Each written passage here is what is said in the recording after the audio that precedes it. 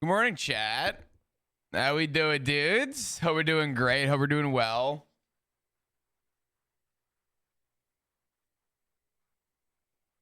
I'd like to pretend that I was setting up a big old intro today, but I needed a few minutes to get myself situated. I tried to take a nap today, so morning at 11 p.m. Pyro in my life. This is my morning. Oh man, what's up, Scorch? Good to see you, man. Hope things have been great with you. All right. Well, I've got to learn now. You know what? I don't want that song. I want this song. I haven't listened to this song in a while. Let me do this. There we go. All right. Abducted, what's going on? Thanks for the 8 months. I appreciate ya. Feel like this one's more fitting anyway.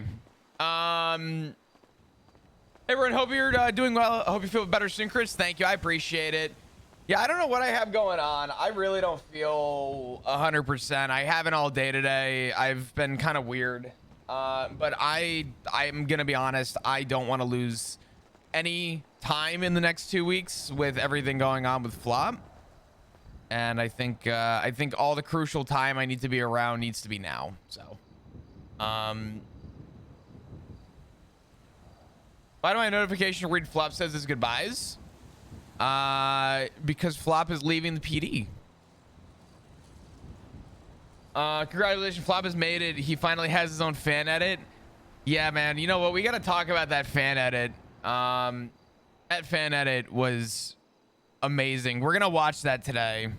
I have already seen it about 4 times. But, you know, it's, Nightingale, you knocked it out of the park, and it brought a tear to my eye. I will admit, it was very. I don't know if there is a more telling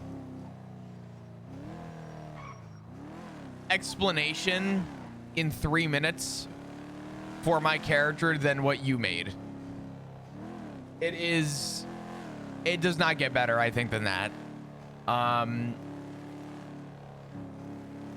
Really cool. Really good. Night, Joe.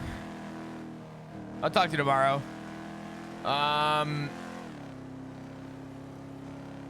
It is so beautifully edited. I don't know. Shorter than Flop telling the story? Yeah, well, when Flop can talk 4 fucking times at once, you better believe that story's gonna be shorter.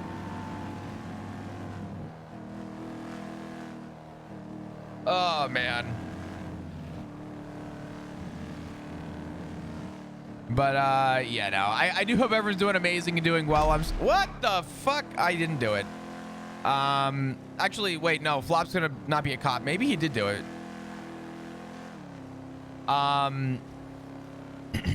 But, yeah.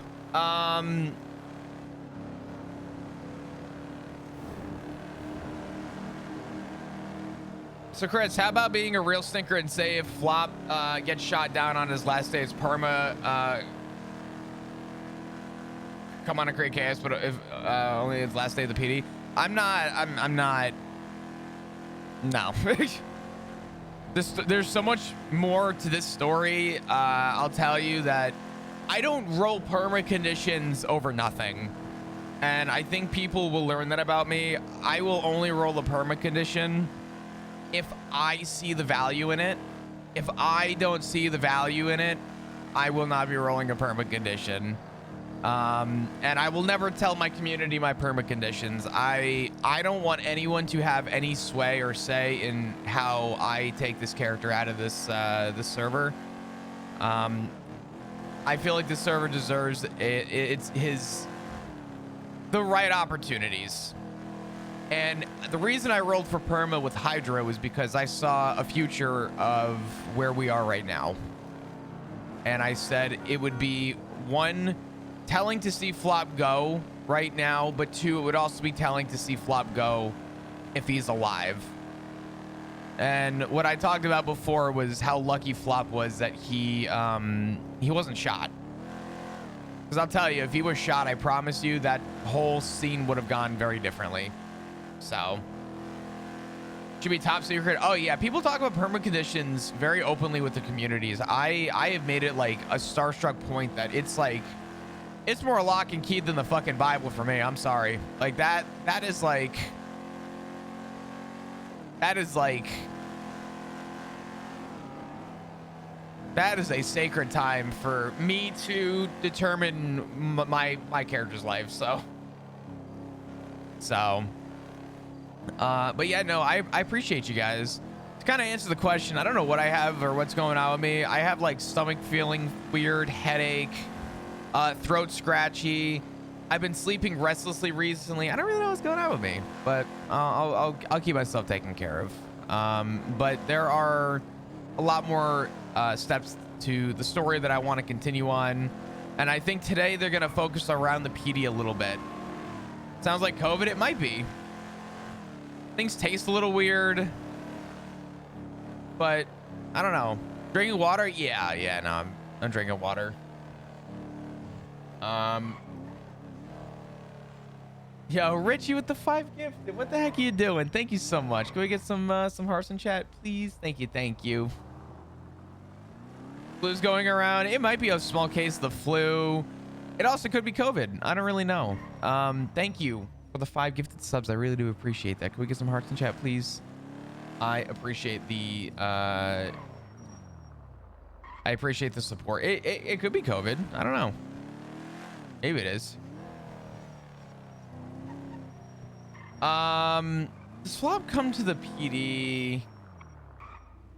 You, Cutie, and Soccer are all sick? No, dude. Does Flop go to work today? That's the question. Does he walk into this building today? It's funny. I think there's a command meeting happening soon-ish. There's a command meeting, and then there's also I think a shift 3 meeting happening soon. Oh God.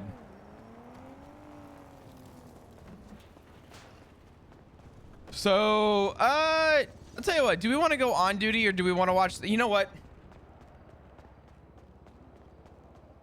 You know what? Let's not go to the meet or the PD yet. Let's go. Let's pull up the video. I know most people have seen the video, but just for curiosity purpose, has anyone not seen the video? I guess a lot of people have been watching it. I'm gonna say most people probably have seen it, but anyone who actually hasn't seen the video?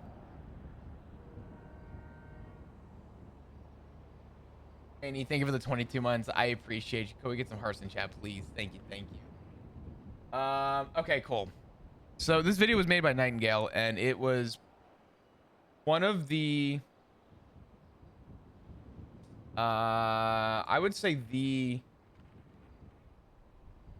most telling version of my character. Loves people. Oh no. Hold on, I have to split my audio for this, so we're gonna have to do the weird thing before, like I did before, with the TJ video. Yeah, these fucking parallels with TJ, by the way. I had to mute the audio and split the audio for TJ's shit. Now I gotta split the audio for my shit. Explain that to me, okay? I get it. All right. For TJ, but TJ at home. Fucking hell. Give me a second.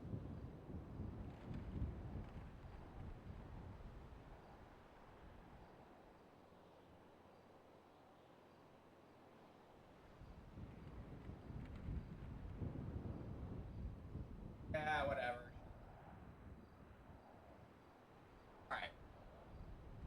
All right. Give me a minute to set this up.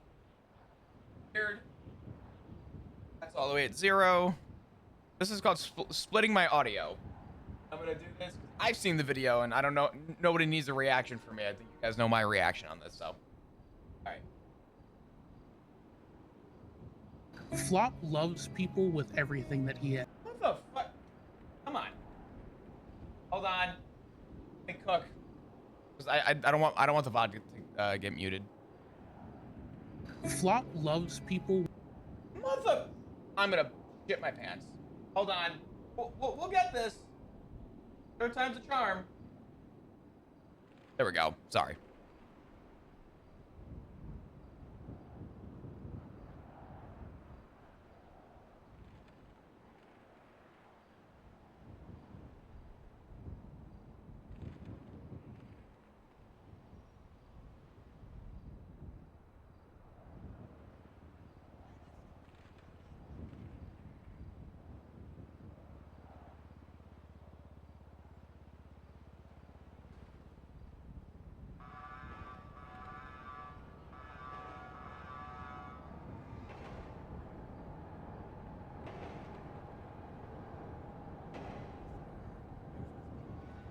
Thank you, Elfie, for the gifted sub.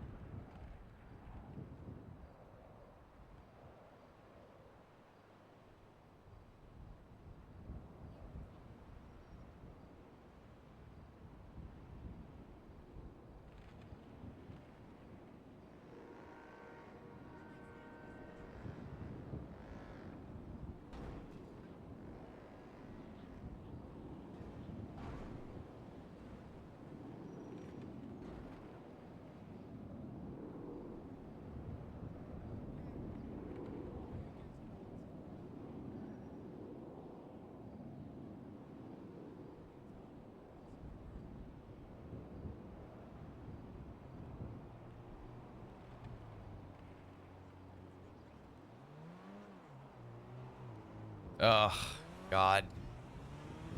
Ugh, God, man.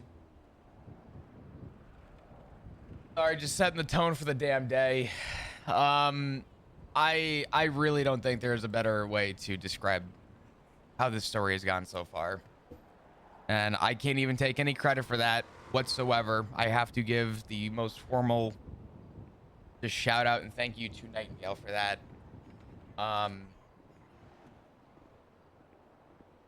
I think it's very telling to the character. I think it's very telling just how deep the character really has come. And I love how I say that, and we transition into more art, which I am not complaining about. Flop sulking in the hospital too. This just got posted by Beef, which is fucking incredible, by the way.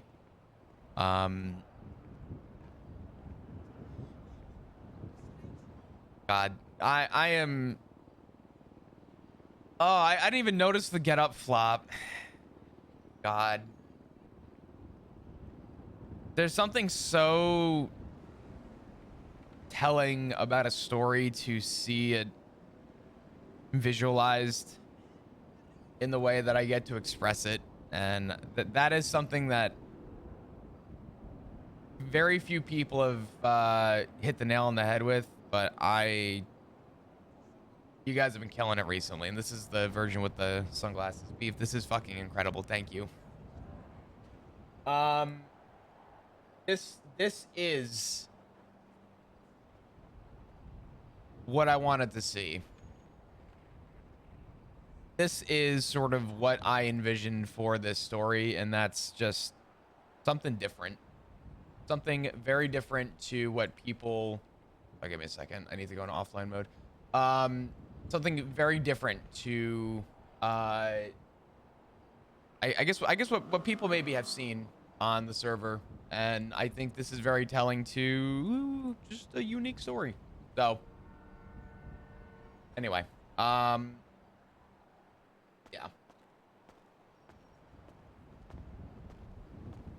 Anyway, I'm glad we got through that. Again, shout out to Nightingale, Beef for the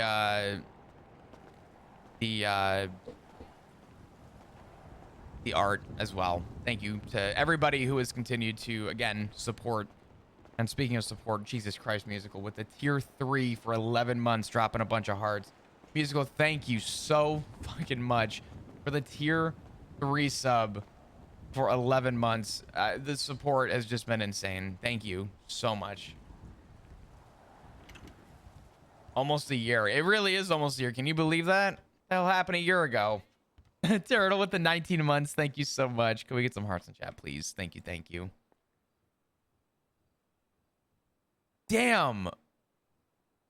Ain't nobody on fucking duty.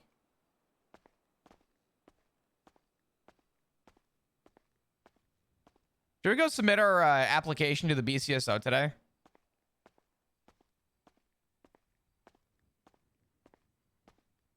So who do I have to glaze to get some art? I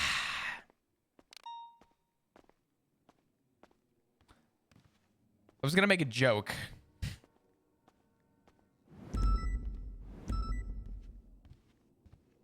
I really want to make a joke. I really want to make a joke.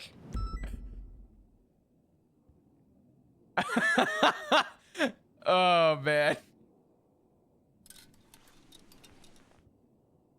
Irish. You know why Flop gets this cute, amazing art? Because Flop has emotion.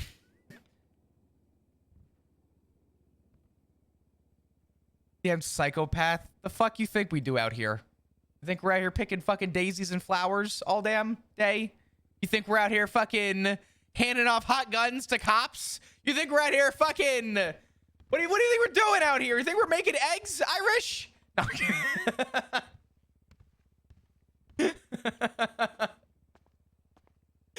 No, nah, listen.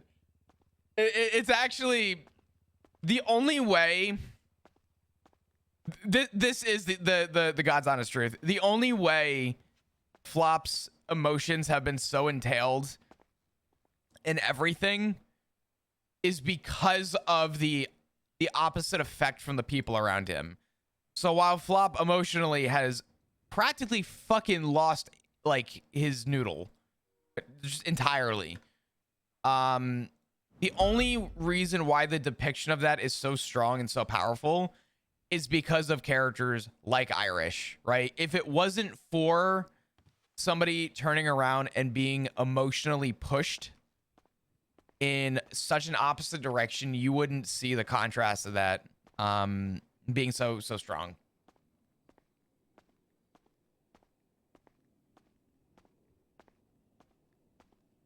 You have no idea? Oh, Irish, I'm sure I have an inkling of an idea, but I think in the context of you, I think you help encapsulate my character's emotions the best because of the quite literally like negative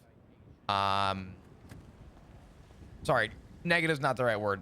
Quite literally the opposite emotional approach.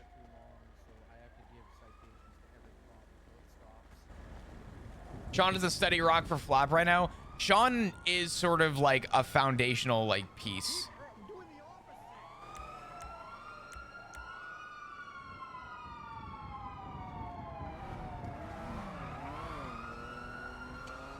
Bro, I have yet to get a fucking livery on this car. It's BBMC. PD, call me.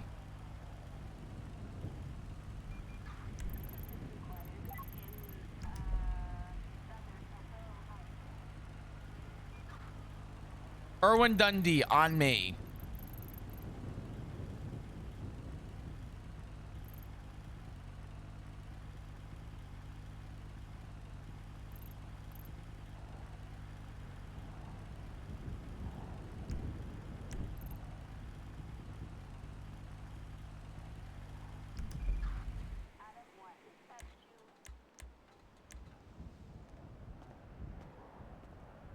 Yeah, it was a good shift today. It was fun.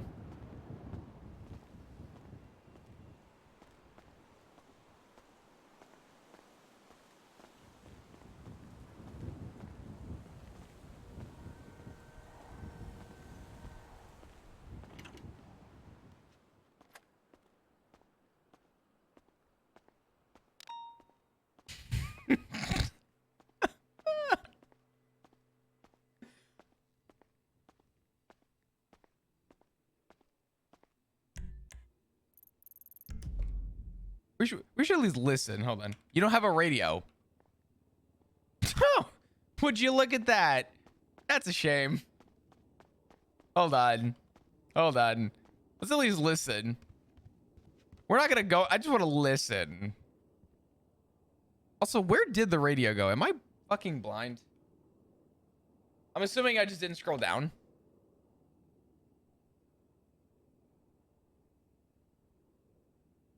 Yeah, I forgot the bottom row. That makes sense. Let's see. CMC passing Strawberry Gas. Left, southbound Strawberry. Immediate right, westbound Innocent Boulevard. Right, northbound. Left into the Old Benny's, VCB Ventura, call it. Alta northbound. Northbound crossing Adams Apple. Alrighty. Right, eastbound Vespucci. Left, lower power, northbound. Right, eastbound San Andreas. Right, southbound Elgin. Don't mind me, we're just smoking next to some thermite. What's the worst that happens? The place burns down? Southbound power, passing PDS. I'm sorry. Right, west Adams Apple. Left, southbound Alta. Left, gonna be heading toward back Benny's. Gonna go back to power. We're just gonna listen. Right, southbound. Immediate back into the Old Benny's, westbound. Be going past. Gonna be coming towards the tour yard. Backing up, hitting Innocent Boulevard right now, eastbound. All right. Gonna be They have dash cams. I thought about getting on a dash cam real quick, but to be honest with you, We're heading towards Calais Avenue. I'm gonna guess no one has a dash cam in their car. I just On Innocence, gonna be merging on westbound Calais. still in that alleyway. North, good. Northbound Calais. Gonna be past the Senior Buns right now on Calais Avenue. Left, westbound. Hit in or notice and ended up just quitting early. It can be done. Palomino. Flop. The thing is, I want Flop to do something Good block. different. Northbound Palomino Avenue. How many characters have actually had like an actual retirement in the PD? I feel like this is so Left. Southbound. unique. Mad, If Flop Harrison actually Correction. somehow survives the next 2 weeks Mad before people Southbound Movie Star. try and shoot him in the foot, literally, I think it'd be a really cool. Southbound Decker. Yeah, no, Flop wants to talk to Kid already. Actually, Kid's usually around at these hours. Southbound Decker merging left, eastbound South Rockford. I don't know. Left, eastbound 1050 into the. Bob did in 3.0. Yeah, a lot of people didn't really get a full retirement. Winston got fired. Yeah, Winston got fired, and then they tried to hire him back by making him a janitor, and he's like, I earned my respect here. Like, what the fuck? Smoking. All right, we're gonna do that. We're gonna 10-7, and let me actually see if I know I have Kit's number. I know she's usually around these hours.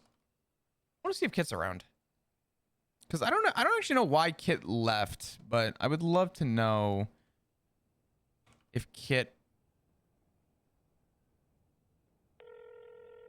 Let's see.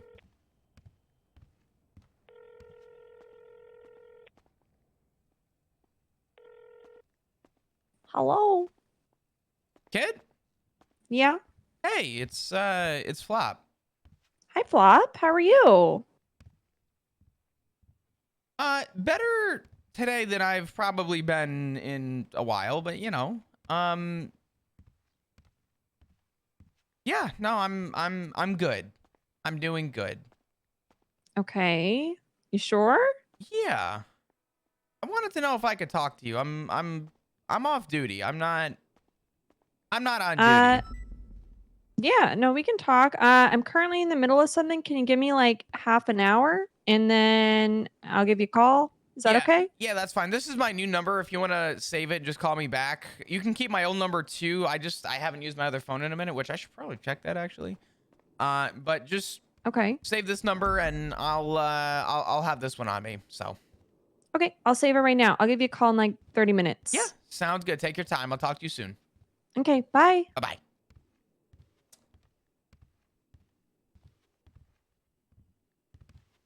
I am so glad that Kit's around because usually Kit and I's schedule so hard. So hard. Oh my god, so hard.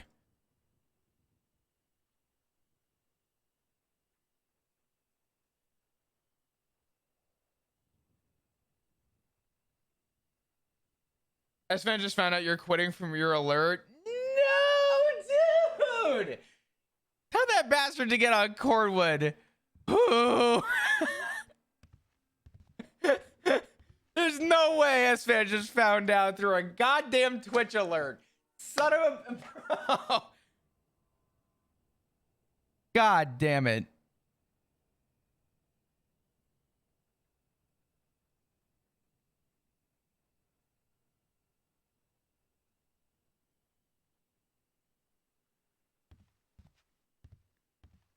What was the Twitch alert? Flop says his goodbye. Ah, man, dude. You know, I guess while we wait to have the conversation with Kit, we'll go through and see who else is around. But his chat is like, find out an RP. God damn, dude. And I don't even think Cornwood has Flop's new number, or does he? I don't know. He might actually. I don't know. Yeah, no, Flop submitted his 2 weeks notice, and you know. Oh, also, I gotta say this real quick because I'm a little bit of a fucking bozo. So, I've seen a few people mention JT. I reached out to the like 2 or 3 people Flop told in character. It's been very hard to avoid a lot of the quote unquote meta. And I accidentally I saw a clip regarding a conversation where JT's name was mentioned and misremembered Ziggy's text. Flop doesn't know that it's JT who reached out to Ziggy. Flop knows it's a member of ADMC. So everybody questioning if Flop is going to talk to JT at any point, Flop is not. And I fucked that up. I reached out to the, like 2 or 3 people Flop told him, was like, hey, scratch that. Flop knows it's an ADMC member. He doesn't know who. So, yeah, Flop doesn't actually know it is JT. Now that we're caught up, yeah. But damn, dude, I hope Flop and Corn will get to talk, man. Yeah, small retcon, not a big deal. It didn't spread it. It didn't go far, and it was a quick control. It was just an honest mistake on my part. Is what it is. Cleared it up. Not a problem. Won't happen again. But yeah. Fuck, do I want to go on duty for a couple? I don't know. Are they still in this fucking chase? Southbound Dorset, crossing Dorset, southbound Palomino over the freeway. White Gauntlet. Passing by. Who's around right now? Let's see if there's anybody we can talk to. I think it's been fun to talk to. Oh, Tessa's around. Southbound Calais, passing the construction site. Jesse? That'd be a fun conversation.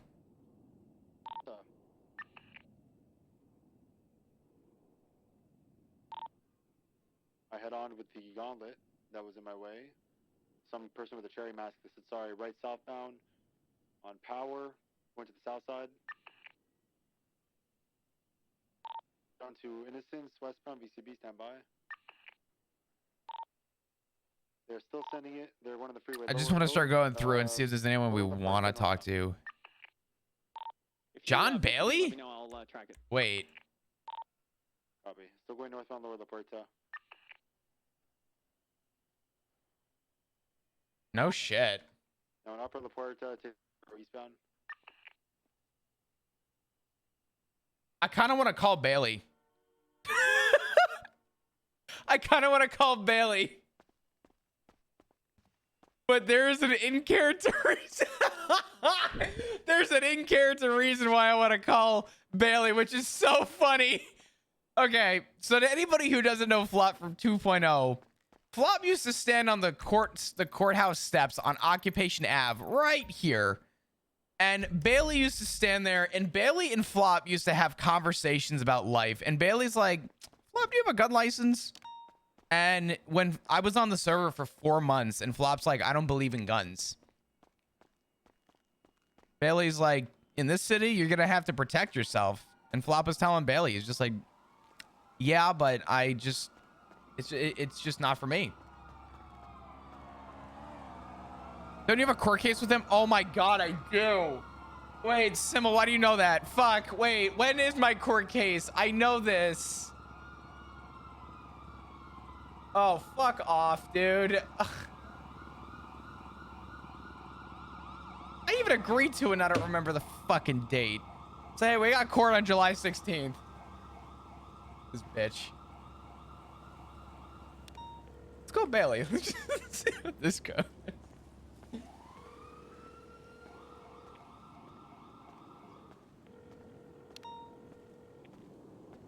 Oh, Bailey, you better fucking answer, man. Doc, if you don't pick up that goddamn phone.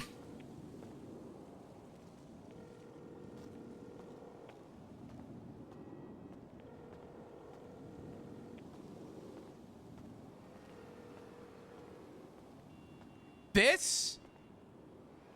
A bitch. I hate him. Oh my God. Yeah, it's actually kind of crazy to think this and talk about it. I think Doc is one of the oldest people I know on NoPixel. Like in terms of interactions, John Bailey and Flop Dugong's interaction was one of my first like 5 interactions I think I ever had on NoPixel. Doc is old. You can't be talking shit about Doc like that. Come on. You motherfuckers. Give the man a break. Give him a chance. We love our grandpa, Doc Wizard.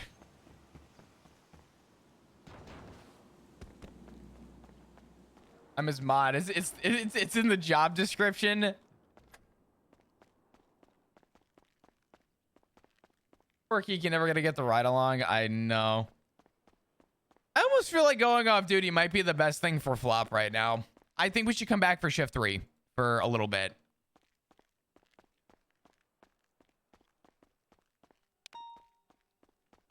Actually, is the chase still going on? Flop just...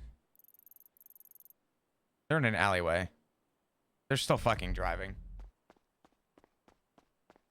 You owe Balto a convo. I've already DM'd Cello. I'm not feeling really good. I don't even know. I actually don't know if I'm making it to shift 3 today, to be honest. I have not been feeling good at all. And I'm putting my health first, but I also am trying to put the role play down because I do think that it's important with the... Unfortunately, the limited time I've given myself, but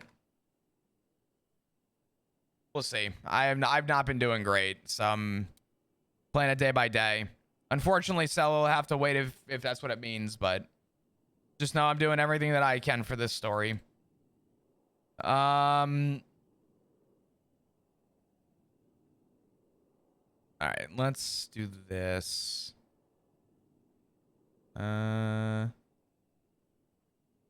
I want to get Flop off duty for a few. Do we want to get Flop off duty for a few?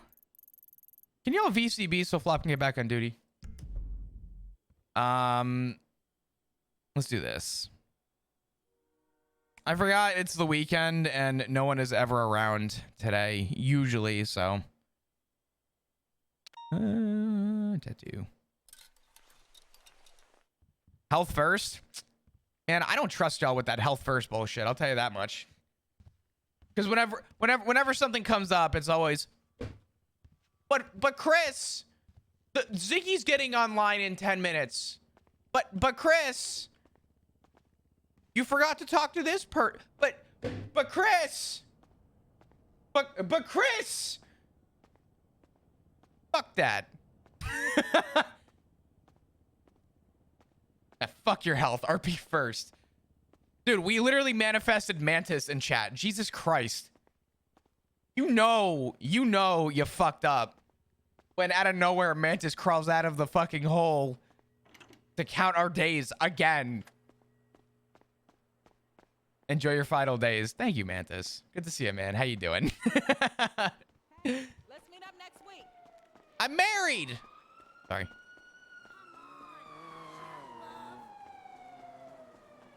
Days are numbered, Flop. Hey, please be careful today. Oof.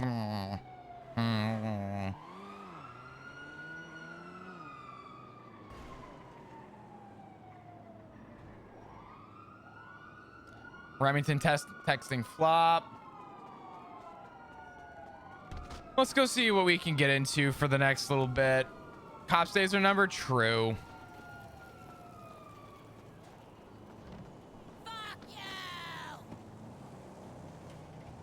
Yeah, Remington texted Flop.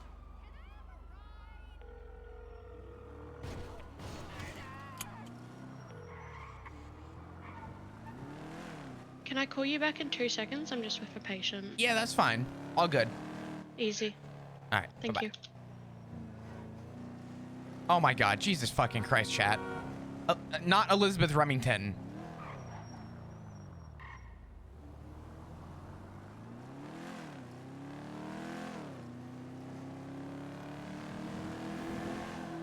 And you all turn around and are like, Lamau, streamer, fish brain, goldfish, haha, point laugh, point laugh. Now I get to point and laugh at all of you. Every single one of you. Jesus Christ. Will we see Flopper on after retirement? Oh, absolutely. Yeah, no, there's a lot more for this character. Chat doesn't know. They're from Pegas? Yeah. Hey. Hey. How you doing? Yeah, I'm alright. Yeah. Yeah. Today's the day where I question what's in the water. I can tell you what's in the water, actually. Mm-hmm. Let me introduce you to... Let me confirm my dates. Saturday night, the start of Sunday. I don't think I've ever worked, breathed, or lived a Sunday when there wasn't something in the water. I messaged you to be careful if you were considering going on duty after the chat we had the other day, because I hopped on duty at the hospital. There's been 3 deaths, 2 of which were homicides. And I know you said you had struggles the other day, and I just wanted you to be careful if you were going on duty, because I know it could affect you. Yeah. Oh boy.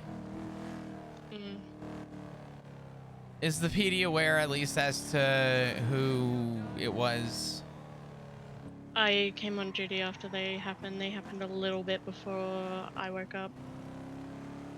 So I'm assuming you couldn't tell me who it is. I could probably find out real quick, but I'm assuming that's HIPAA. I mean, I could say dead people don't have rights, so HIPAA doesn't apply. True, actually. Who died?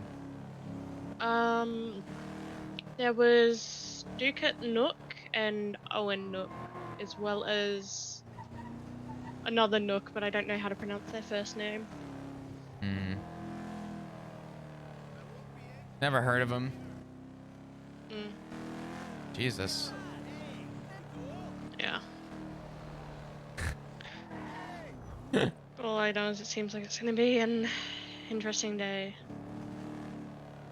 Yeah. I'll, I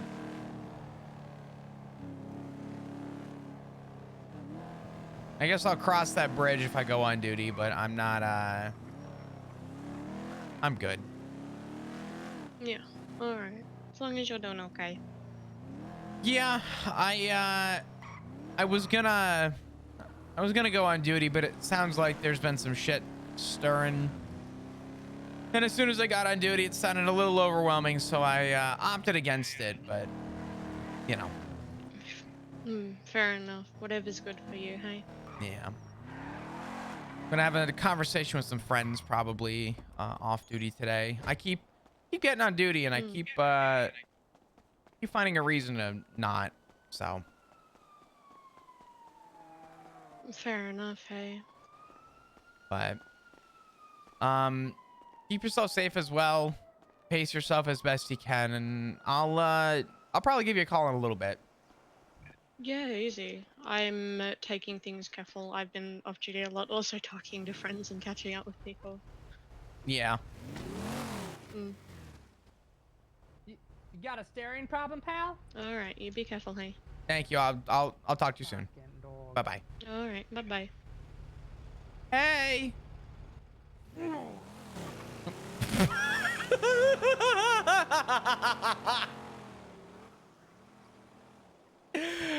Oh god.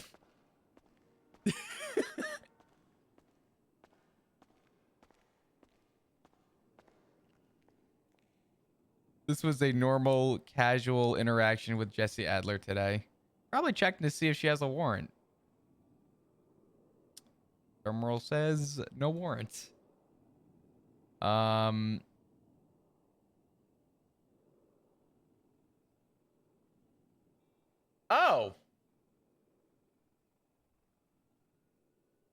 Tyler Peters. Bobby Charles has a bomb at MRPD. I think we smoked a cigarette next to that thing.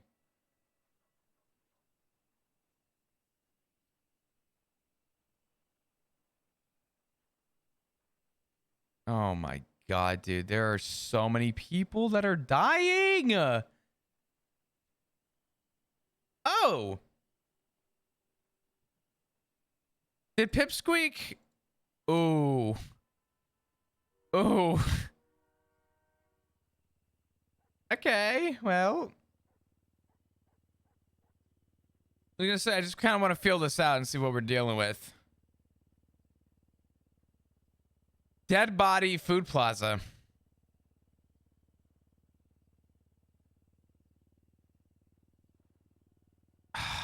I just don't think Flop would go on duty. Oh, and Nook decapitated.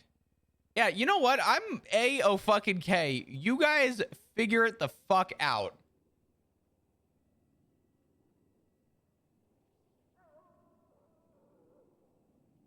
Bro.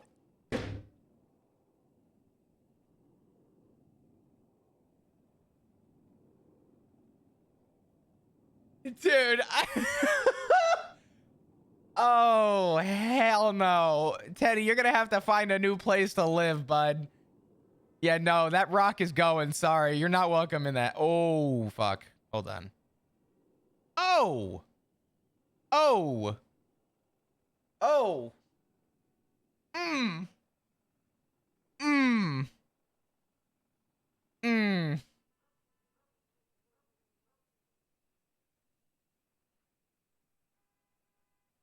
Mmm.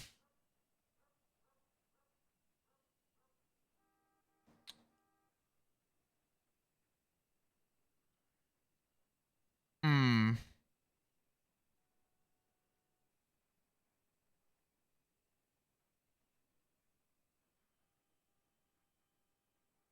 Mmm. Yeah, that sucks. Only thing I know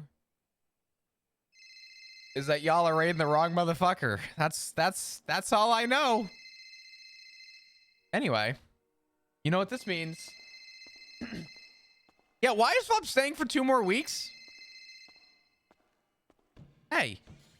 Hi, where you at? I'm at the courthouse right now. I can meet you anywhere though. Okay. I can meet you at the courthouse, or wherever. I'm driving down from Pluto, so I'll be a couple minutes. That's fine. I have a house up in Toledo. I can meet you up north if you want. Whatever works. I can meet you halfway actually. Why don't we go to, let's see.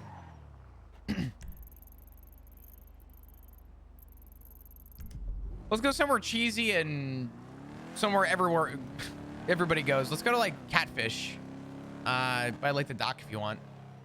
Catfish by the dock. Catfish View over by like to the right of the lighthouse. To the right of the lighthouse. Oh, yeah. Cause I gotta pull over. Hold on. Let me find it. I know where it is, but I also don't know where it is. Okay, I see it. All right, I'll meet you at the lighthouse. Meet me at the so take it all the way down Catfish View. Don't go to the lighthouse, like stay on the road and it'll come to like a dirt road, like a dead end. And there's a dock at the bottom of it. You want to meet me down there? Okay. I'm not killing you, I promise. I swear to God on everything. I'm not. Okay, I'll try to find it. Okay. What's your ping? I'll ping you when I get there. It is 967. I think I'll get there. I might get there before you. You're definitely gonna get there before me, yeah. Okay. I'll find it, most likely. Yeah. Maybe. You got it. You got it. If not, I'll touch base. I'll talk to you in a few. Okay. All right. See you in a few. See you in a few. Bye-bye. Okay. Bye-bye.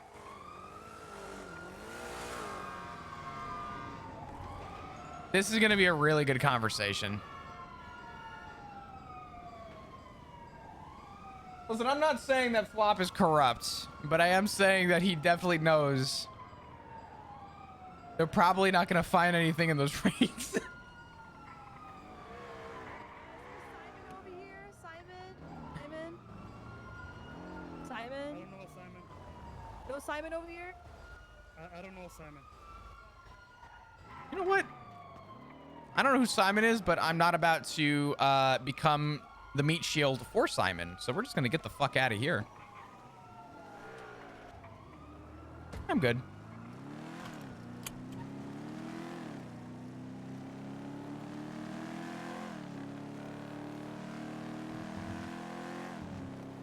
We'll just wish the best for Simon. Good luck, Simon. I hope you I hope you pull through, and I hope you find you know, some purpose. He's a little corrupt, it's fine. You know what it is? Flop's already like a foot out the door, but he's not gonna sit here and pretend that like he has, you know.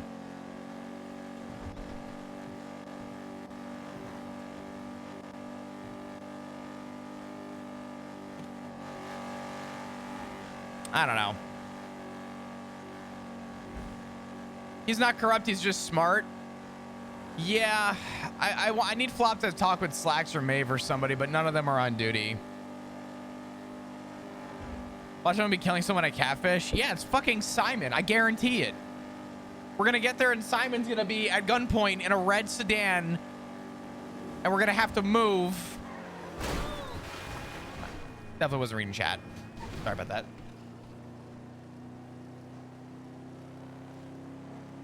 What are they gonna do slightly, or what are they gonna do to a slightly corrupt cop? Fire him? All I'm saying is if Flop knows, I thought Flop was leaving PD. Oh, he is. Yeah, no. Flop is absolutely leaving PD.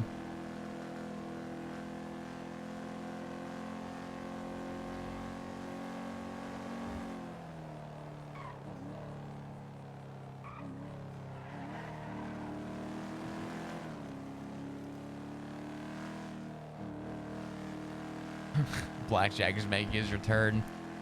I really hope that there's something that Flop and Snow can do to bring back the racing scene.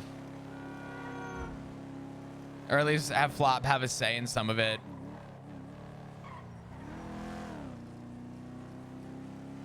This all happened because Declan threw a hissy fit. I don't know. I will say this. I think Flop wants to leave on good terms with everybody, but there is one person Flop is going to hold a grudge against. Maybe.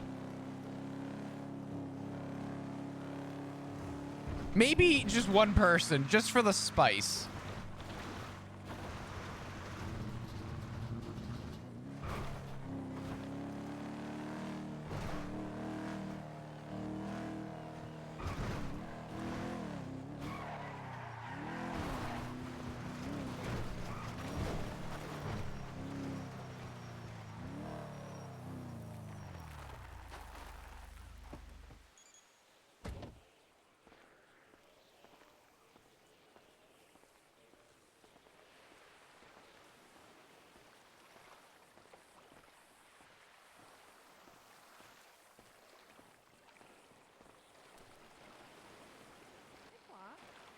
Hey.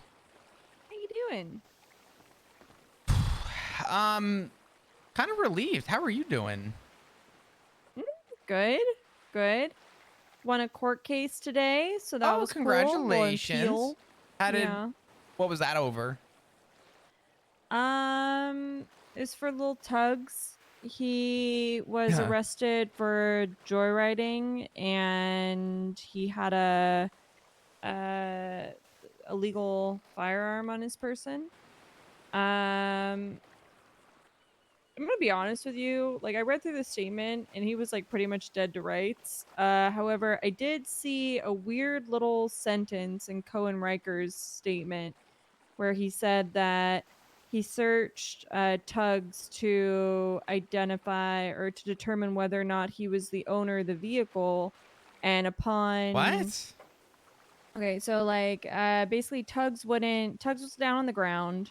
He wouldn't identify himself. So in Cohen's statement, he said that he then searched, the suspect to determine like if he was the owner of the vehicle. Upon identifying him as Stanley Miller, he then arrested him and put him in cuffs. And I was like, that's weird.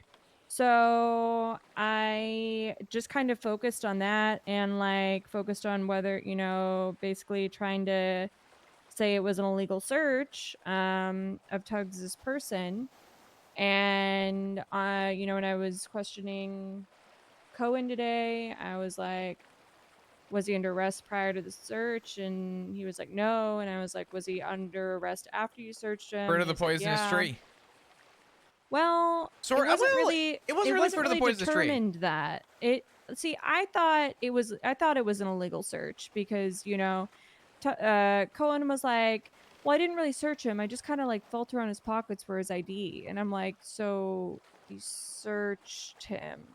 Like, whether or not your like eyes are closed, if you still feel around somebody's personal possessions, it's still searching them. If you're feeling the outside, it's a frisk. If at any point your hand is to enter, you can't frisk anything, for an ID though. Yeah, no. I've asked people, do I have permission to just look at your ID? Yes. Okay. And Where is it they located? They give you consent. Yes. Yeah. And that's fine. It's verbal consent for just the ID. I've specified what the item is I'm looking for. The specific thing is your license.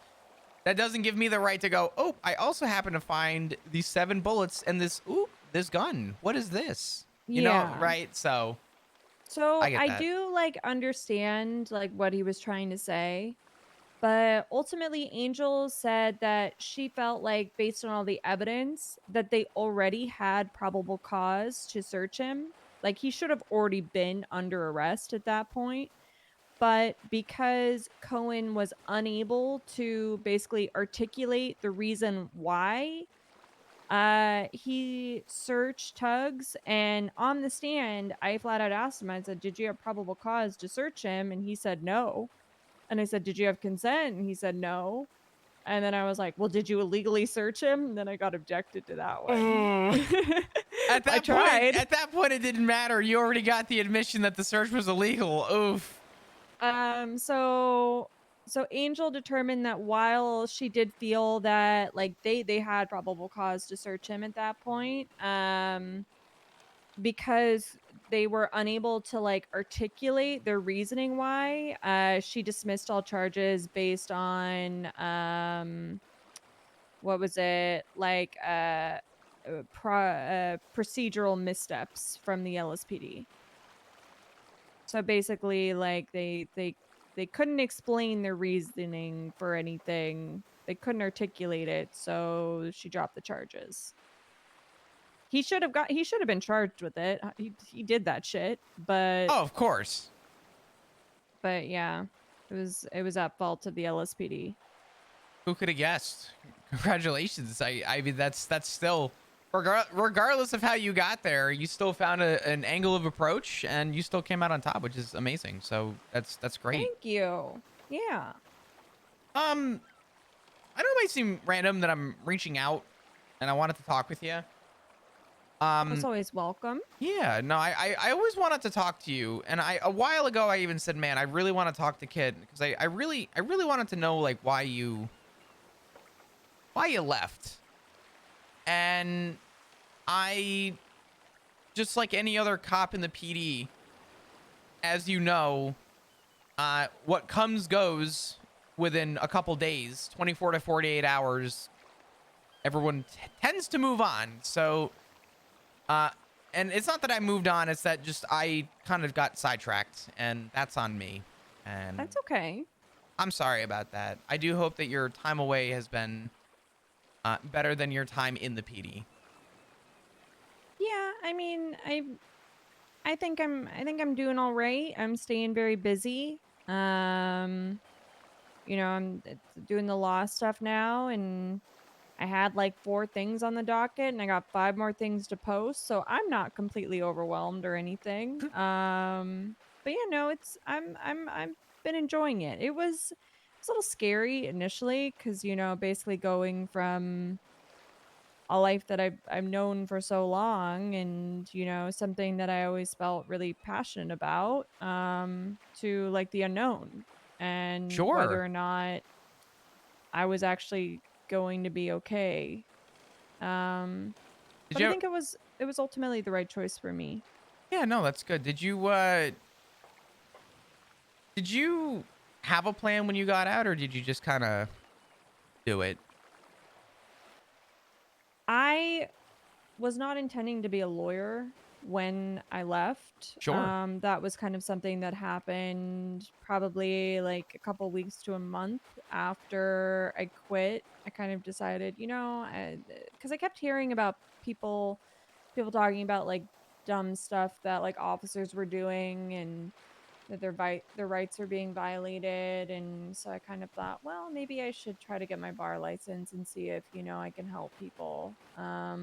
It might be interesting, coming from a police background as well.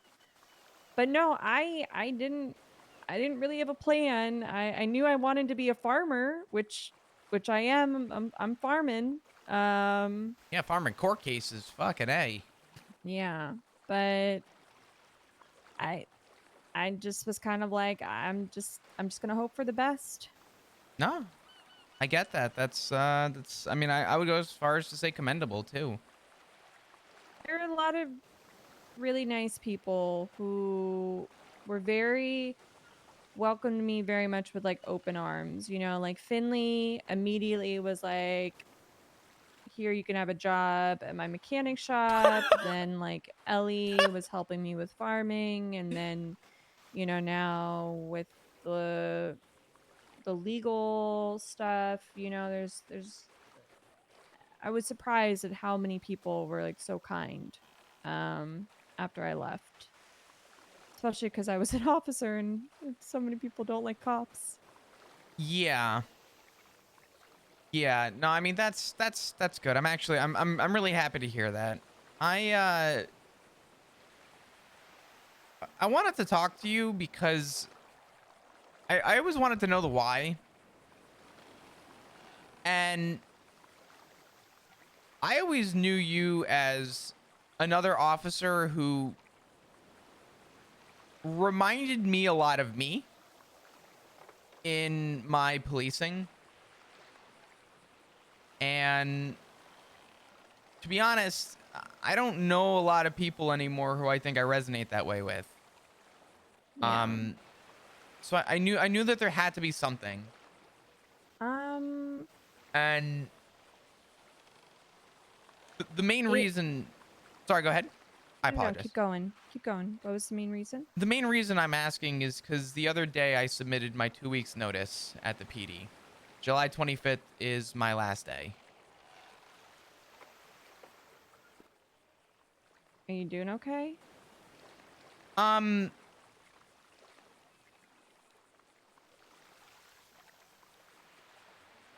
Not really, but I think a lot is not doing okay. Uh, this is actually a 30-minute like story, so I'm not gonna take up all of it. I will say this much. I have been in the ICU, not well, actually me personally, and the visitation of others extensively. The last, like, let's say 2 weeks. A lot. Is it people in the PD or? Richard Dark, my dad, he's not doing well. What happened to Dark? He had some people, I guess, chasing him or something happen. There was something that he was going through that I wish I could have been around to help him with. Sent me a text saying I'm sorry, essentially.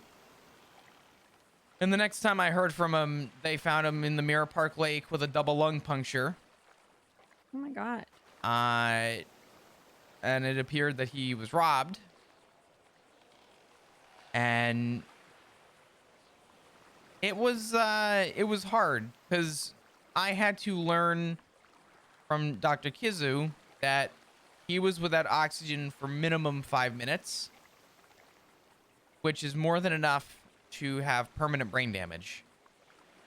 And he's still in the ICU, and I don't know how he's doing. Before dark, I was kidnapped by Hydra. And with all intent, I'm not going to say I get it, but I don't hold a grudge against them. There was Hydra beef between the PD and beef with the PD to Hydra. Mm-hmm. And I went off duty, and within 3 seconds of walking out the door, I had a potential applicant come up to me, and he was asking about his application, what's going on. And immediately, within seconds, I was circled by Hydra. And I told him, I was like, listen, you guys been asking me for 5 hours. Give me 2 minutes and I'm all yours. And they said, nope. In you go. So in I went, and I was, we were driving, and they were talking a lot about the PD and how a lot of this is Dan Sheisty's fault and a bunch of other things. Now, I had been off duty for a few days because I had been in the ICU with a few other people recently, and I've had a lot of other problems going on that took priority over my job. And Yeah. I came back to work and went off duty to go meet some family, and I got kidnapped. And I was trying to explain to them, I'm like, listen, I haven't been around. Like, I don't know what this is about. Genuinely. And they kept saying, stuff along the lines of, well, if you were on duty, you would have been there anyway. Essentially tried to prefab my guilt. So moving forward, whole thing about it, that this is a message. They said that, we're past the point of conversating. I tried to be a bridge to communicate between them and the PD. And I cut off the person I was talking to, and I said, can I please call somebody and say goodbye? I said, because I know where this is going, and you do too. Because I really thought I was going to die. Yeah. And they fed me to a mountain lion because apparently the best version of myself was when I was a park ranger. Jesus. According to them. Hence the cool scar on my neck. Look at me. So cool now. I noticed that. Yeah. But I told everybody the same thing I'll tell you. It wasn't the fact that I was kidnapped that scared me. And it wasn't the fact that I directly knew what was coming. It was the thought that I was about to lose my life over a war that I didn't even know about. You didn't have any part of. Yeah, they threw a lot of we's around, not a lot of I's. And I even told them, I said, there's a lot of we in Also, this, not a lot of I. Why is there a war between the PD and anybody? Why was the PD treating this like a war? Typical PD fashion, right? People come in with their game face. It's, it's time to crack down on these dirty gangs, and I'm assuming it got into people's heads, and the turnout was people were, people met their maker. But I was the only one out of, I think, 6 people who were kidnapped in the PD who didn't catch a bullet to the head. And I feel like I'm fortunate for that.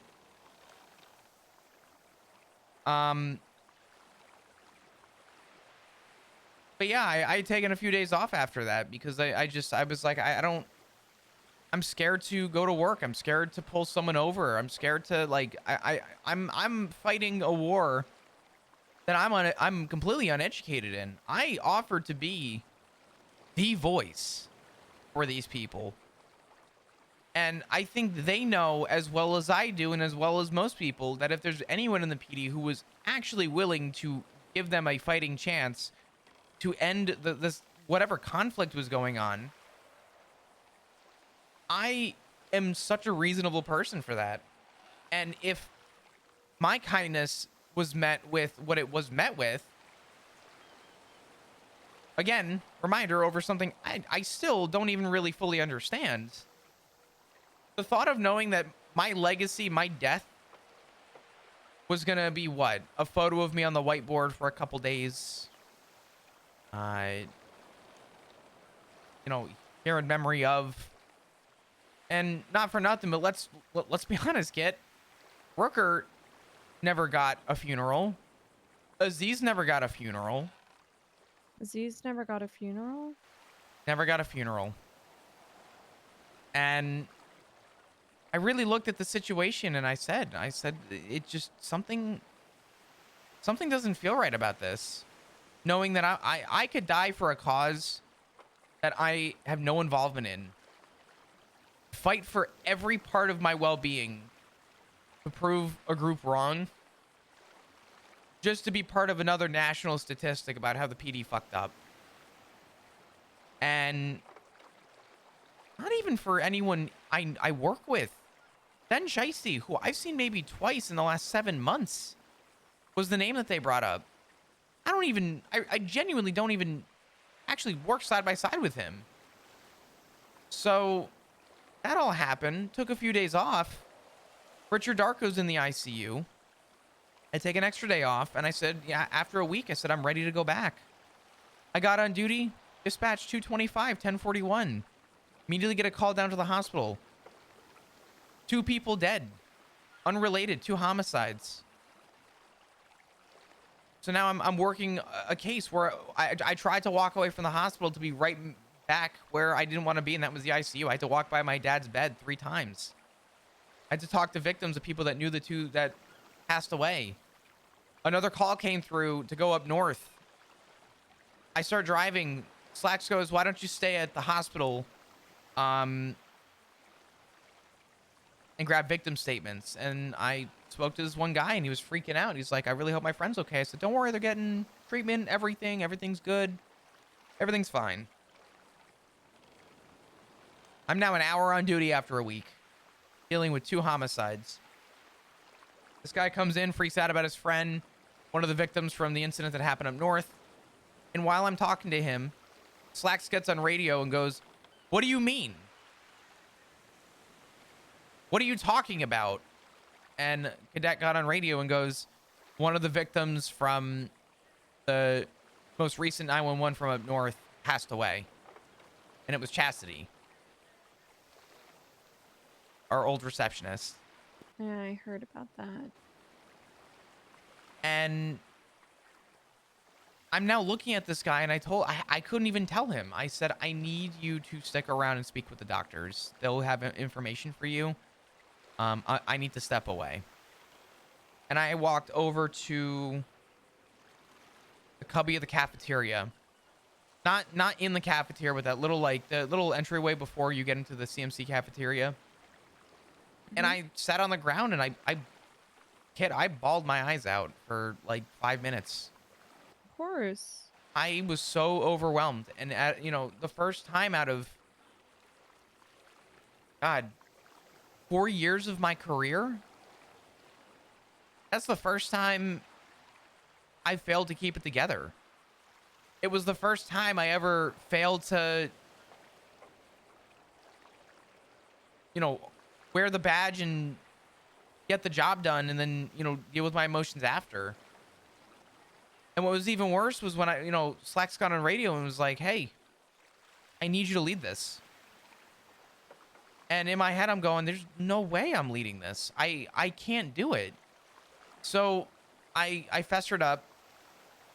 I documented what I had to, and I told everyone, I said, I need to go. I can't do this. I'm 2 hours in and I'm dealing with 3 homicides, and I've now had to see my dad, who's being intubated, can't breathe on his own, may not even know who I am anymore, with 3 dead people in 3 rooms beside him. I can't do this. And when I walk back to the PD to put up my gear, I get a call from a doctor, Dr. Bordier.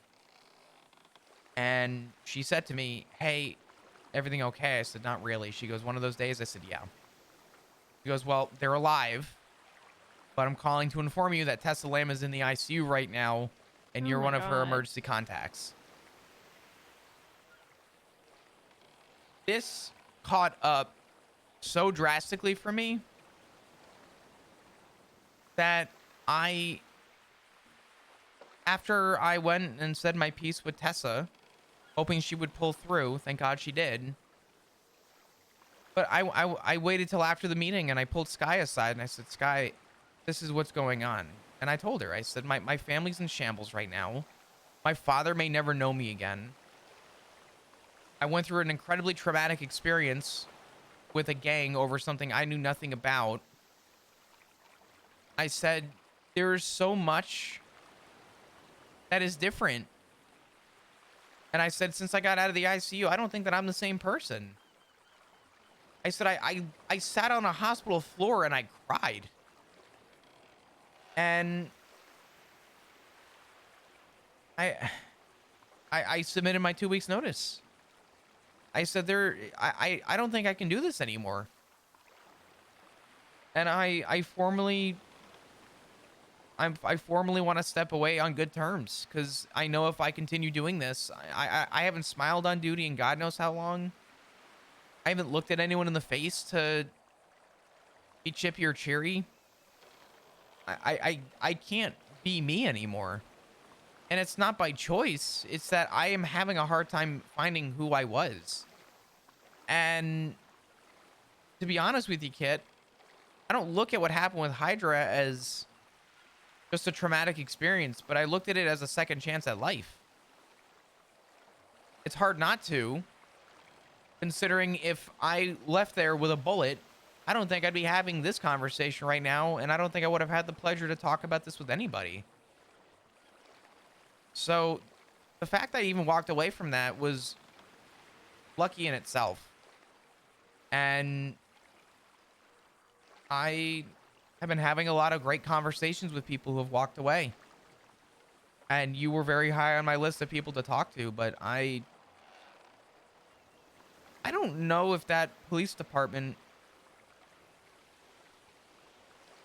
respectfully speaking, deserves any of the old guard. I don't think anyone's ever going to know the unity of, you know, Connor Stubble and Air One leading everybody to an apprehension. Jackie Snow and Copper in a race.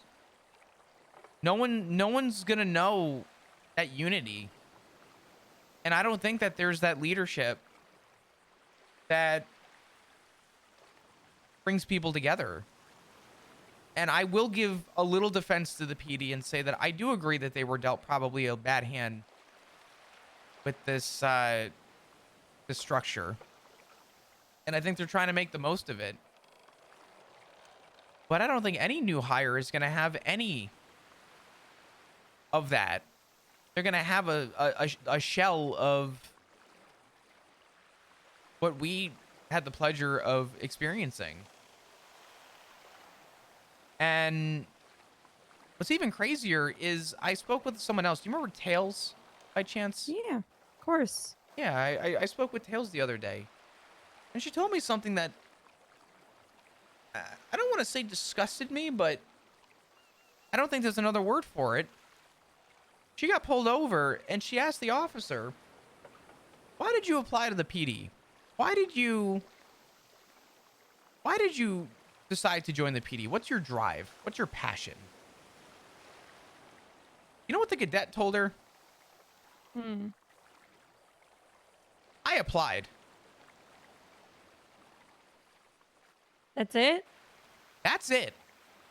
Just I applied? I applied. That was this person's drive. And to think that, not for nothing, I'm pretty sure I sat in on this dude's interview. But Who was it? Fritz. I don't know him. I don't know it. He's Like got I don't know half the PD anymore, and I've only been gone for a couple months. Yeah.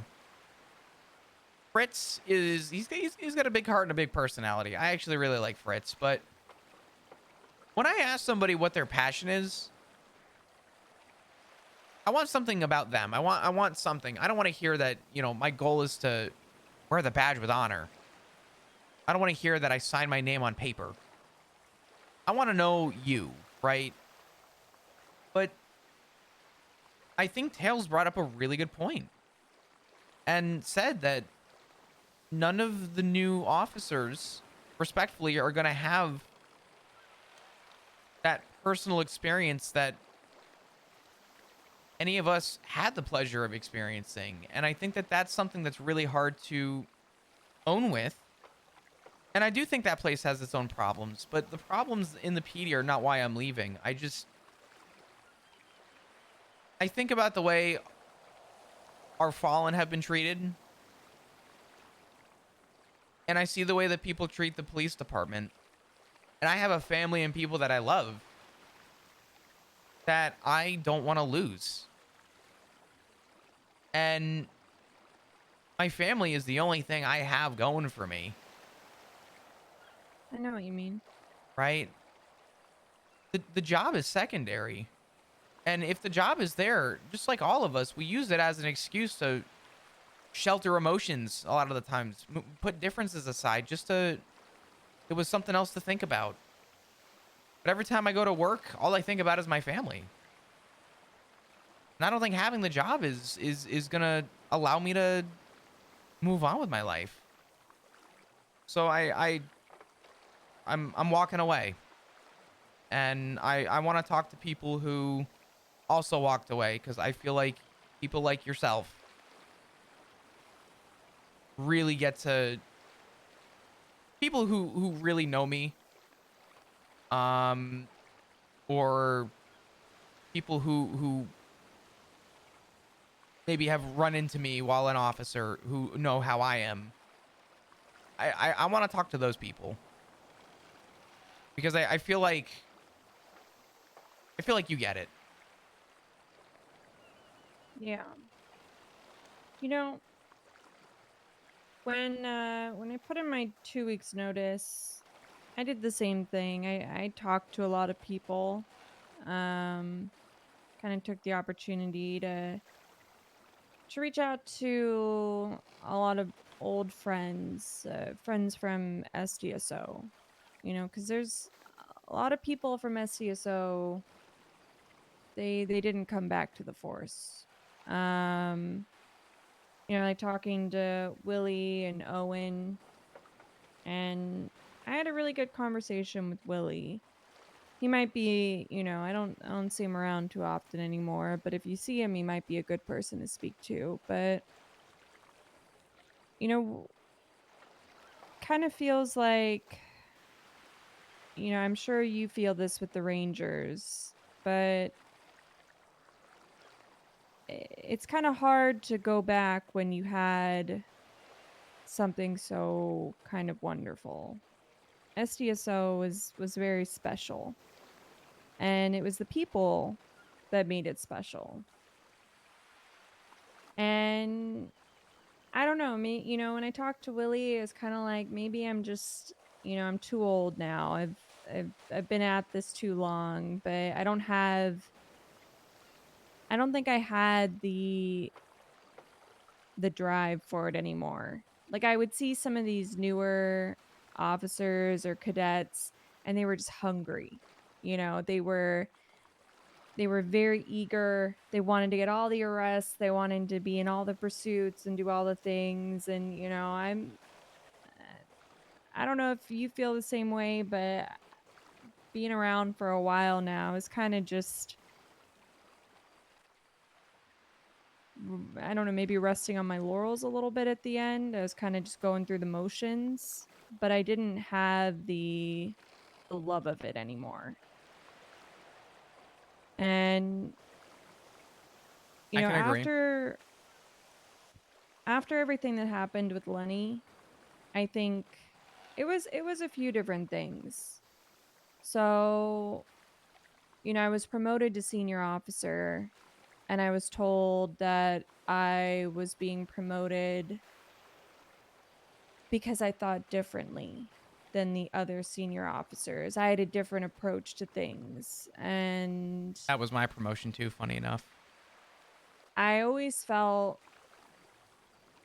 like in a way it kind of set me up to fail a little bit with it, because I never considered it a merit-based promotion. I always kind of I called myself like the diversity promotion, you know, the diversity senior officer.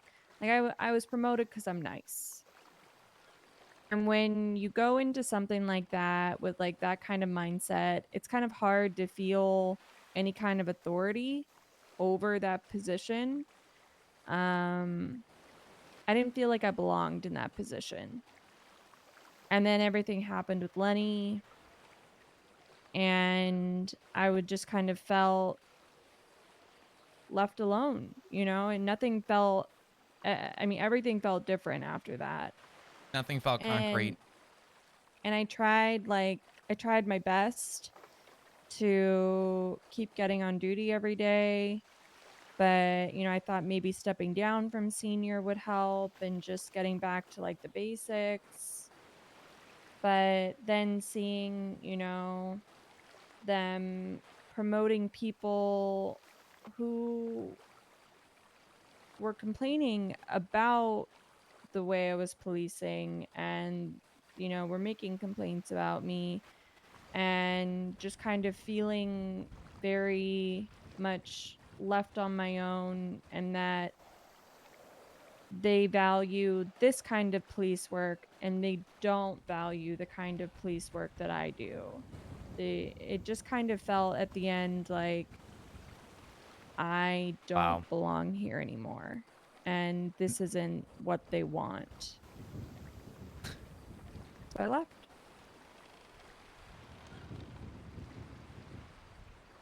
It's truly amazing to think that your reasons for promotion and your feelings almost directly line up with mine in every way. I was the first person, and I was told this, to be offered a senior position in the UPD since the restructure. And Captain Turner had talked to me, and he asked me a bunch of questions. You were offered captain, would you take it? You were offered this, would you take it? I said no. I said rank belongs to people who deserve to be in those positions. Rank is not a seniority thing. Rank is not a recognition. People belong to be in ranks that they can handle. And I don't think that your time should be associated with that. He pulled me into a room a week later and promoted me to senior and said, congratulations on being the first senior. And I took that with a grain of salt. He said I was a people person and that I am everything that the PD stands for. And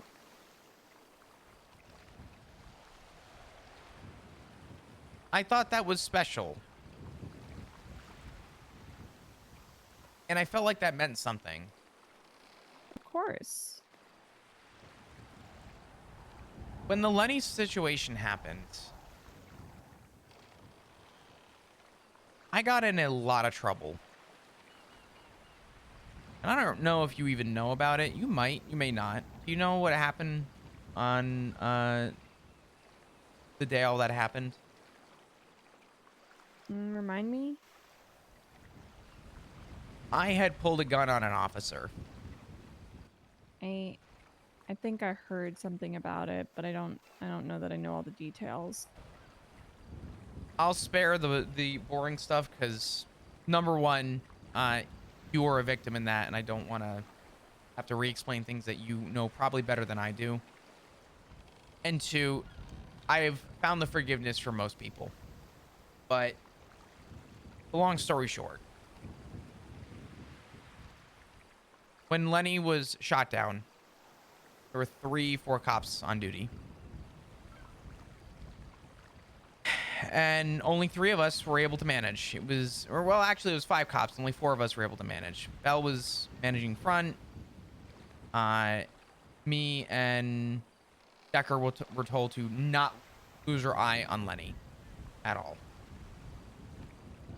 Sure thing. Had my gun out the whole time. The incident where you were shot, moved over to the hospital, stayed with him the whole time. While this was happening, Declan was on scene. And he was walking around Lenny. He was standing next to Lenny. He was walking around him, standing over him, standing above him on the parking garage. And I didn't like what I saw. We then had him moved to the hospital. Here comes Declan. No gun in hand, no nothing. We have the entire city right now on crowd control for what happened with Lenny. Everyone witnessed it, everybody saw it. And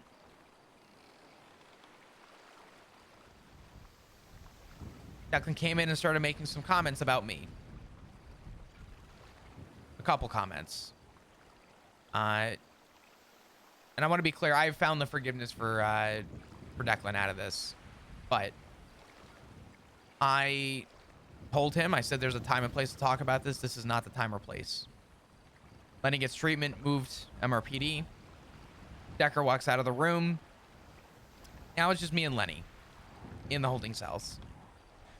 And Declan walks in again. And at this point, I didn't pull my gun out. It was always out. It was still out from when I put him in these cells. And Declan asked me, he said, "Why do you have your gun out?" I said, "What do you mean?" He goes, why is your gun drawn?" And I told him, Declan, respectfully, I currently don't trust you right now. You are close friends with Lenny, and you have hovered this entire scene where we needed people helping, and instead you have decided to insert yourself with no lack of professionalism. So he called 1042 and cursed me out on radio. And there's an overall reason why I'm telling you this. But a day or two goes by. I get a call from Bones. He's sergeant, I believe, at this time. Mm-hmm. And he talks to me about it. And I told him flat out, I was like, listen, this is what happened. This is everything. Like, I'm not gonna sugarcoat this. Was I right? I don't know. I said, but I can tell you right now, I'm not happy with how any of that went. It was traumatic. It was terrible. And 2 to 3 weeks go by. I'll say that again. 2 to 3 weeks go by. And Shift 2 Command wants to have a meeting. McNulty and Bones. And they want to talk about the situation. And I start talking. Took 2 to 3 weeks? Oh, it gets better. They dragged me into an interrogation room with Declan to have this conversation. But yes, it was about 2 to 3 weeks. And he puts a recording on and goes, I want to show this to command, blah, blah, blah, blah, blah, blah, blah. So I started explaining my side. And every time I spoke, Declan goes, no, this is what happened. No, that's not what I said. What I said was this. And what I said was this. And then this happened and blah, blah, blah, blah, blah. So a lot of back and forth, a lot of like getting cut off. And I finally stopped and I looked at Bones. I said, am I being interrogated or am I telling my fucking side of the story? So I tried to recollect what I could. And then Declan would cut me off and say his side of the story. And after a while, it finally ended. And Bones said, you know, hey, Declan, you're good to go. Flop, stay back. And McNulty called me a liar. And I told him, I said, I may be... What? Yeah. McNulty? McNulty and Bones practically called me a liar. And they told me that to my face. And I said, I am willing to stand on the ground of the ownership of my actions. I said, but under no circumstance am I a fucking liar. I said, if there's anyone in this PD who is willing to take accountability, it is me. And truth be told, kid, I couldn't recall everything that happened that day. I mean, it was like 2 or 3 weeks ago. Yeah. What do you expect? So they said that they would talk and kind of go from there. And McNulty said, you know, you should be a politician with the way that you're answering these questions. Because he said, do you think you're wrong? I said, that's not a yes or no. He goes, yes or no. I said, no, that's not a yes or no. That would be disingenuous because from my side of the story, no, I don't think I was wrong. By the way, Declan was handling himself. But when Declan explained his side, when you hear both sides, yeah, it does sound like Declan made some valid points, but things that I wouldn't know unless I was able to know them when they were happening. I said, so yeah, now that I've heard Declan's side, I understand maybe why this is viewed this way. So storm comes through, meeting happens. I opted to not go to the meeting. And I'm sorry I'm telling you this whole story. There's a lot of talking with this, but I promise you there's an actual like point to this, tying into what you told me about being promoted. Because I think it's telling. Mm-hmm.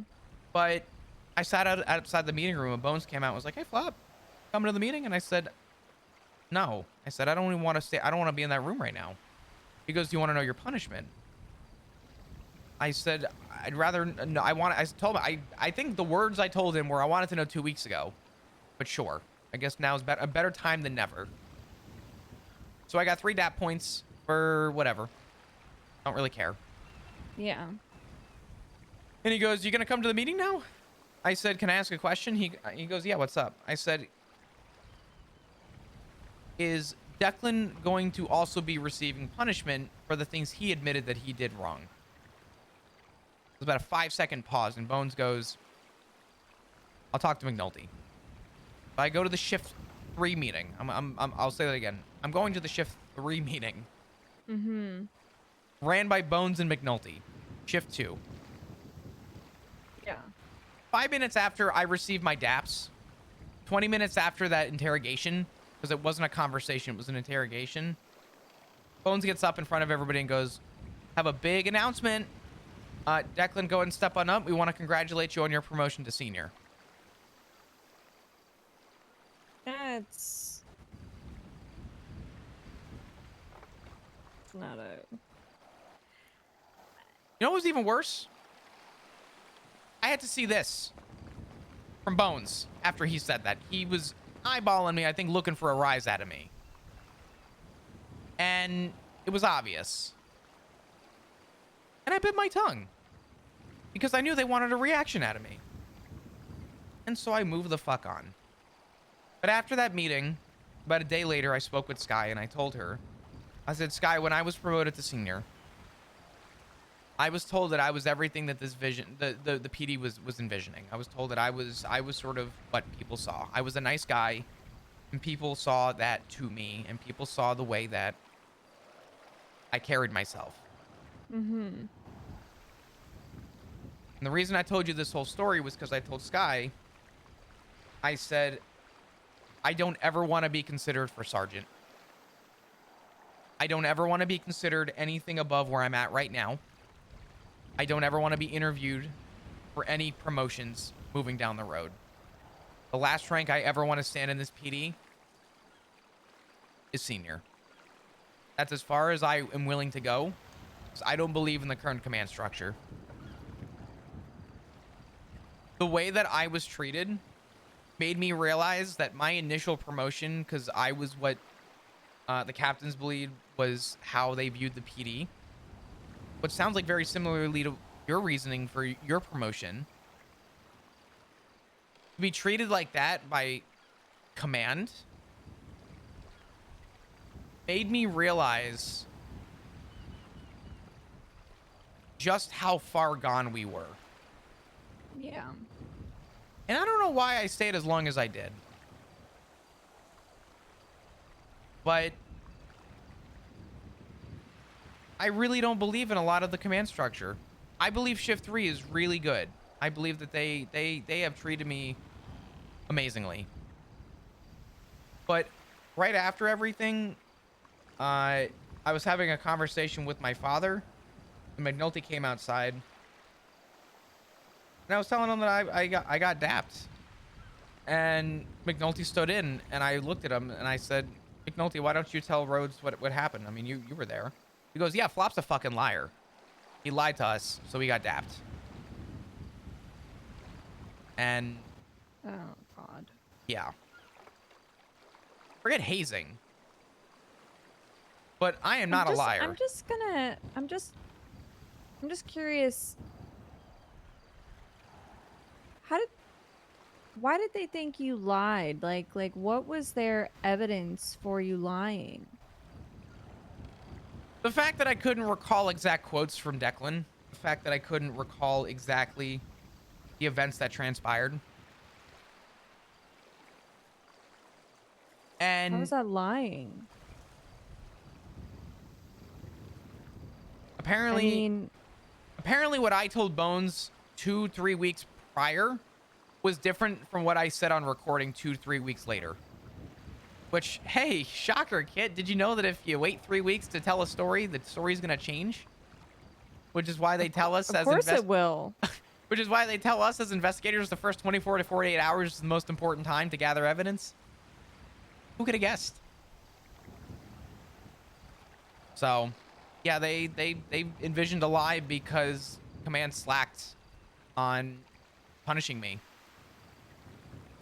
And I have, in the time that I have been still around, have found the forgiveness for Bones. I really have. I still, to this day, would probably tell McNulty to go fuck himself. Respectfully. I don't... Respectfully, of course.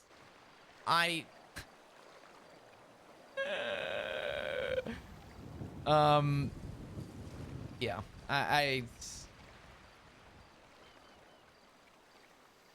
Yeah. Yeah, I mean, you know, I just, I don't know if maybe it's harder for people like us that, you know, we were in the PD a long time ago. We got to see and Such a shitter. feel how it used to feel, and it you know, I knew pretty quickly it was different, right? When we got hired back, like you could feel that it had changed, or that it was going to be different. And I always tried to be optimistic about it and think, well, you know, it's different, but we just got to see like how it all kind of forms, and like different isn't a bad thing. But you know, over, you know, the months, just like kind of continuing to see it sort of slowly, I don't know, go downhill. To just see, I mean, this is sort of like a side point, but you know, I used to love FTOing a long time ago. I always really enjoyed it. But I saw how cadets were being trained.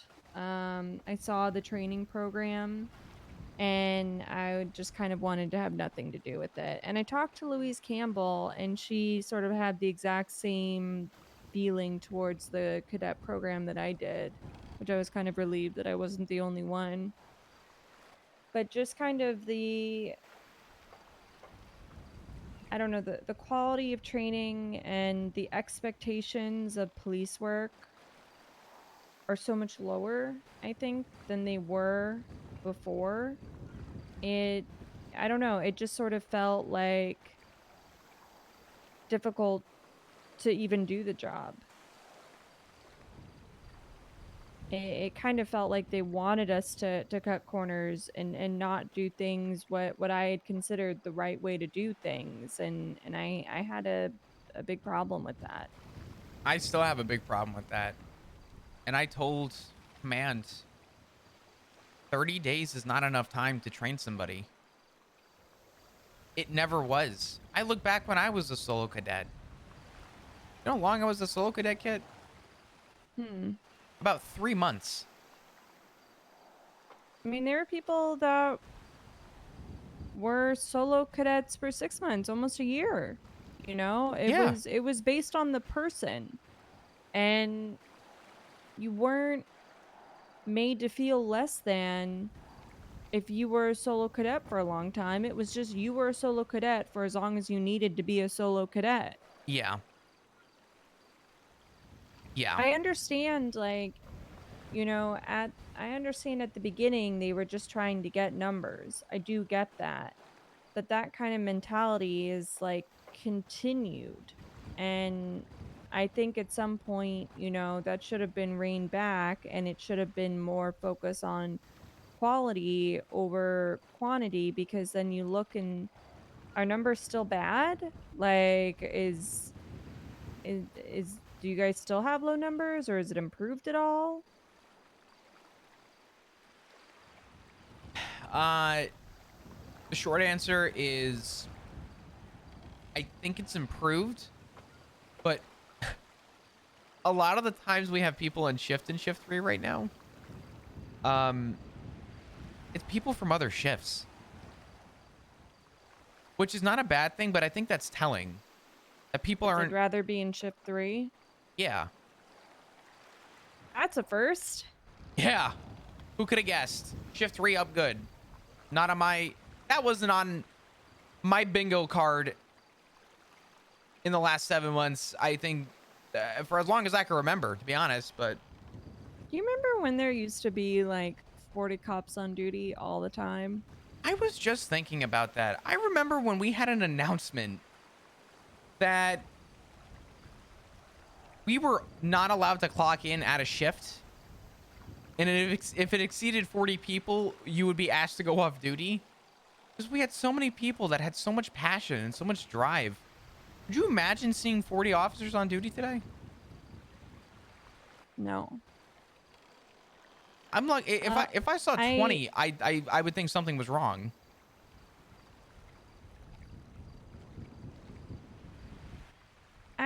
I really don't know what it is. You know, I think I agree with you that I Thank you think guys. it Thanks for all the resubs. is Thanks for all the love. probably, you know, the command structure. I think it's the training program. I don't know. There's just something off. There's been something in the water for a while, and it sucks because I fought to correct problems, but I think where we are 7 months later is where we should have been 7 months ago. I don't know what it is. Not to mention that every possible corner I've tried to dedicate my time, I have been left in the dust. Exclusively. I have a report. I will never forget this number till the day I die. Report number 297. I've been working on wildlife conservation since December, I think 13th. It was one of the first reports in that MDW, or that MDT, excuse me. And I have been fighting to bring back something of the Rangers. My husband started it Tessa carried the torch, and I wanted there to be some reminiscent to say that I was able to help start something. Because I really felt like that was my big drive. And in 7 months,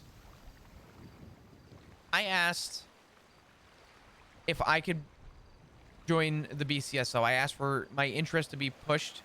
I told Pinzone, I told Lucas Lavender, and I told Cletus Cornwood. And they all said, you are everything that we're looking for in the BCSO. And Okay. a couple days later, announcement came out, no new transfers from LSPD for 30 days. And in the 30-day time frame of that,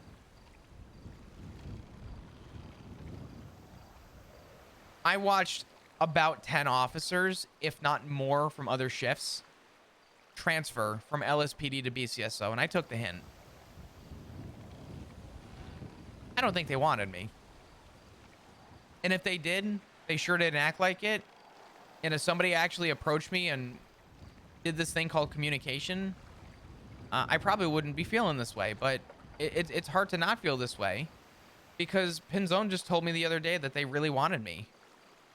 But they really didn't have a nice way of showing it. I wanted to be up north. I wanted to, that was my dream. That was everything. And even with Bones in his position, I put that difference aside. I found the forgiveness for the guy. But the communication wasn't there. And I fought when fishing made its grand return, and we had a guy that was selling fishing poles. I went out, I had a uniform. And I went out there on a boat, and I talked to people, and I learned all about how fishing worked, and I learned sort of the process to it. I wrote out possible laws and regulations. I wrote out each species of fish and animal. I noted the ones that I think may need some kind of regulation. I voted for price tag on fishing. I voted for, you know, we have hooks. We have treble hooks. They're illegal hooks. Mm-hmm. They're still legal. And I went as far as to go against my own differences, because I don't really like Siobhan. But I told Siobhan, I said, hey, I really want something to come out of this. I really, like, I've been fighting for this. And I just found out the other day from Tessa that animal cruelty isn't even a charge at all anymore. It's not a charge? Animal cruelty is gone. Like after the Yeah. the new legislation? Mm-hmm. What? Removed. Okay, that needs to come back. That's what I'm saying, and I'm sure it will. But the fact that I don't want to tell too many people, because the last thing I need is to watch someone beat up a dog. Because I'll be honest, I'll probably, the only thing not walking on legs will be anybody I see beating up a dog or some shit, respectfully. But my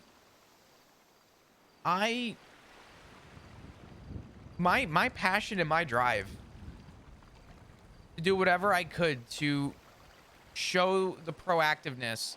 I even for a while, kid, only patrolled the north and told people, if you need me, I'm home. And none of my passion, none of my drive ever went anywhere. And I realize now 7 months later that I'm leaving for personal reasons. But the more I think about it, now that I have the relief to look at this with a clear mind, I'm leaving because the PD never wanted to give me a chance to do anything that I had drives for or passions in. And I don't think there's anything that could change my feelings on that. Even if they... Sorry. No, you're good. One moment. You are all good. I'm sorry. I'm doing a lot of rambling. You're good. Hey, can you call Ellie? Okay. Sorry, I'm just in a meeting. Okay, bye.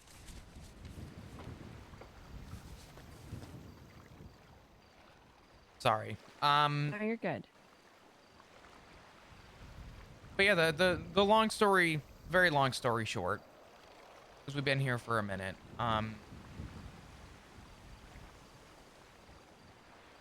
The PD had its drives, the PD had its passions.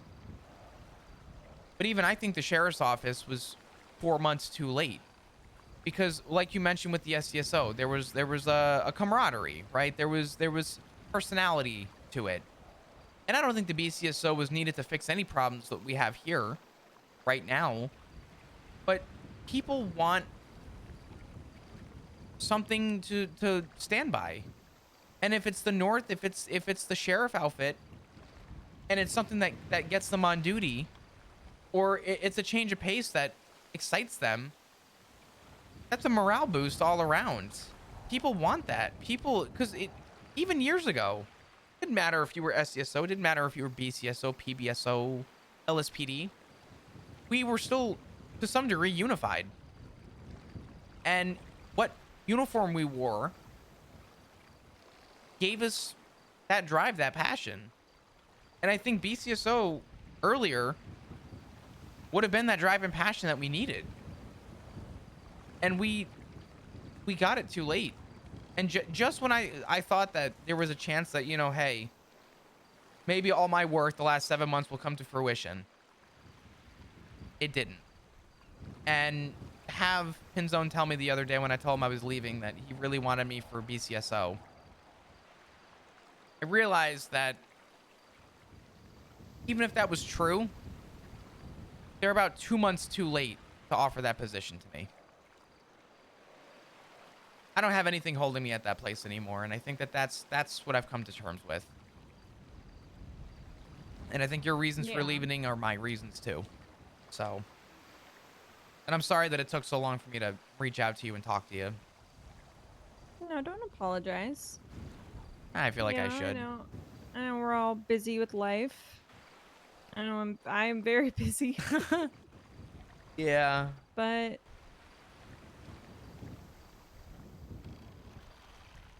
I mean, I'll ask again, you know. Are you okay? It's a big step. It's okay not to be okay. I know I was terrified when I quit. I you know, it's that kind of thought of like, is this gonna work out? I mean, you have your family, you know, you have support, and I know I will be happy to help you with anything that you need, whatever you need. And I'm sure a lot of people would as well.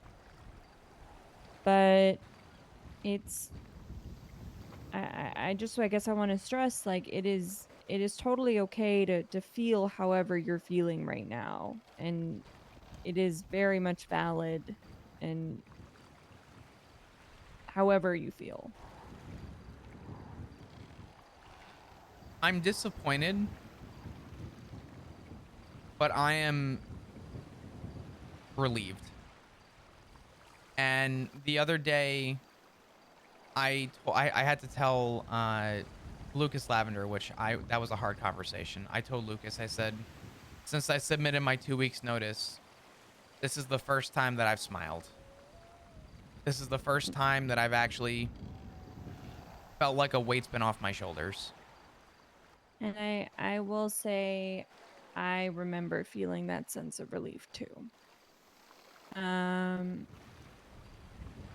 You know, a lot of times when like you make those kind of decisions and you're like, oh, you know, like I regret it, or like, you know, you're just kind of like doubling down on it even though you're not sure if it's the right choice or not. I didn't have those feelings. Like, obviously I was scared, totally understandable, but I felt like it was the right choice, and I felt relief when I had made it. And when I left, I mean, you know, my hat is off to you if you can last the 2 weeks, because I did not last the 2 weeks. I think I lasted a little bit under a week before I you know, just said, all right, I'm done.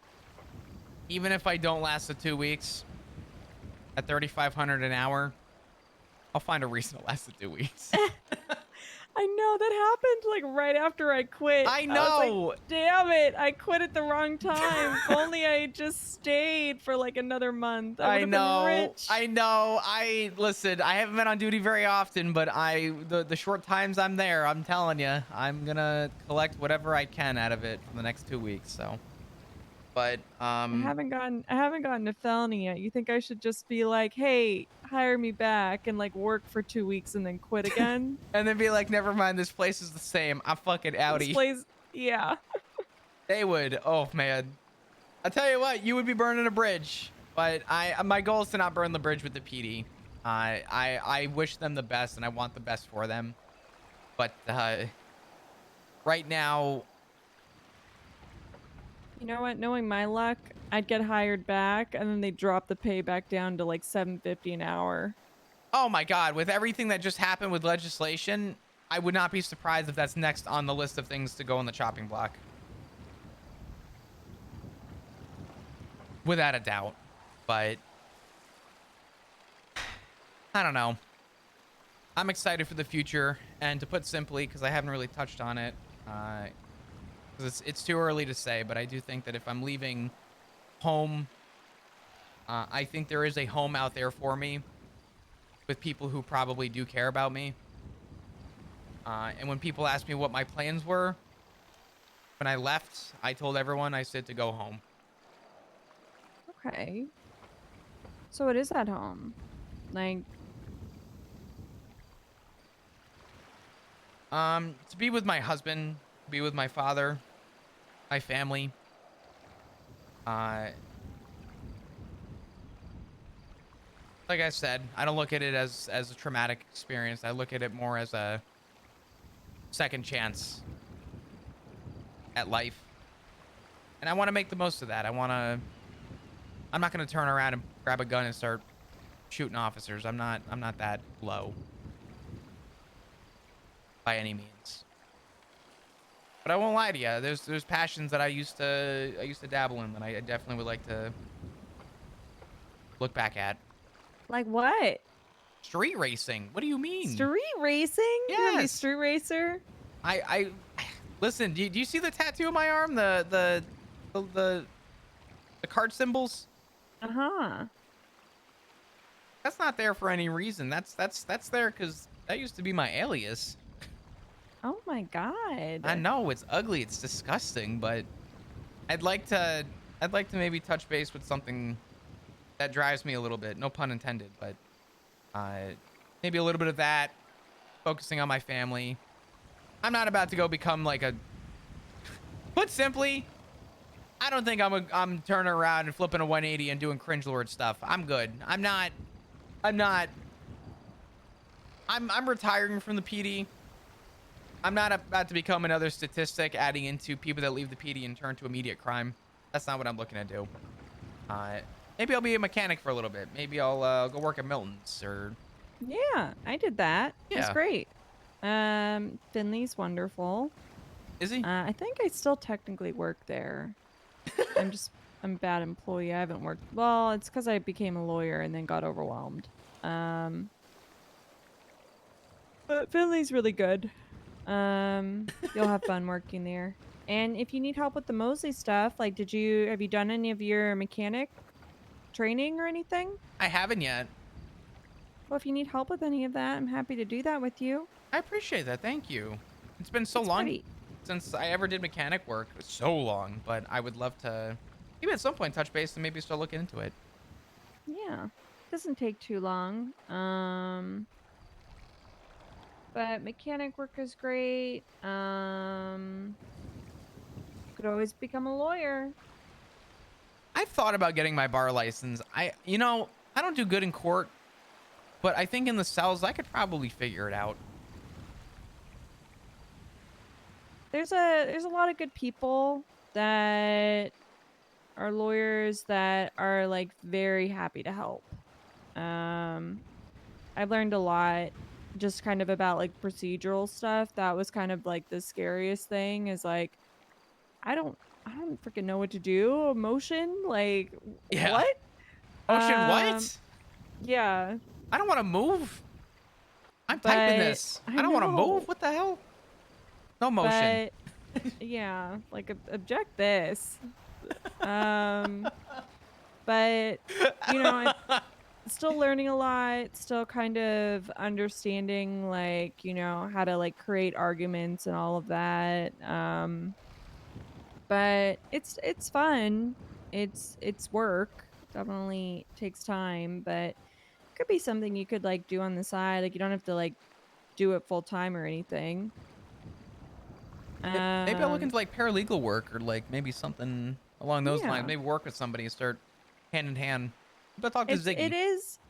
is kind of like interesting to see things from like the other side, from like the legal side, you know, and kind of see how the PD operates from over here. Yeah, Cornwood was even saying that when he got suspended and he became a lawyer, he even said he's like, we have a lot of shit that we do wrong. He said that, I like mean, there's things I never noticed until I got suspended. And when he started telling me, I said, I would have never known that. That's impressive, actually. the biggest thing that I have learned as a lawyer is that basically all you have to do is just be able to pick apart officers' articulation of charges. If you ask them to articulate charges, I have found that a lot of times it is very hard for them to do that. It really doesn't take a whole lot.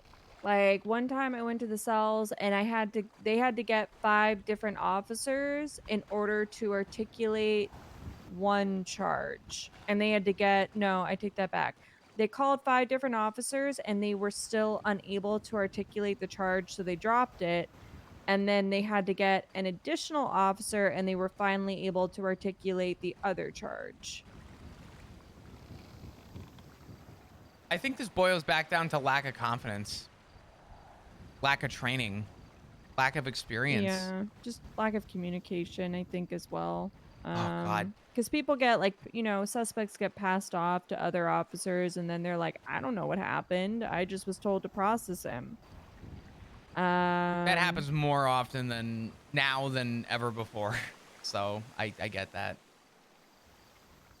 But I mean, you know, it's something to think about. Like, what I'm getting at is that you have a lot of options.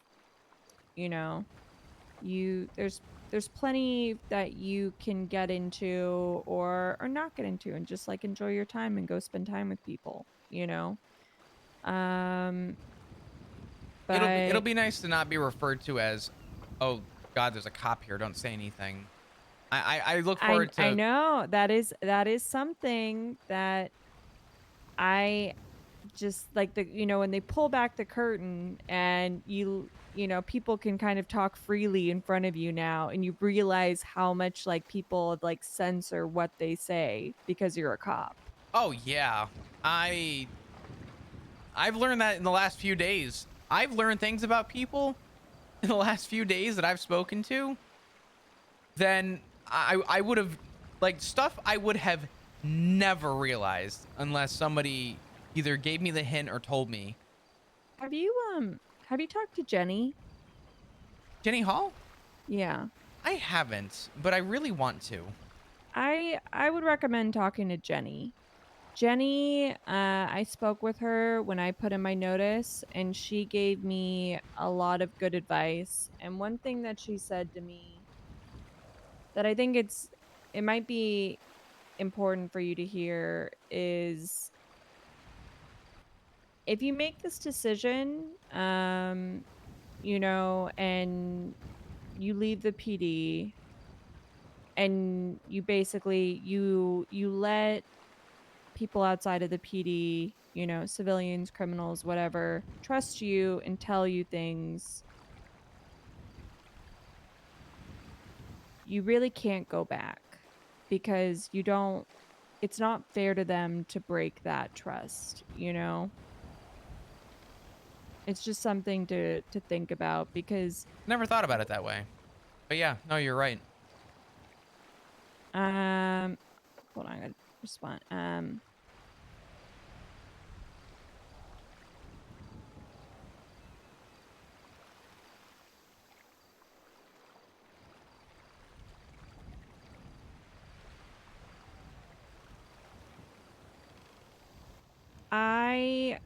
You know, when I first moved back here after the economic collapse. I wasn't an officer immediately. I didn't think I was going to be an officer. There was like about a week that I was here, and then I decided Do you have anything to. to eat by chance? If not, it's okay. Yes. Oh my god, you're the best. There was like about a week that I wasn't an officer, and then I decided to take Slacks up on his offer, and I rejoined. Thank you. But in that week, I was talking to people and I wasn't quite sure what I was going to do. And you remember, Bonbon? Well, now Bobby, but he went by Yeah. Bonbon. Bonbon was trying to figure out weed. And he, we drove all over the island. Like, he was trying to figure something out with it. And, it was a very fun day, and like he was telling me about how it all worked and everything. And then a couple days later, and I had told him, I was like, yeah, I'm not going back to the PD. Like, I'm not going to be a cop. And then within a week, I became a cop, and he held it against me, and I didn't really understand why. Like, I thought he would let it go, but he held it against me up until I quit. And then he called me and he asked to speak with me. And I had just had that conversation with Jenny, and the way that she had explained it to me about, don't allow people to trust you and then go back on that trust. I finally understood where Bonbon was coming from. Yeah, no, that's a POV I never thought about, but you're right. This really is like a one-way ticket when you think about it. It's a one-way ticket if you plan on respecting the boundary. Yeah. It's a two-way ticket if you're looking to burn a bridge. Just keep that in your head, that I'm not telling you that you can't go back to PD. I'm just telling you you may have a lot to lose if you do. This may be a hot take, but I think I've had more to lose in the PD being there than I'm going to have being out of it. You're probably right. My label as an officer has gotten me in more, has had me shot more times than I care to admit. Kidnapped more times than I care to admit. I guess on that same pretense, people hear that you're kidnapping an officer and they'll let you go too, but that doesn't change the fact that... I mean, I got shot by another officer. I get it. Mm-hmm. Still insane to me. I don't know.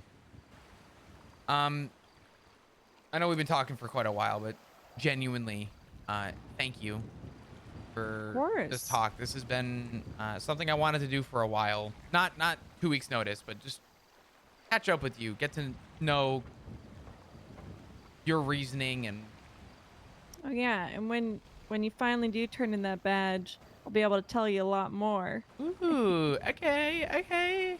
I'll keep that in mind. I got people that are already counting down the days, and they're I think people really want to get to know me, so it'll be interesting. It'll be good. Keep the shield up for now, though. For now, I'm excited for you.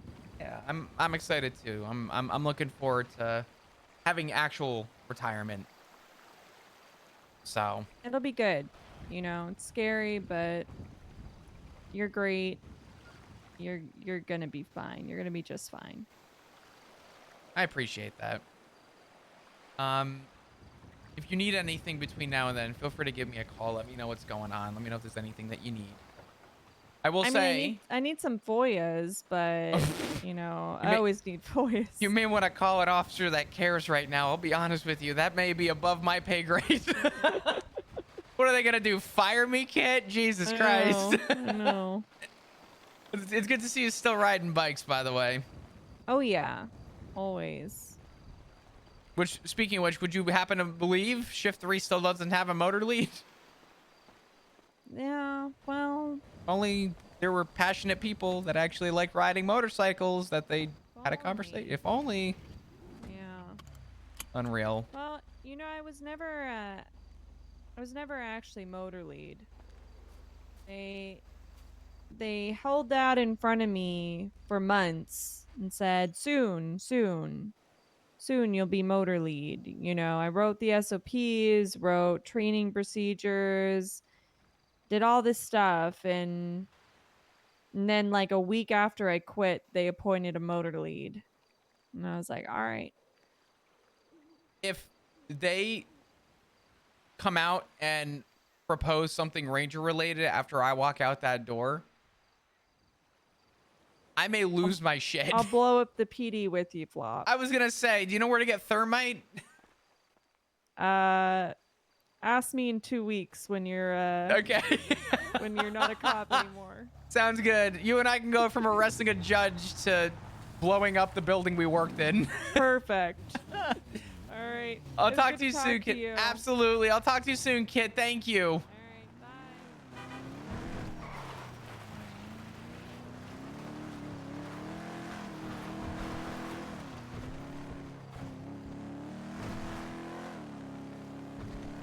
That was a long conversation, but that was a needed conversation.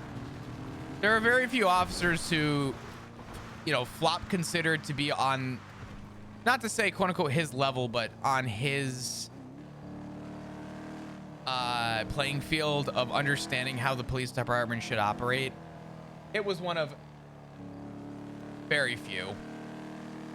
And that conversation meant a lot to Flop.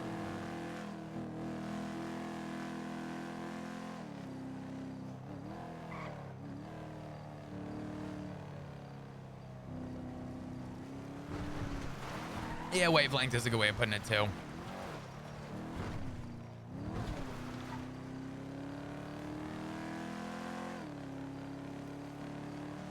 Oh, man. Wow. Yeah, it's amazing how much I'm learning that Flop's decision, while it's unique and different in its own individual way, the concerns with the PD are consistent across the board.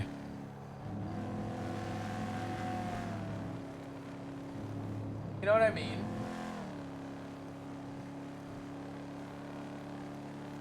Yeah, Kit was promoted because of who she was, but she felt out of place. Flop felt out of place because he got promoted for who he was, and then was treated exactly how the command structure was told it was not going to be built around. He was failed by the system that trusted him.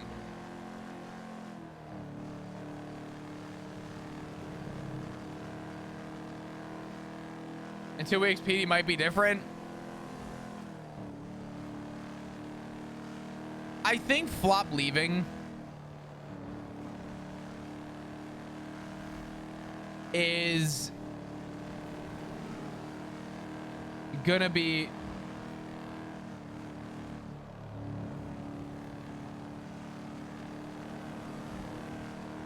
I think the PD is gonna be very different. I was trying to think of how I wanted to word that. Nah, Suarez and Flop had history, but not like personal.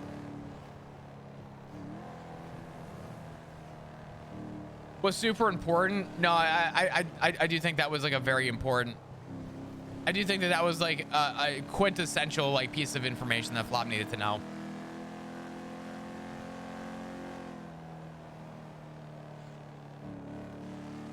It's going to Ripple. Listen, from what I've heard so far, respectfully, because I've been popping in and saying hi to people. In shift 3, it sounds like Flop's. It sounds like Flop's 2 weeks notice was the catalyst to cause shift 3 to burn alive. Holy fuck, dude.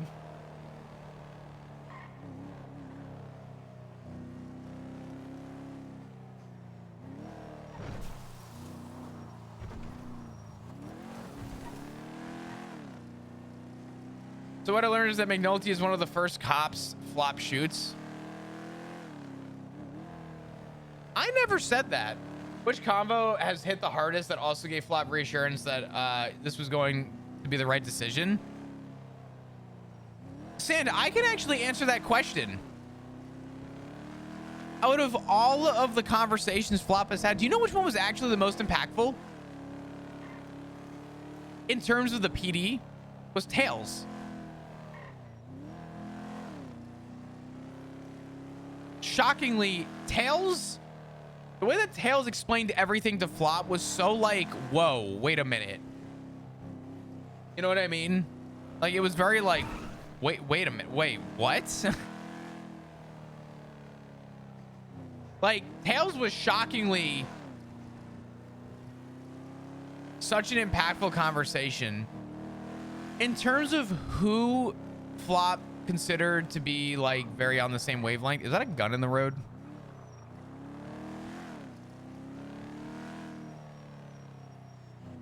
Where the fuck did I just see that?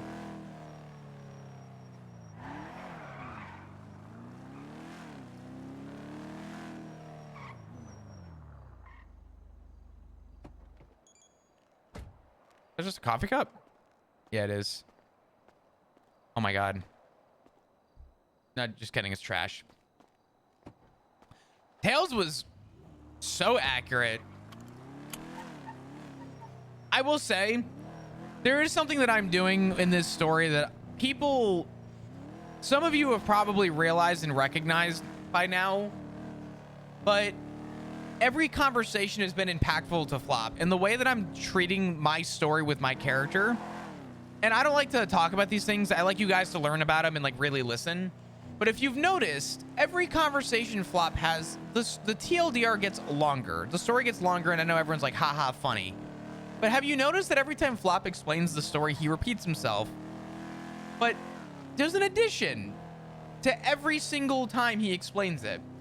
The last conversation Flop had with somebody, something that they said to him is being added to his story. And I think that the point and the message I want for Flop and the message I want for people to, whether they know it or not, realize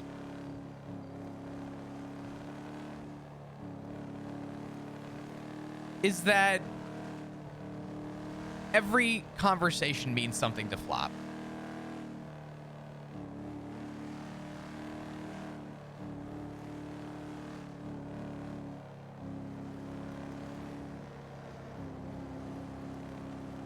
Jenny, this way you don't have to update the command every day. You could just say that his last day is July 25th.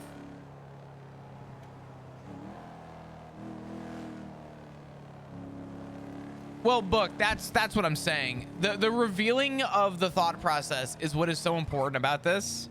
So yeah, the story is long and some of these conversations are getting like ridiculously long. But I really wanted there to be a I really wanted there to be, it's a countdown. I get that, but what I'm saying is if you don't want to have to edit it every day, you could just throw the 25th on there.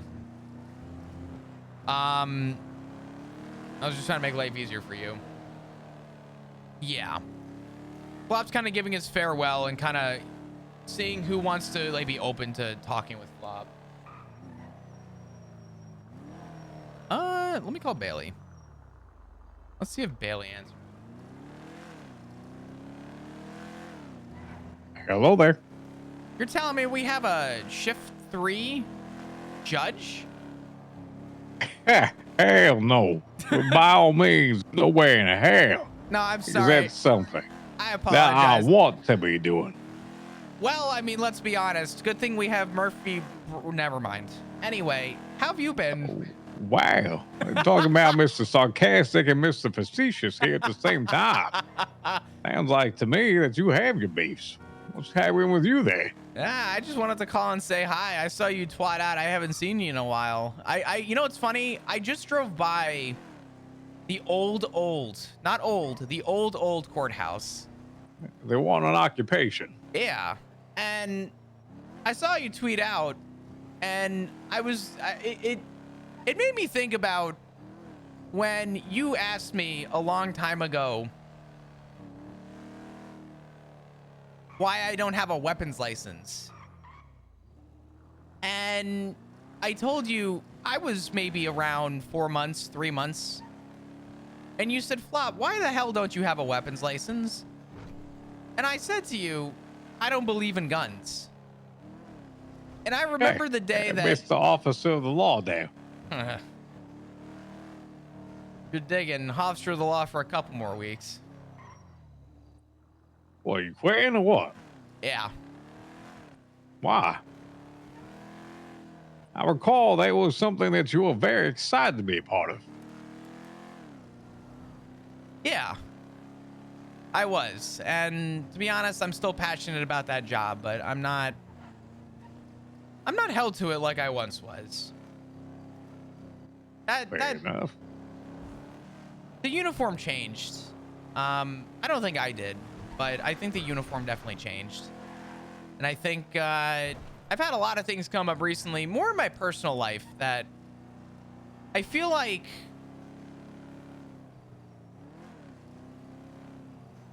take priority. I learned something about myself recently. And that's that my family has always come first. And I've had a lot of, we'll call them traumatic experiences recently, but I realized and I learned that those experiences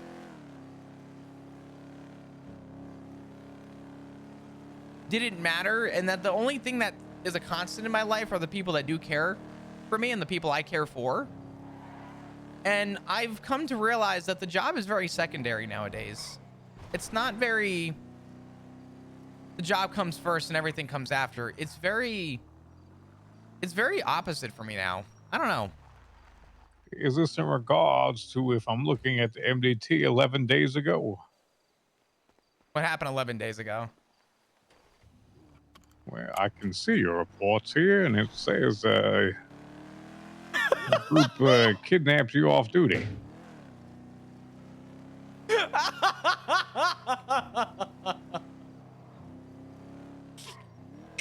Is that what you're referring to there? There's no fucking way, Doc. You didn't motherfucking know. Yeah. Yeah. No, that is actually a very big part as to why I made this choice. You know what it was, Bailey, that really like honed in for me? And I mean, I don't want to, I guess, for some lack of a better term, conflict you out of anything if this were to ever go to trial, but more specifically, and if you think that it will and you think I should stop talking, you can cut me off and let me know. But it wasn't the fact that I was kidnapped that terrified me. It wasn't the fact that I saw where this was going was going to terrify me.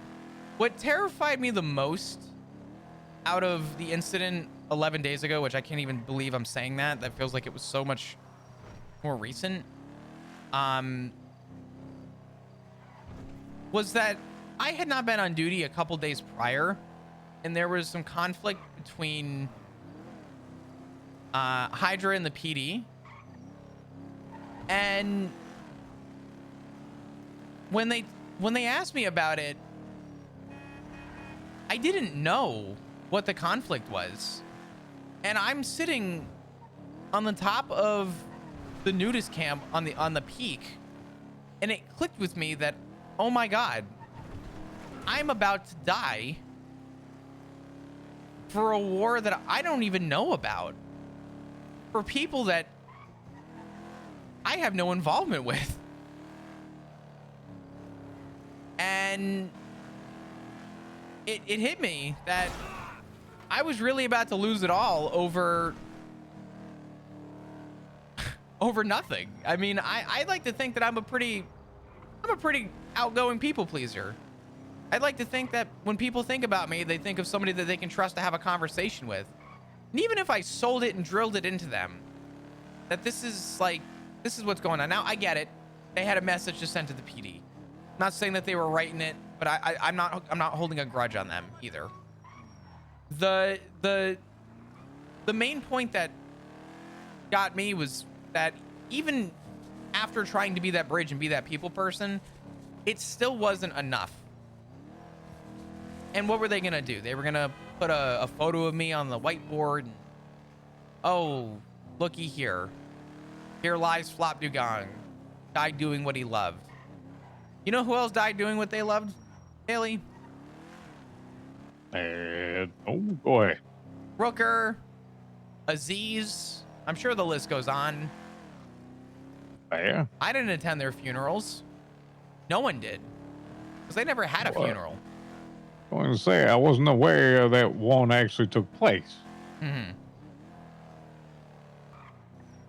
And my reasons for leaving are my own. They actually have nothing to do with the PD. But the more I've talked to people, the more I've realized, Bailey, that it's not just my personal reasons. It's also the way that this unity is being treated. We're unified. But the more people say that word, we're unified. Who is unified? The police department, apparently. Well, is that true or false? I have sensed the smallest lack of unity in the last 7 months than I have felt in the last 7 years.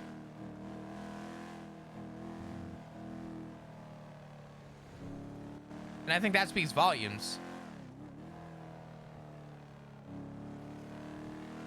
And why do you think that? Whereabouts are you? Me, I'm standing on top of a crane behind the Legion Square Bank, overlooking the city. Oh. Well, hold on just a damn second. Where are you at? Because I am next to the Legion Square Bank by a crane. Is this your fancy ass car here? That it is. Look up. I'm actually on the crane. Where are you at? Hold on. Ugh. Oh, look at you. Looking all Gotham and shit. Yeah, not quite. Not bad, man. You don't have to call me that. You look like you're having your Gotham City moment. Boy, what would you see me? Others will say the President's Snow and Hunger Games moment. Oh God. I'll be up in a second. I'll talk to you in person. All righty. All right.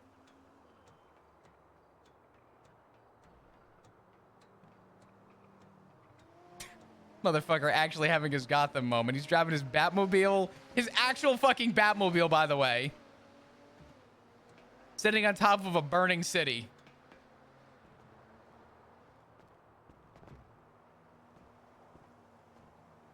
Holy shit.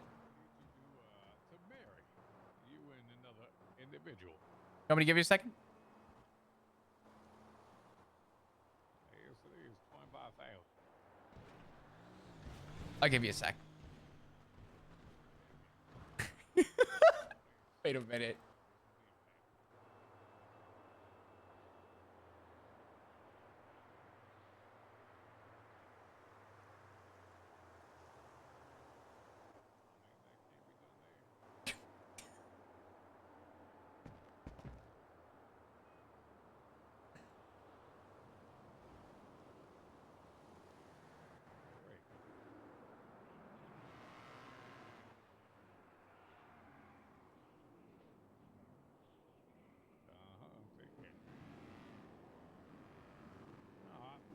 Sorry about that. Prison weddings. What was that? Sorry? I said, sorry about that. Prison weddings. You're not aware, I'm also a temporary warden right now. Oh. You know what? Honestly, I'd rather hear that you're the warden than hear that Bobby Charles ever had a say, excuse me. Uh-huh. Well, what's happening there? Oh boy. Where did I stop talking? I'll try and pick up the pace from there. Well, the incident and you're speaking about that. Yeah. Lack of funerals. Yeah. A lot of my reasons for leaving are because I've had a lot of personal things come up. I don't know if you know. Do you remember Richard Dark? I'm somewhat familiar there. Not exactly the most. I mean, it was nice times. Never really crossed over with each other. That's fair. He's a dispatcher nowadays. He was the assistant chief of police many years ago for a short while after that giant restructure happened, but he's a dispatcher and he's also my father. And Richard had an incident come up. I'm sure you could see the report on that too. If you want to see it. I forget the report number, but if you look up Richard Dark in investigative reports, I'm sure you'll see it. But Richard had a double lung puncture. After being chased, he was found robbed and suspected robbed, I should say, and at the bottom of the Mirror Park Lake. EMS had to resuscitate him to some degree. During surgery, there was a complication, and one of his broken ribs nicked, I guess, a previous injury on his lung. And he bottomed for about 5 minutes on the hospital bed. And Dr. Kizu told me that he was probably going to have permanent brain damage. And, sorry, 1 second.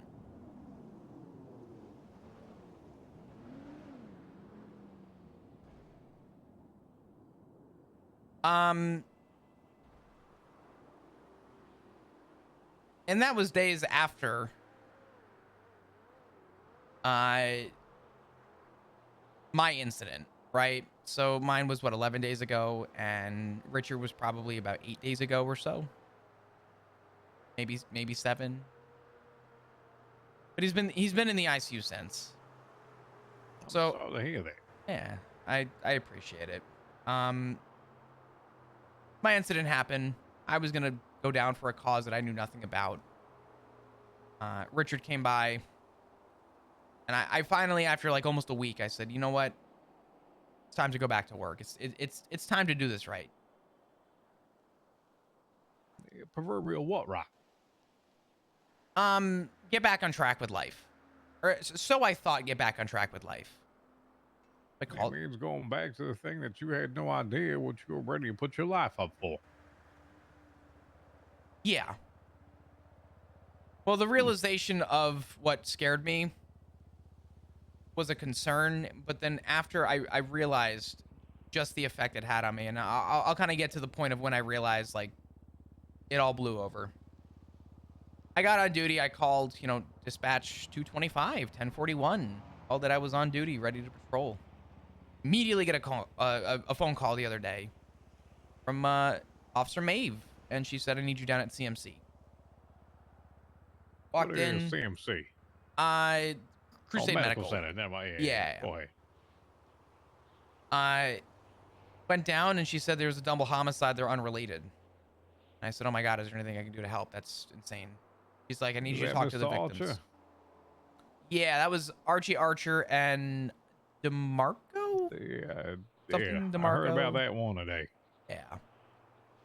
So I had to talk to the victims. I had to hear their stories, hear how they cared for these people who I didn't know very, very well, but people who I respected. I respected Archie.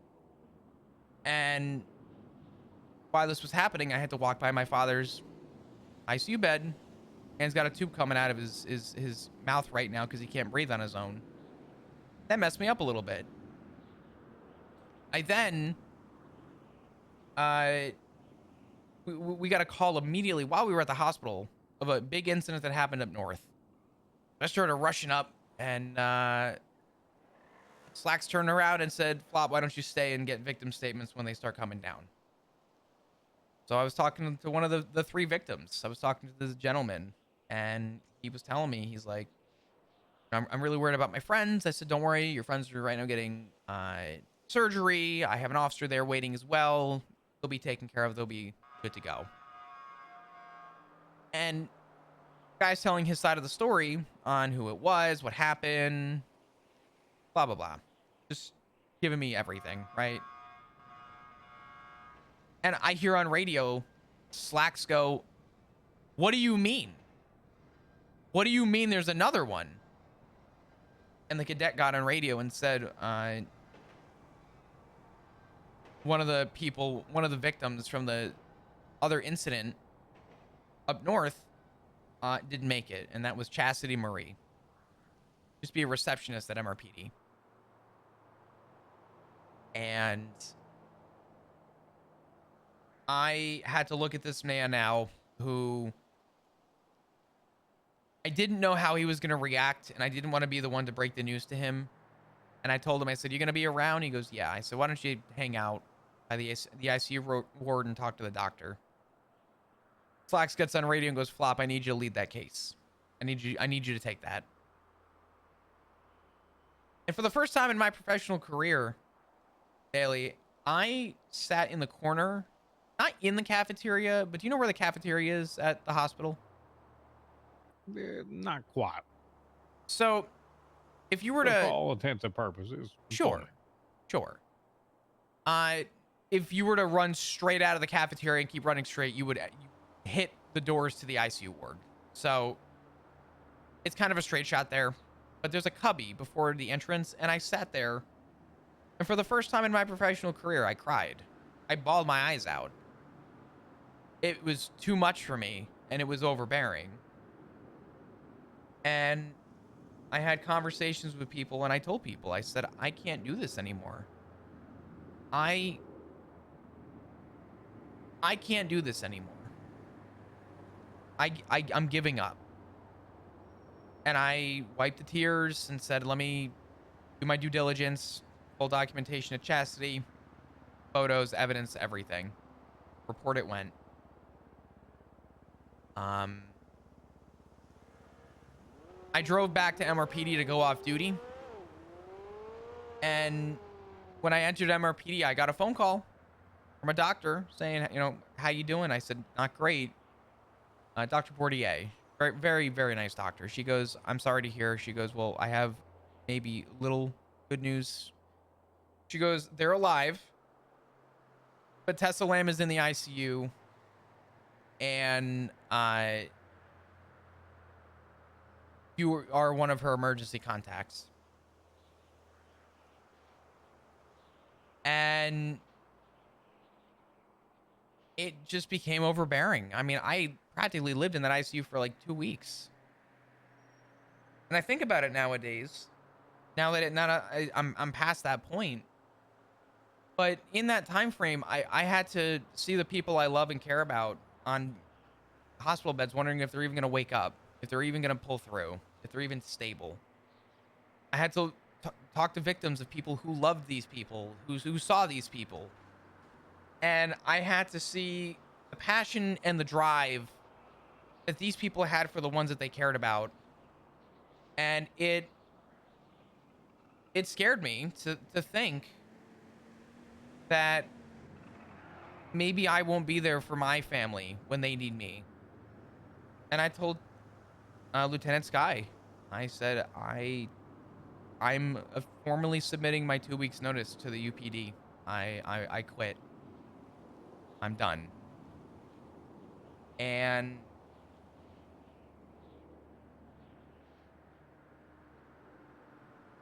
it was the first time in a long time that, to be honest, Bailey, I felt like there was a weight off my shoulders. I felt relieved. I felt like, you know, maybe it's time to move on. And I looked at the incident with Hydra not as full fear,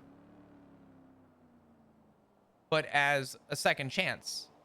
Because out of the other 6 officers that were nabbed by them, I was the only one who didn't catch a bullet for it. And if I caught a bullet, I don't think I'd be standing here right now. So I saw it as a second chance at life. And I saw it as a second opportunity to put myself in an environment with people who love me and actually care about me. and that's my family. So that's why I'm leaving. That's why I put in my 2 weeks notice.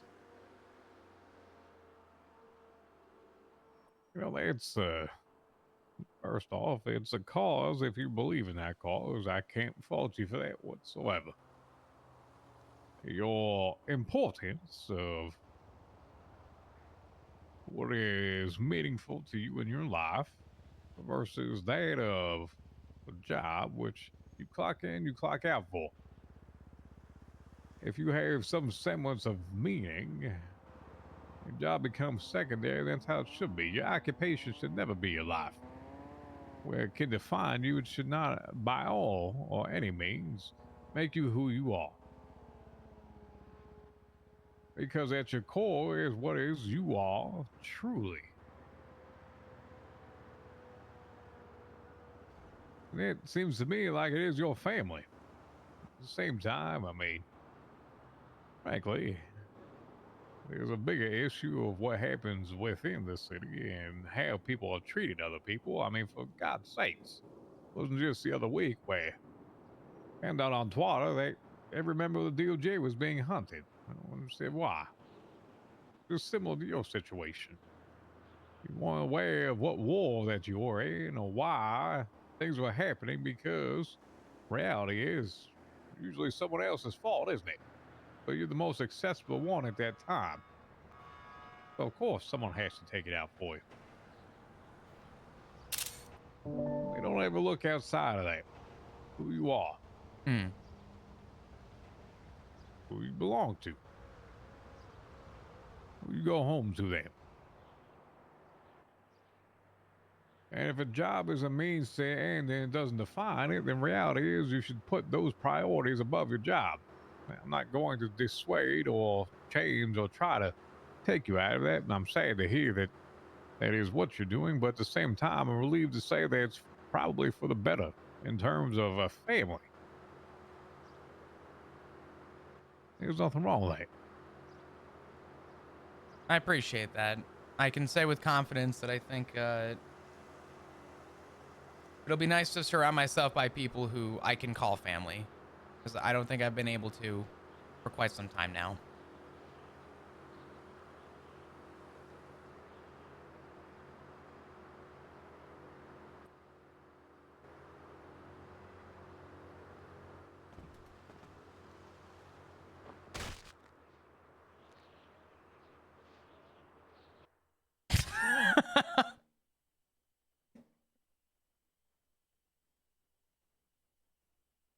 And perma.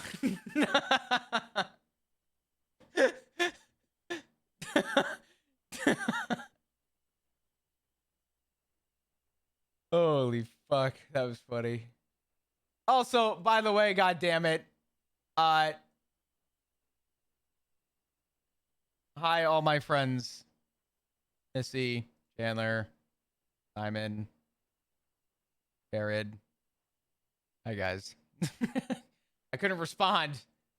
Fuck.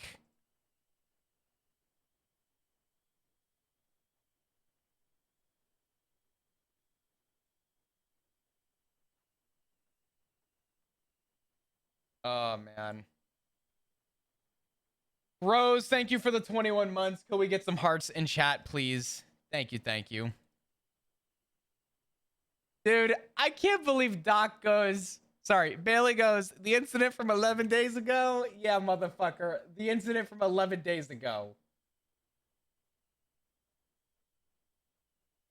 This fucking guy.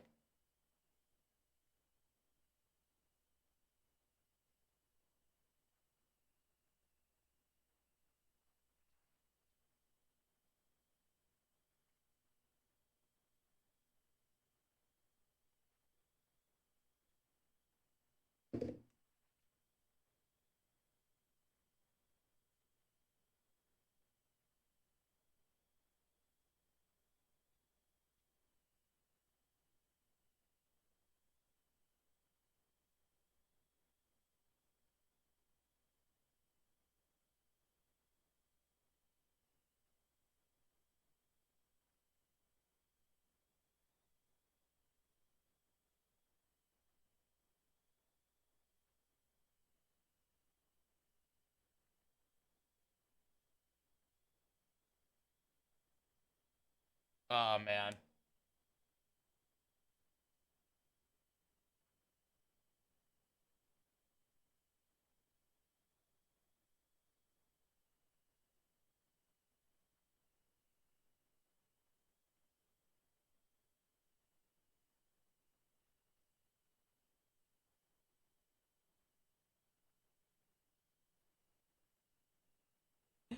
Oh man, sorry. Yeah, I think oh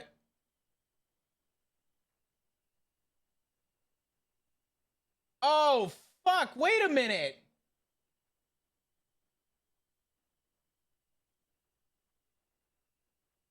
There's a goddamn OOC meeting happening right now that I can't stream for PD?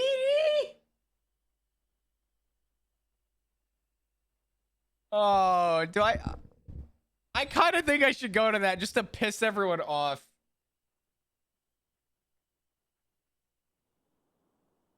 Do I end stream and go to that?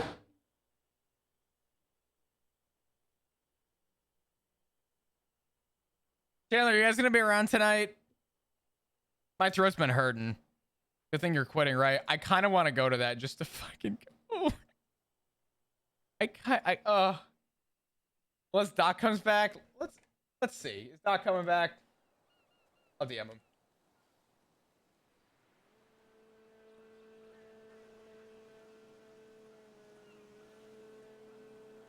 We're headed to bed? Okay, all good. It's Jover. Yeah. Everyone's going to bed. God damn it, man.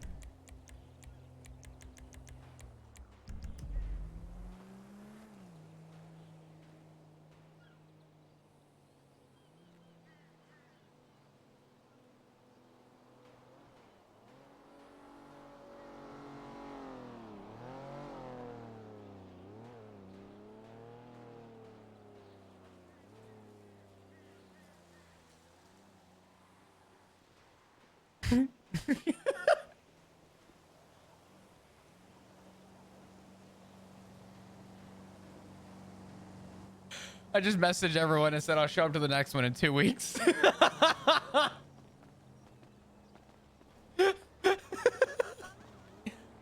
Oh, Jesus Christ. Hi. Hey. Hey. I am. Yep. You're what? Yep. One sec.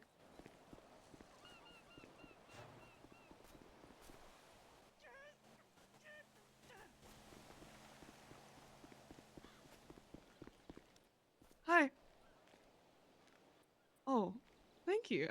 Thank you. I don't know if that's what you threw. I don't know what just happened, but. Yep, maybe. Okay. Well. Hey. How you doing? You know, I'm doing okay. Yeah. Only okay? You sound like you're under a lot of pressure. No, not at all. Here, follow me. I am fine. No, I'm great. I got you. Come here. Come on. Come on. Come on. Follow me. There's no reason to hold that in, okay? Come on. There's a bathroom right here. There's a sink. There's toilet paper and some wipes. We're looking to get a bidet soon. There's no reason you have to be constipated. Sorry. I don't eat much fiber. I'll go buy some high fiber foods. Yeah, it's probably a good shout, actually. Yeah. So what's going on? Why do you sound like you're about to blow a fuse? What happened? Nothing. What am I missing? Nothing. July 25th. What happened then? Oh, considering it hasn't come up yet, July 25th is my last day.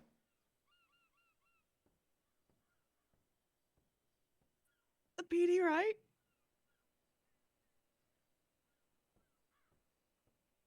Yeah.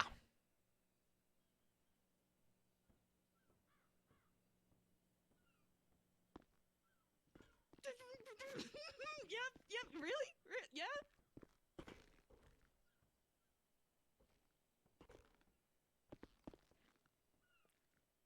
Yeah, that's it? For real? Yeah. My last day. Oh. Thank you. I can tell you so much more shit now. Well, once you quit, once you're done. Let me milk the paycheck a little bit. Okay, understandable. We'll go outside. Well, I feel confined in here. So I have to ask, is that why you're jittery? What's going on? Maybe. Okay. I'm glad we're at least on the root cause. You scared me for a second. Yeah, I've had a lot of conversations with a lot of people, and I look forward to the change. I look forward to where things are going, but I need you to keep it under control till the 25th. Like keep it on down, like on the wraps, or yeah, or like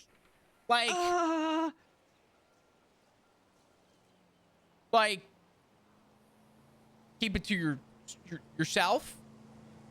Okay.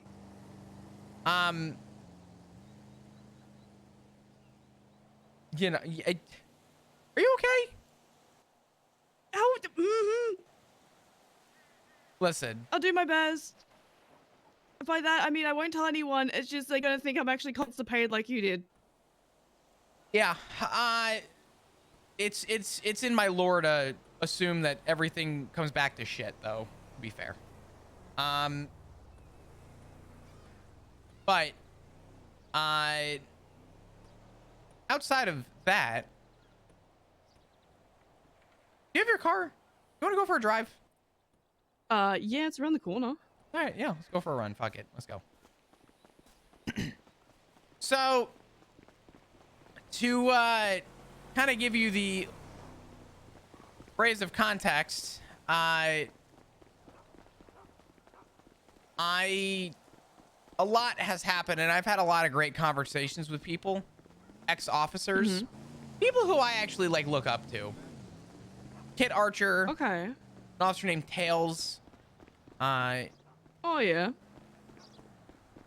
A lot of good people. And there's a constant that I learned about all of them.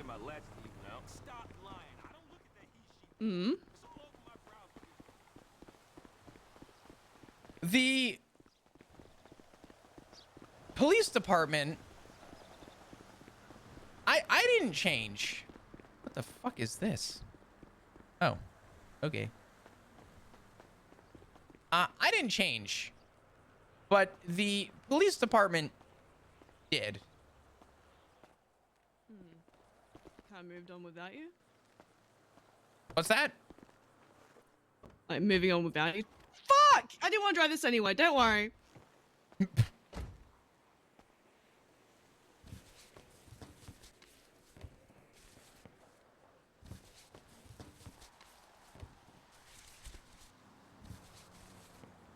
Ooh, I've never been in this.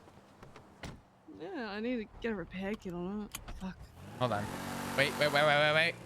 Okay. Oh no. Okay. What? Nothing. It's fine. When was the last time we talked? Oh my god. Last time I spoke with you.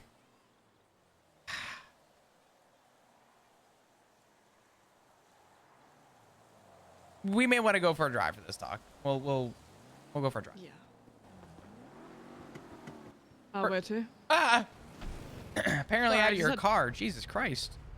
Kicked me in the fucking face. Sorry, I should have given you a warning. It's okay. So the quintessential, actually, you know what? Fuck that for a minute. How are you doing? Better.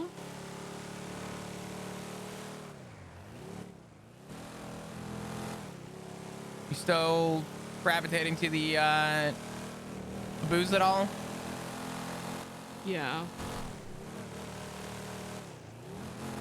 I am. Any reason why?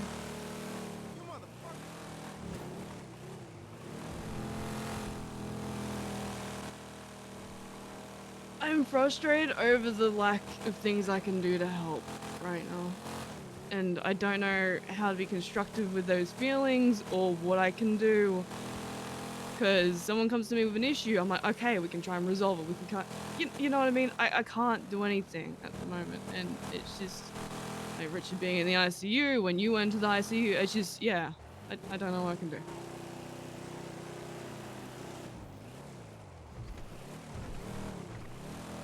Do you remember what we talked about? About the gravitating of your feelings and sort of what you feel like you've done versus what you want to do. Mm-hmm. And I told you that your feelings of wanting to do more is completely normal. Because you want things to be better. And they're in a situation where you have to rely on others for better to come. The doctors to let these people recover. People's bodily health to allow them to, you know, function again. Be a functioning member of society. These are uncontrollable things that, unfortunately, we can't do anything about. However, I do think it's important to maybe notify as well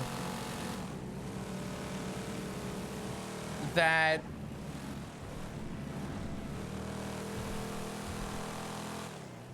you have done, and I said this to you already, but you have done everything that you've ever had to do in terms of everything that's happened recently.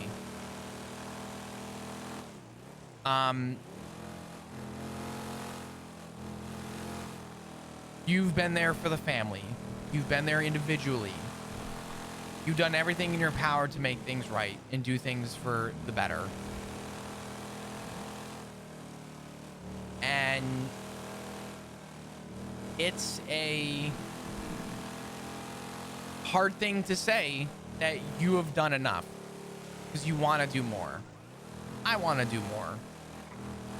Trust me, there's so much I wish I could do. I wish I could just roll his bed out of the fucking ICU and take care of him myself. But I know damn well, as much as that everyone, that I'd probably kill him if I did that. So, you have done enough. You've done everything you've needed to do. And you should not feel the need to gravitate toward that. Because I'm telling you that there's nothing more that you can do. And that's okay. Now, with that said, the other day when you called and I was at the hospital, They weren't letting me into the ICU. Oh, sorry. They were or weren't? Weren't. Yeah, well, unfortunately, when people are telling me that the person with the blue hair, that's the one that did it. Wait, what?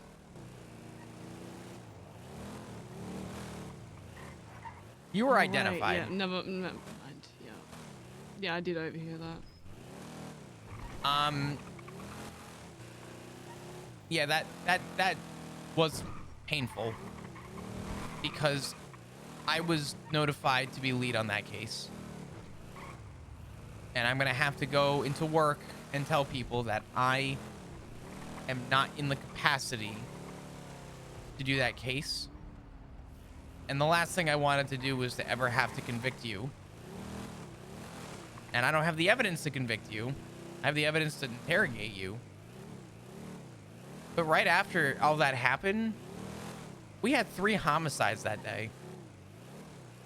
It was my first day back at work. I had to walk by Richard's bed multiple times. And that bothered me a lot. And even when I said I need to go back to the PD and turn in, because I can't do this anymore. First day back, 3 homicides, back to back to back, 2.5 hours on duty, and I'm already dealing with 3 dead people. And I'm talking to victims of people who loved and care about these people. And above all that, just when I tried running away, I was pulled right back. Because when I got to the PD to put my gear in and walk out again, I get a call from the hospital from a Dr. Bordier telling me that Tessa Lamb is in the ICU and that I'm on her emergency contact list. And before everything happened with Tessa, do you know where the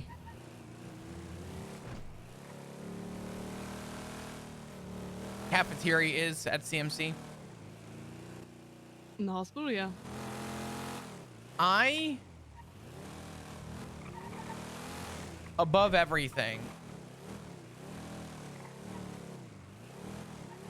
had to find out while talking to the victims of what happened up north that somebody else had passed away. And when I was told I was leading that, I walked over to the cubby of the cafeteria. I sat on the floor and I proceeded to bawl my eyes out. I cried a lot. I soaked on the floor for what felt like forever. And do you know who found me that day? Who? You probably wouldn't have ever guessed it, but Sean found me that day. Sean? McQuillan.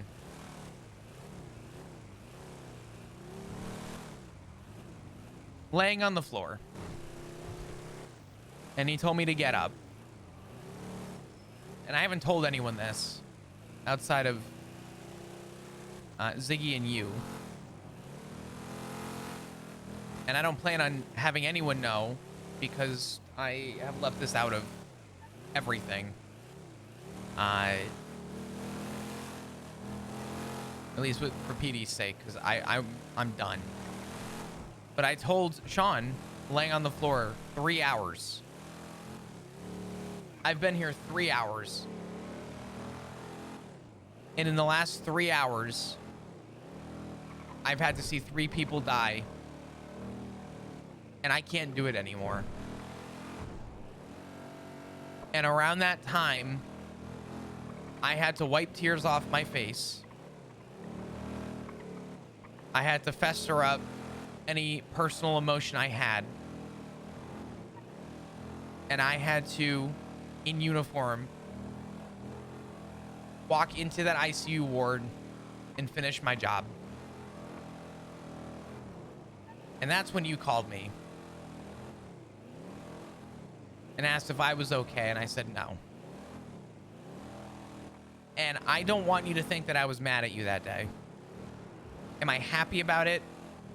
Of course I'm not. Did I want that to be the case? Of course I didn't. Did I want to hear your name or you being brought up at all in that? Not on my first day back, no. That's not your fault.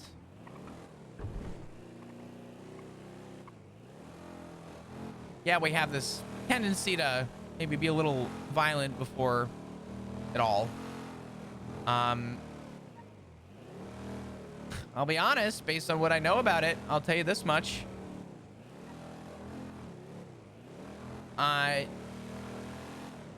somebody there probably deserved it. And that's all I'll say about it. Mm-hmm. But it doesn't change the fact that I wasn't mad at you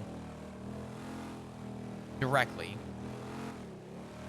I was upset that I failed to do the one thing that I've done my entire professional career in a position with the state, and that was to do my job as an officer.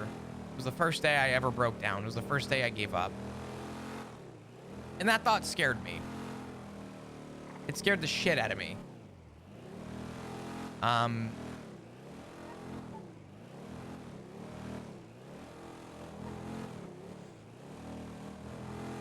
And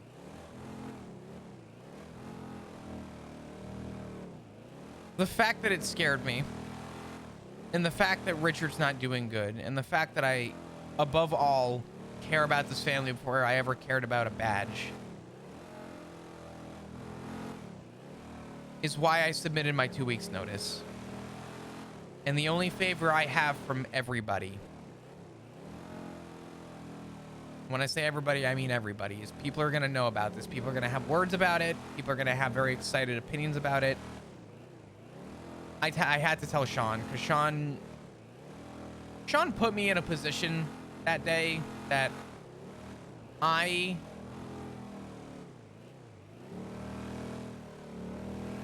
didn't want to be in. And that's okay. It was too early to say. I told Sean to trust me, and he tried giving me something and told me that he wanted it back when I was gone. You know what that was? What did he give you?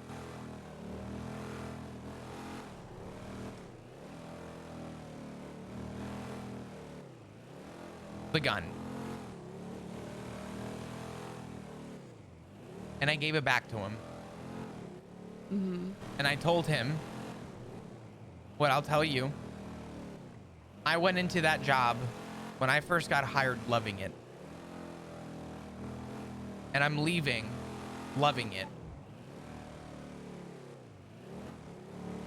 The uniforms changed, the people have changed, the way things have gone have changed. But if I'm leaving, I want to go out on my terms. I want to go out on my terms. And I asked Sean, I said, if there's anything I want from anybody, it's that I'm given the peace of mind to know that I will be leaving for me. I'm leaving how I want to go out. Because there's problems at that place that obviously I don't stand for. There's things about that police department that I heavily disagree with. There's people there that I heavily dislike who, respectfully speaking, if they ever caught a bullet, probably wouldn't attend their fucking funeral. Not like any officer in recent times in the last 7 months has actually been given an actual funeral. Who could have guessed? But Really surprising. yeah. The hardest thing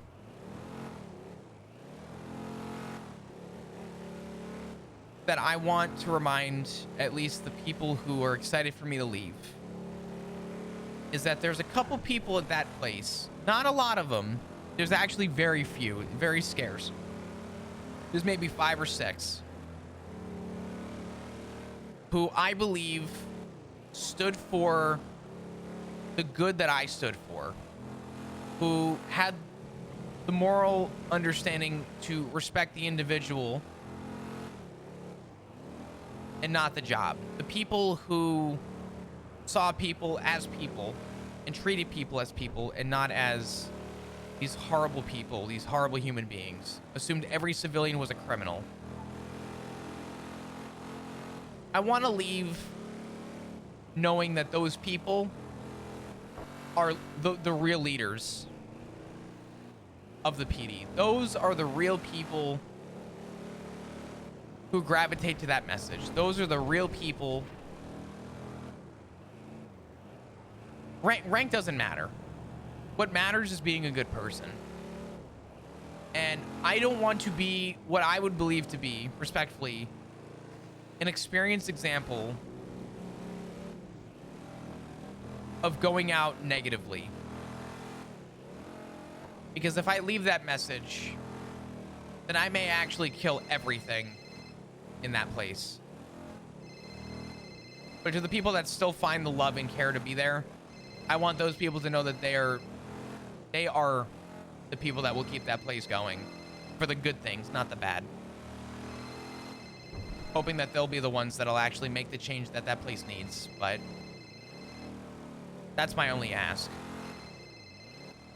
Yeah, I mean, that's completely understandable. As for me, though, my time there is done. And by July 25th, I can proudly say that I will not be walking around with a badge. And I look forward to the first time I get to have relief in my life.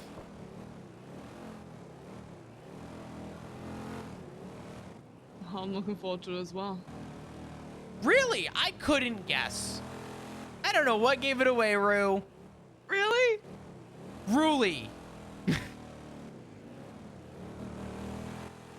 Look, I tried to... I tried. I thought you near damn shit yourself when I saw you.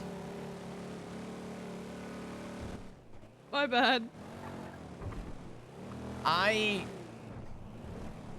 will always want what's best for you.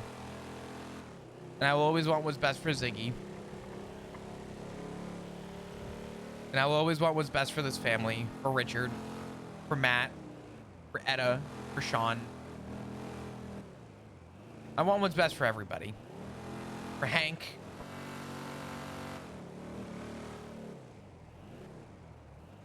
And I've always put myself before everybody else. And I will continue to do that for the family because that's morally my obligation and my contribution to what we have. As far as the PD is concerned, Hydra didn't traumatize me. Hydra gave me a reason to have a second chance. If Hydra shot me that day, Rue, I wouldn't probably be sitting in this car with you.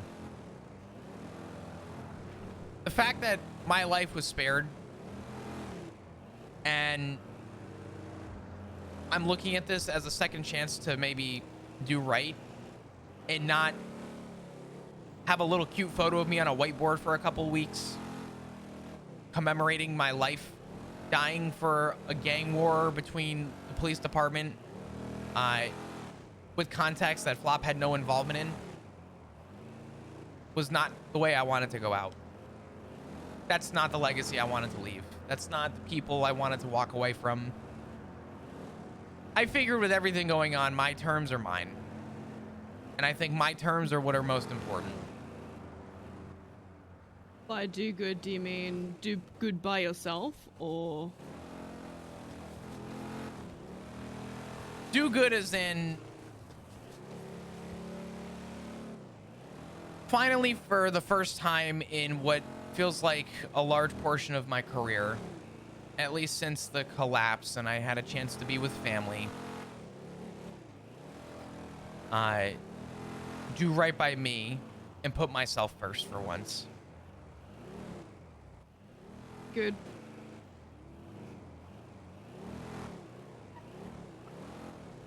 It's crazy. I was talking to Tails, and she told me about a cadet that pulled her over about a week ago.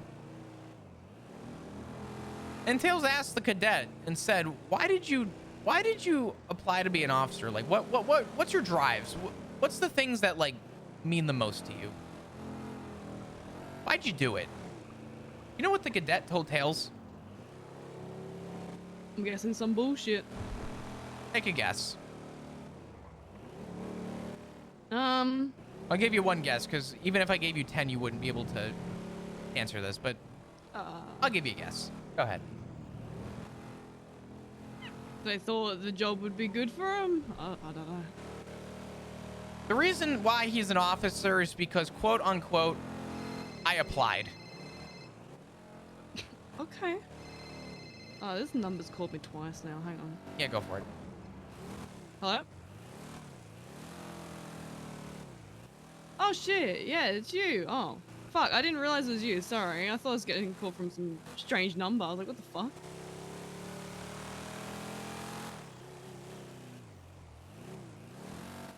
I'm driving around at the moment. You need me?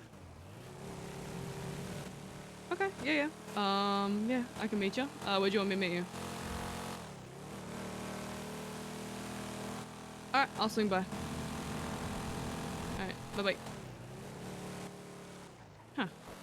Shang wants to give me something. Oh.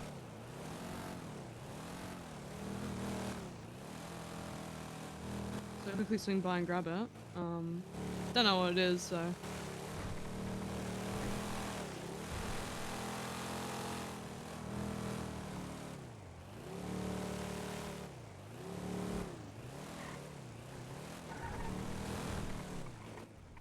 So have you worked many shifts since putting in your resignation, or? I got on duty today, and immediately I saw the first 911 that came through was from Irwin Dundee and from another member of the BBMC, and there were about 8 cops in a chase, and I said, you know what? Not for me. I'm good. Yeah, fair. Said I had an hour-and-a-half long conversation with Kit Archer, and really enjoyed it.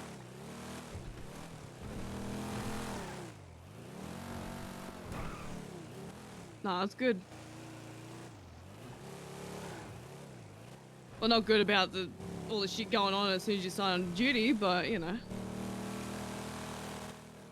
I did hear about that. Called Jessie before and she kind of filled me in what happened there. Sounds like a bit of a shit show. Yeah, I need to,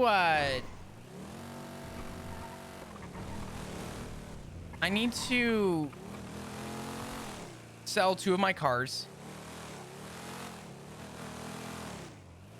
I want to sell my Scout, and I want to sell my Caracara.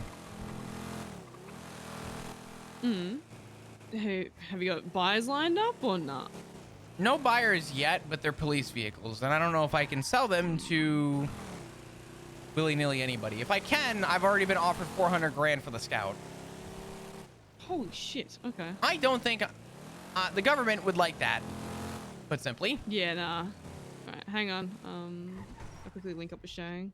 Hold on. I'm going to do something really cheesy and dumb. Can I get out of the car and do something stupid? If you want. Hold on.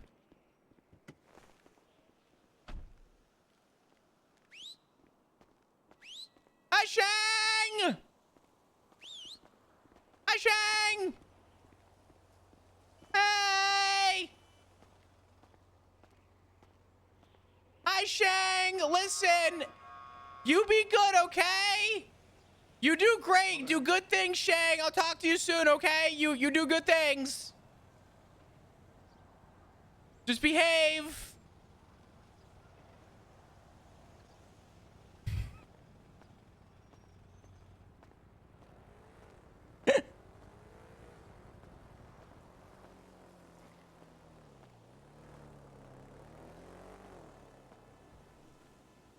Element 3.0, it was kind of a big no-no.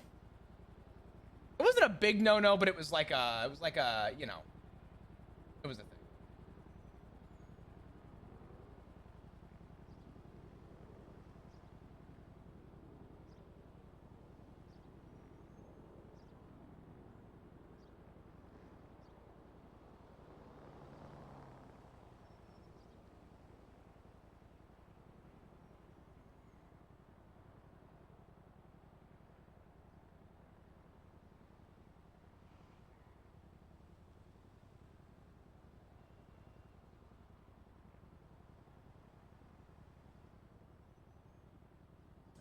Sorry.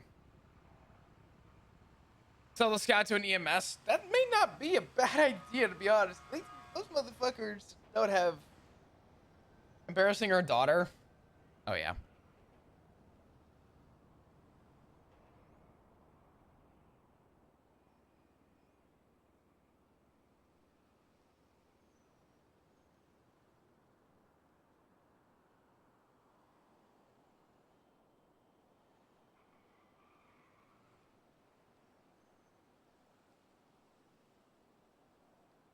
Sorry. All right.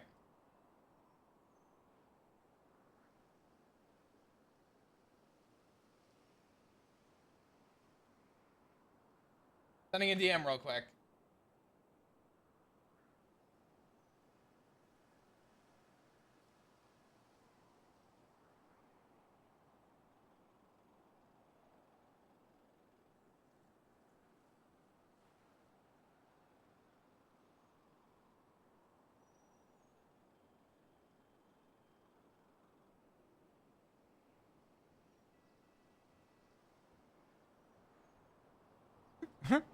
Simon, you're so stupid. Want to watch some cops, but it seems like no one is on duty. You know, there's a PD meeting happening right now, and I should be there. I don't know if it's mandatory. Respectfully speaking,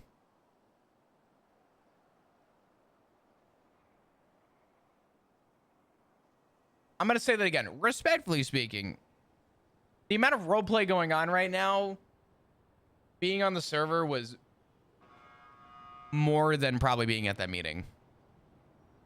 Respectfully speaking, you got 11 days. Exactly. I got 11 days to make the most out of roleplay, okay? This OOC meeting, listen, it's great.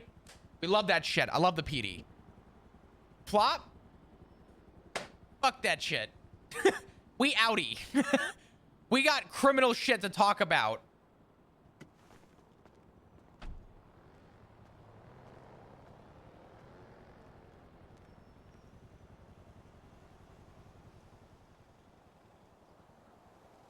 You can get the rundown later. Yeah. Honestly, I just wanted to show up to the meeting to make like a few really funny, like sarcastic comments and be like, oop, you know.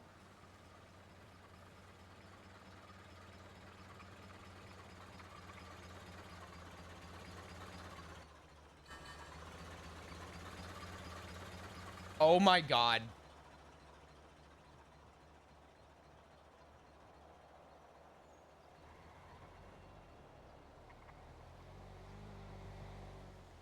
I want to buy one of those for Rue.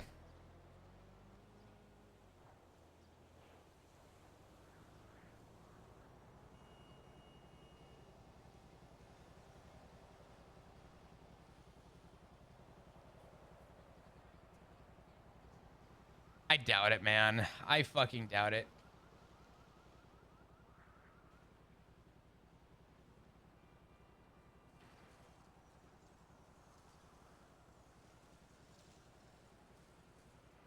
Give me a second. Sorry. By the way, Doc could not show back up. He was saying that he's got stuff to do tomorrow. So.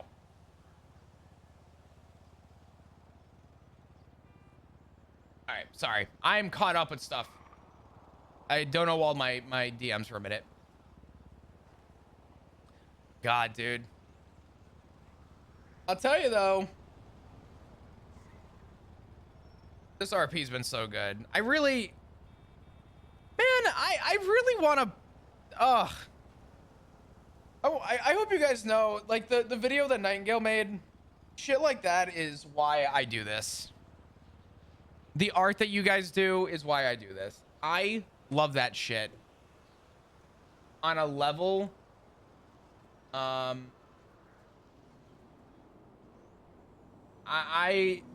like, all of that is why I love doing this. And I get the pleasure of being able to share that, and seeing how you guys portray the stories means a lot to me, because I'll be honest, emotionally, it's been one of the hardest. This is the hardest thing I've done in roleplay. This has been the biggest challenge for me in roleplay, is to play so heavily into the emotions of this character. I mean, fucking A, you guys know how many days I've taken off recently. 1 or 2 days of tears. Let me tell you, there's a day off coming. If they hug, please tell me they hug. Please tell me they hug. I want to ruin this. I want to fucking ruin this. Tell me they hug. Tell me they hug. I gotta do the dad thing. Overly protective. What? Can you... Shane thinks I sound sus. Would you like me to take care of it? Can you explain? Maybe. Sure. Probably. You know. Yep.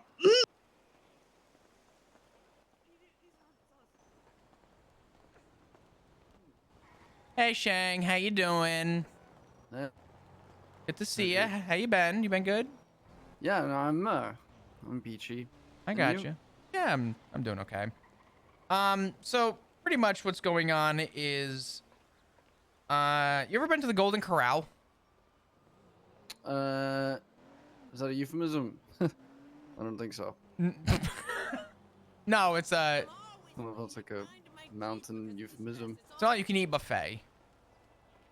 Fried chicken, chicken nuggets, Oh yeah. mashed potatoes, green Okay. beans, desserts. I've Yeah. I've been there metaphorically. I've had that food before. Okay. Well, Separately. we got back from the Golden Corral from the buffet, and Rue's been constipated since. Ah. Oh. Well, I guess that's fair enough. Shang, if I tell you, I can't keep a secret. Don't tell me. okay. Yeah, Trust. just do yourself a favor. Okay, if you can't keep a secret, can you at least trust me on some words I'm about to say? Okay. Rue is okay. She's good. She's okay. She's very excited, and I'm sure if you have a conversation with the right people, people know. And I'm sure someone will probably tell you. And I will tell you in the next 11 or 10 days, I'll be able to tell you too. In fact, not even tell you, I'll be able to show you. You might be able to take a hint, but... I'm pretty good at taking hints. Are you? No, he's not. No, he's really not. He's as bad as I am. I fucking think what it could be though. So what's happening 11 days from now? Is that like fucking Independence Day? All right, Rue, you ready to get out of here, skedaddle? My curiosity's gonna eat me alive. Is it actually gonna eat you alive? Because I'll tell you, but I really It will. Listen, Shang. Okay, if it makes you feel any better, I won't tell anyone. Actually, I won't tell anyone. That's a promise. If you can make me that promise to not tell anyone, this is what's going on. Okay, I want to make this clear. I'm gonna start with this, and this will be the last thing I say too. It's on my terms, and all I've asked from everybody is that I am given the space and the privacy to let me do this on my terms. But the other day, I submitted my 2 weeks notice to the PD. 2 weeks notice for what? I'm leaving. What? You're leaving? I'm leaving the police department. Oh, you're not. Oh, okay. All right. Fair enough. All I've asked from everybody is that I'm given a little bit of space and privacy to do this my way. No one ever walks out of the PD labeled as retired. And I'd like to leave on my terms knowing that I maybe did it just a little bit better than everyone else. So also, for the love of God, please don't burn this bridge. I'm making $3,500 an hour. Let me milk this for 2 more weeks. Jesus Christ. Okay. So 11 days, you say, huh? 11 to 12. July 25th is my official last day. Who the fuck is that? Is that Edward? JT. Oh. Have I met JT? I don't know. Cool, man. I mean, get that fucking bag, I guess. I don't know. I gotta sell 2 PD cars, make that $3,500 an hour, and then... How much you selling them for? I'll buy them. Dude, I wish. Last time someone tried selling PD cars years back, the government got real pissed. But someone's already offered me $400 for the Scout. 400K? Yeah. What? Alright, well, fair enough. I mean, congrats, dude. You're legacy is gonna improve since you're not gonna be a fucking Boy Scout in blue anymore. So I guess that's nice. Just a Boy Scout in blue. Rue, I'm gonna find out where I can buy one of those, and I'm buying one of those for you. I don't care if it costs me my entire bank account. Perfect. Alright, man. Well, I mean, whatever the fuck you do, I hope you try to be Shane, happy. before you go. I can almost guarantee you I will be happy. I'm say the same. I appreciate that.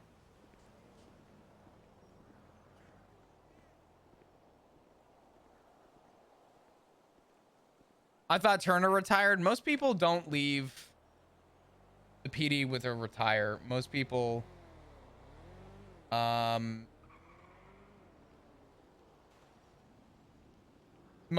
quit or burn a bridge with the PD. I think Flop went into it humble and happy to have the job, and I think it's very full circle that I'm able to end this chapter of Flop the same way he went in.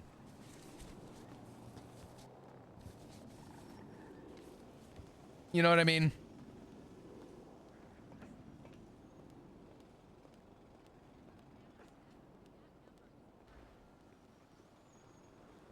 Imagine if they had a retirement benefit. Bro, the PD can't even afford to buy food for everybody.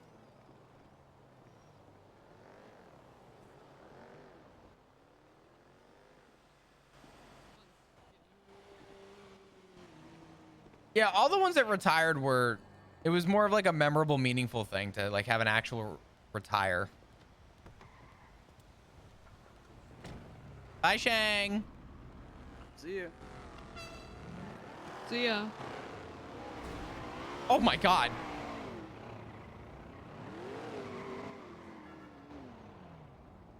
You good?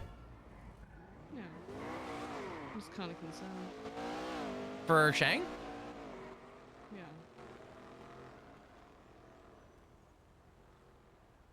I really want to ask what's going on. I don't know. What did he give you? I saw it looked like some torn up paper, but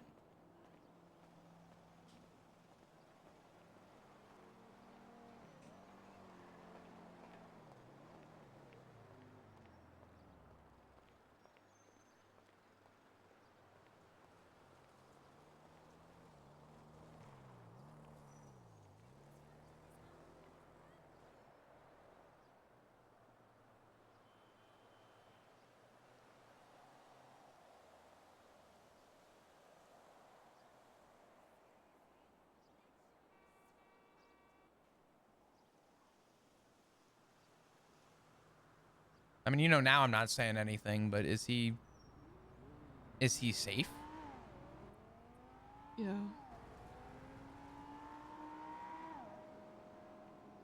I don't know what to make of this. Is it something you can tell me?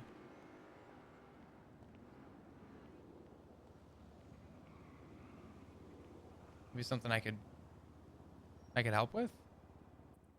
It's pretty much just saying thank you and saying he'll be back. Let's get out of here. Let's get the fuck out of Legion Square.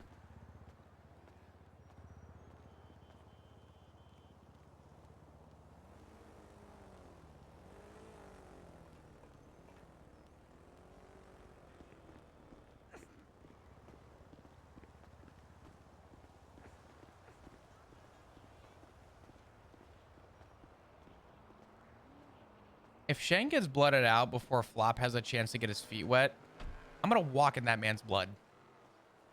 I'm oh. Anyway, sorry.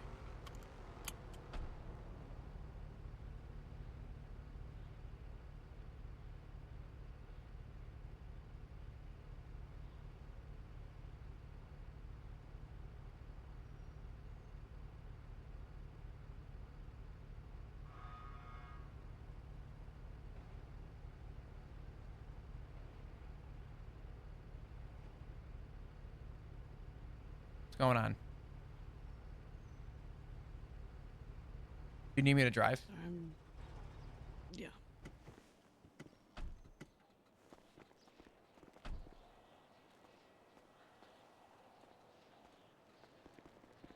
Um,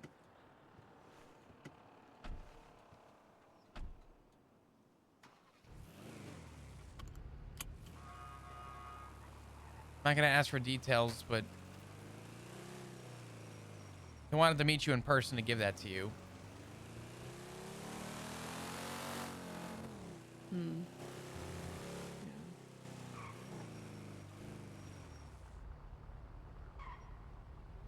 There's never a mention as to what though.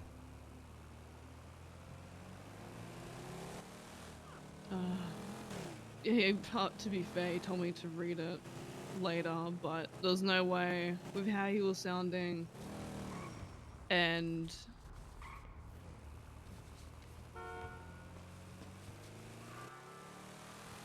there was no way I was just gonna leave it in case there was something bad or like, you know.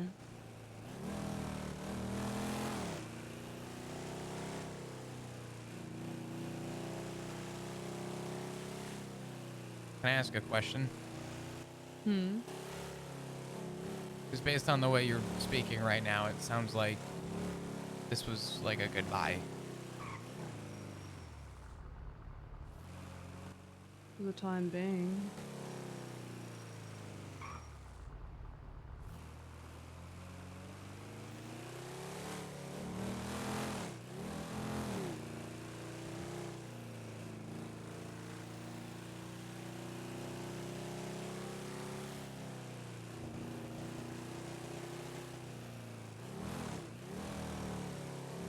You think JT knows?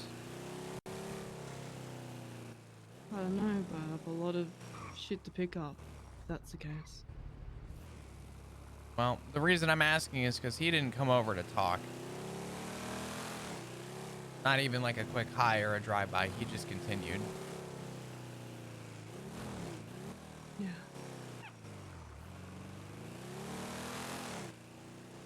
Take it that he's either flying out, going camping for a bit, or... I don't know the exact ins and outs, but... I don't know, Shang, you can tell from his tone when he's feeling off. At least I can. I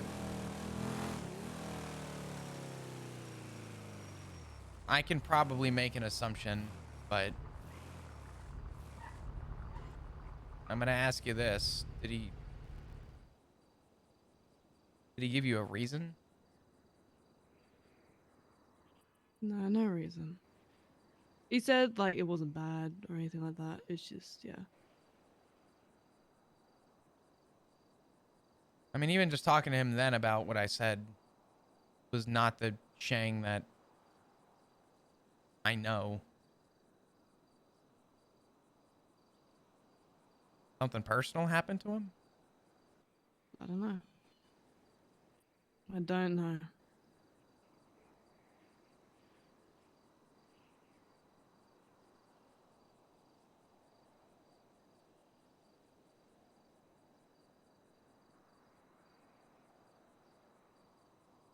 But he said it wasn't bad.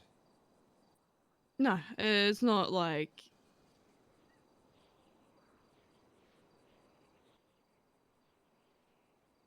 He last goodbye before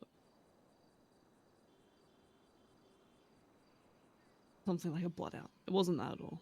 It was just pretty sure it was like, hey, going away for a bit. I'll see you soon.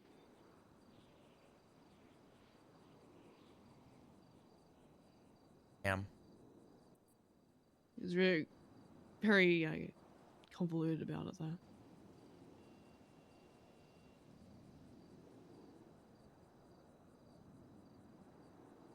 You know, I can't say this about a lot of people. Can't say this about many, to be honest. But I've always taken a liking and a very strong appreciation for Chang's attitude.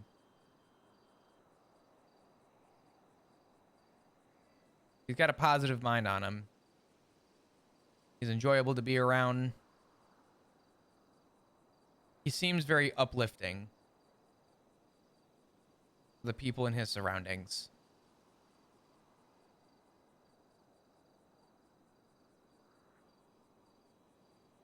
And Yes.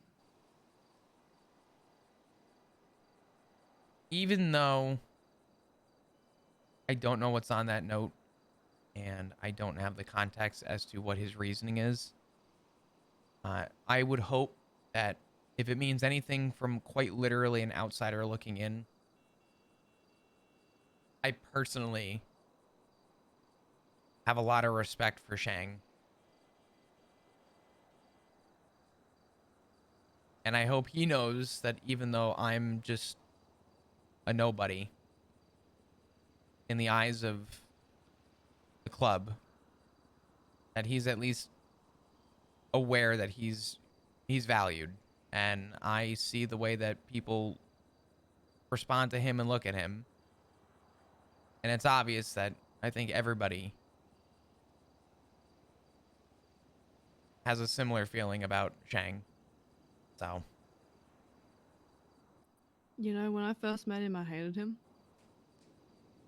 Yeah, me too. I wanted to kill him. Because of fuck, I hated him.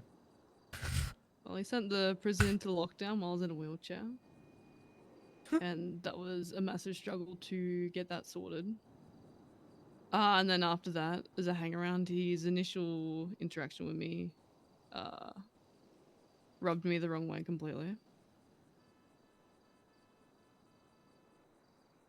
He's a shithead. Yeah. Who isn't, He's though? got his head screwed on, though. I just realized I'm so sorry. Munis came in with the brand new tier 1 and I No, completely sorry, missed it. Thank you for the brand new sub. My mind went to worst case scenario. If we can get some late hearts but the for thing that, is, I there's would no way appreciate he'd it. be Thank that- you. I'm so sorry. I guess nonchalant about a goodbye if it was worse. You know what I mean?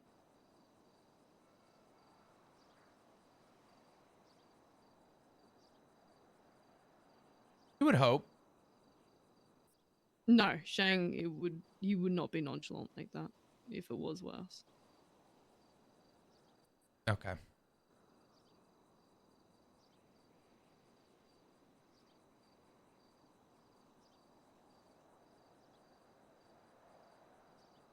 Well, if you need anything, I can give you my promise that at this point, I ain't telling anyone a fucking thing. So, if you need anything regarding this, I guess specifically, let me know. Mm-hmm. I appreciate that. I'm a stranger, but I'm not unknown. Yeah, no, absolutely. So, I think I'm going to be picking up a lot of the stuff you'd be doing, so. What do you mean? Oh, just filling in the gaps, basically. Yeah. I gotcha. Let's go grab some food. Yeah, sounds like a plan.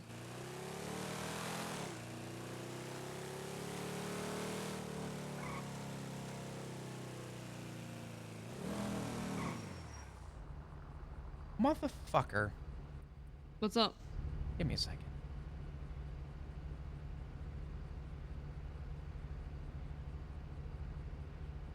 Oh, I gotta buy a radio. Can we swing by Click Lovers? Yeah. I got fucking court on the 16th. Huh? Why? We watched this guy sell drugs.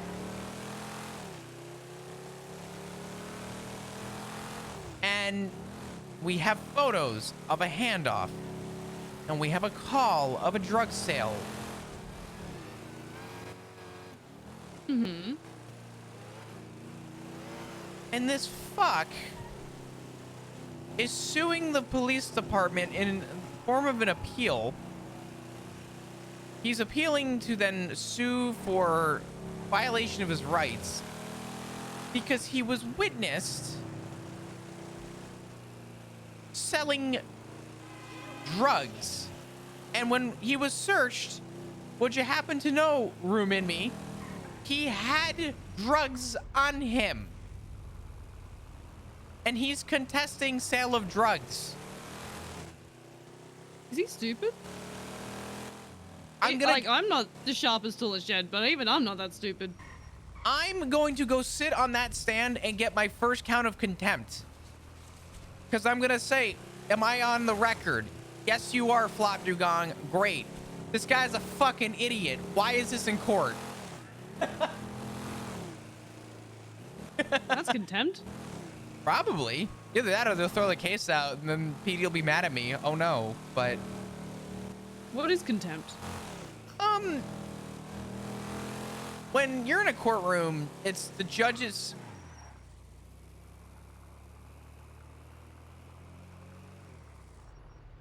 That's a tablet. I thought that was your ID. Oh, not yet. Please, God, I don't have another one in a second.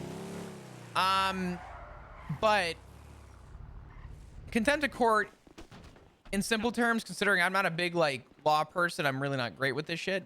But when you're in a courtroom, there's a procedure, and everything that happens in court is to stay relevant based on facts and evidence. In other words, anything in the report that is provable is what's discussed. Uh-huh.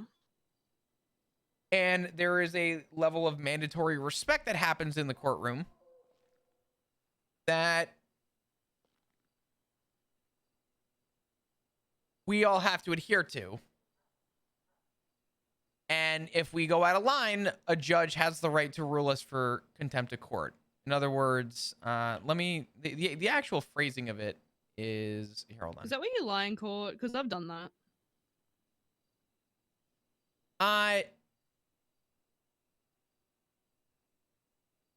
Kinda, sorta, not really.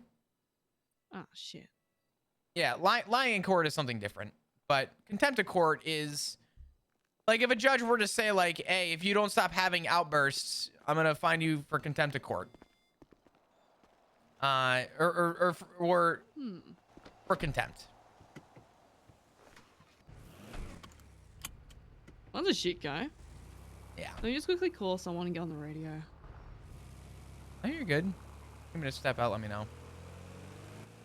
All good. Yo, what radio are we on? Oh, we haven't got one sword yet. No. Okay, let me quickly check in with Kelly. If not, I'll call you back and let you know the radio. Alright, bye-bye. Sorry, give me 1 sec.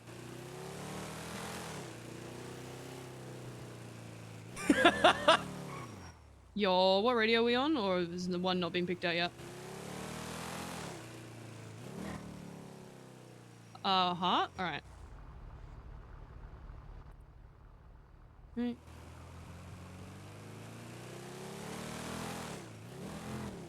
Oh, okay. I will be helping out with that soon then. Alright, gotcha. Alright. Chat soon, bye-bye. Sounds like... Radio check. Oh, boy. Nah, not bad. Well, not bad, but you know. Needs to be addressed. Where do you gotta go?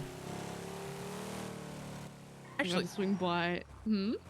I gotta go. Actually, get food. Yeah. Okay, call JT back real quick. Yo, Warren Hart. Alright, bye-bye. I'll be helping out soon.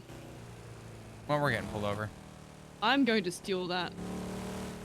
Oh, that's Cornwood. Please don't. I have to talk to that man. Afterwards?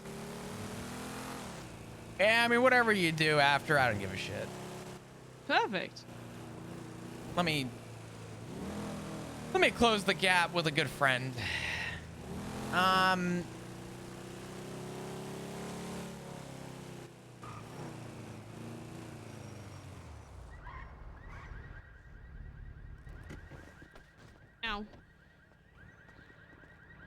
How do you do that every time? With great skill. Yup.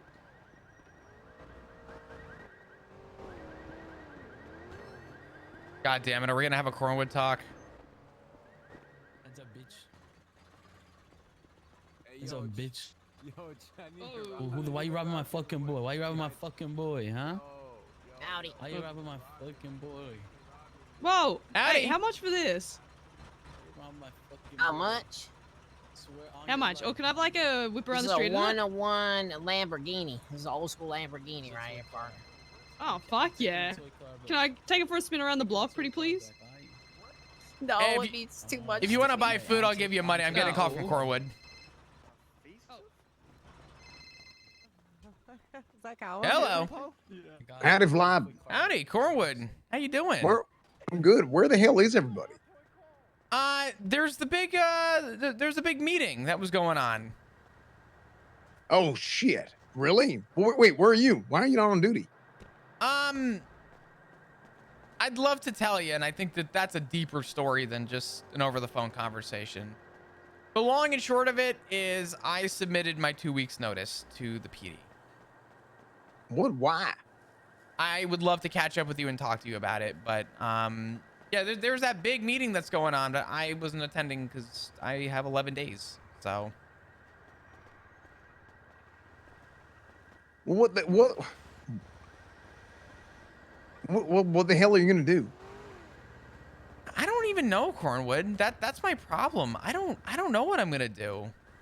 Whereabouts are you? Do you want to pick me up? Yeah, shit. I'm in MRPD. Okay, I can make my way there. Give me just a minute. I'm just grabbing food real quick. Yeah, why the hell ain't no one told me about this meeting? I mean, why is there a big ass meeting happening at this time of night? Cornwood, to be fair, respectfully speaking, they have brought up this fucking meeting like 6 times. There's like 6 announcements about it. Well, ain't nobody told me. I mean, yeah, that's fair. Yeah, give me just a minute. If you want to go to that meeting and then call me back after, that's up to you. If not, I'm all cool with just swinging by and we can talk. Yeah, hell. I mean, I was getting ready to go to bed. I was gonna be in bed an hour ago. I couldn't get my damn car started. Jesus. Yeah, I was trying to drive into town. I spent the last 3 hours I was pushing my damn tractor. It was bad. What kind of tractor do you have? John Deere. Holy Jesus Christ on the cross. Oh, what happened? Somebody was driving like a dadgum moron. Are you okay? Holy yeah, Jesus absolutely. Christ Are on you the alive? cross. Why in the hell are you driving like that? Holy Jesus Christ on the cross. Oh, okay. Let me call you right back. I'll swing by the PD. Okay, sounds good. All right, I'll see you in a minute. Bye-bye.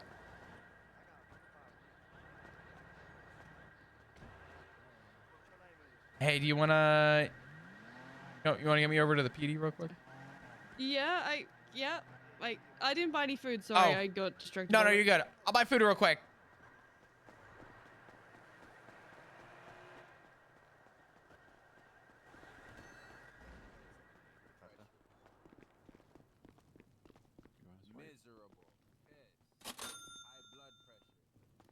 Oh, I guess the meeting with Cornwood's happening. That's the minimum we need until like normal spending happens. Hey, Flub. Hey, holy crap. Did you just wake up? Yes. Look cozy as shit. Yeah. Hey, can I Damn. get 2 What's going on with you? Is this for Goober? Just doing some Goober Eats.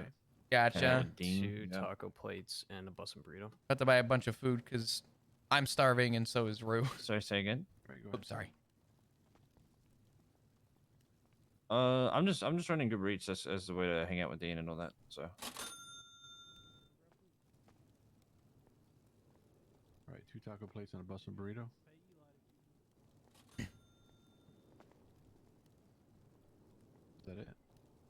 Thank you. All right, thank you. How can I help you, sir? Hello. Could I get 4 combos, please? Okay, so Catch you in a bit. currently we're out of the regular meals, but I do have churros. They're the same thing as a full meal, fill you up. Yeah, that's and I fine. will give you extra for your inconvenience. Okay. No, I appreciate that. Thank you.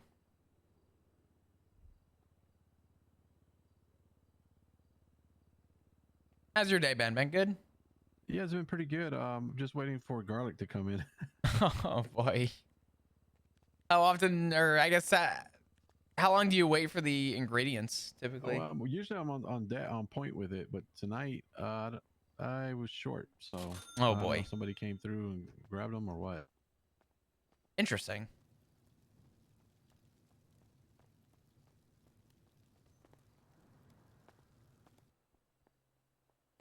Okay, here you go.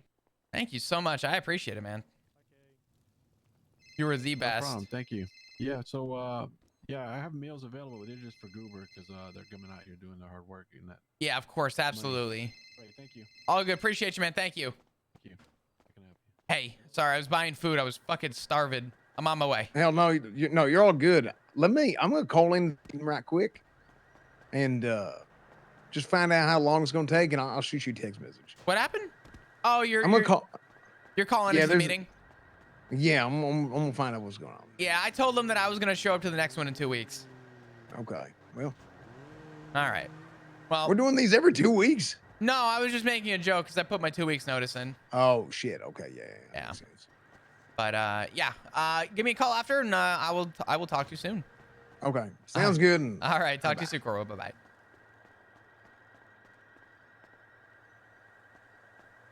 Oh, Rue's gonna hate me. This goes beyond just a drink.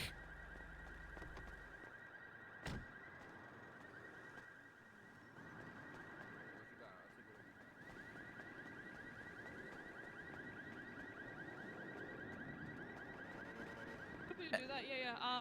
Do one to me the block, and I can start divvying shit up. Sounds like a plan then. Best off to go buddied up and make sure everyone's ready to go. Oh, We'll talk more in a sec. You good?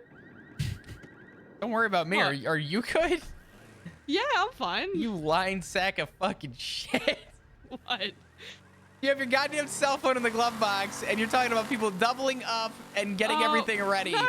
What fucking war are you about to watch? Actually, no, not a war. No. Not even one. No, No, not a war. We call it a hunting party. I'm sorry. Excuse the fuck me. No, not a hunting party.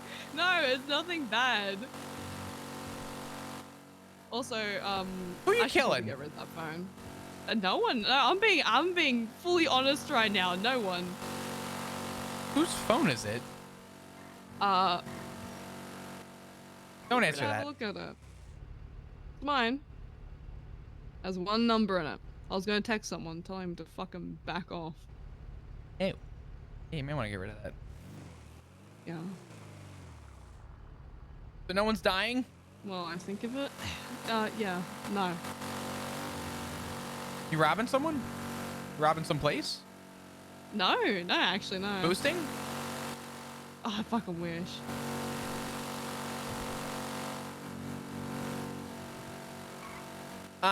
Corwin said he was going to call into the meeting that I'm skipping out on, so... Oh. You want to bring me to the impound lot so that I could, Okay. yeah, get my car at impound? It's impounded. Yeah, someone impounded my felon. I don't know how much it's going to be to get out, but if it's more than 2K, it can stay in there. Nah, it'd be like $1,000 if that. Oops. I don't know, unless it got impounded because someone used it for the commission of a crime. Well, I didn't do it. Right. Well, the last time I used one of your cars, yeah. I evaded the cops in it. We got away. So I know you did! They were like, I we're did- currently I chasing did a well black on and it, didn't color I? felon occupied 1 times. Plate returns back to a flop Dugong. Whoopsie. Yo! Look, I lost him pretty quick, so you know. I'm sure you did. Jesus Christ. What? Nothing. I'll let you do your thing. Give me a call. Just let me know you're safe, all right? When till you got your car out? All right. Give me a second. S-Fan with the giant fucking raid. Welcome, everybody. Hello. What's good, dudes? Damn. If people are just coming in now, listen, first off, S-Fan, S-Fan, excuse me. Love you, dude. Thank you for the raid. I mean that a lot, genuinely. Oh, 575? Easy. How do I... Retrieve vehicle. Easy. You guys are fucking amazing. I hope you're all doing great and doing well. Oh, hey, I should probably...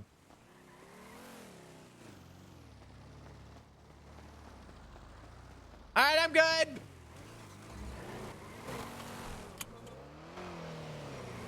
All right. Sorry, give me a minute. Thank you for the raid. Hi, everyone. Hello. Sorry, I'm Chris. I play, for the time being, Senior Officer Detective Flop Dugong, a.k.a. leaving in 11 days, a.k.a. quitting the PD, a.k.a. Are you going crib? There's a lot to it. There is a lot of lore and history. Should I just show you guys the video? Should I? You know what? I had a viewer make a really amazing video. I feel like the video is probably the only way I could describe this. Somebody made an edit with everything, and it's very telling to Flop's overall story. Don't do crime. I never said we was doing crime. Thank you for all the follows, by the way, dudes. I really appreciate it. S-Fan, I love you, man. I hope you've been well, brother. By the way, somebody showed me the clip of TwitchCon, the RP thing. The shot that you were talking about was really cool. Because it's funny how often I tell people about that. But fucking sick, dude. I appreciate you, man. Thank you. Let me grab the video. So there's a video that I will show you guys so that you have some context. Because as much as I want to turn around and be like, yeah, I got you. Let me give you the full story. The video was so fucking good. It was incredible. And was probably the best way for Flop to go out, put simply. You're gonna have to give me 2 seconds to set this up because there's a song in it that may or may not be maybe no bueno for Twitch. So I'm gonna split the audio and it's just gonna take a second to do. So let me cook. Let me cook. Let me cook. Let me cook.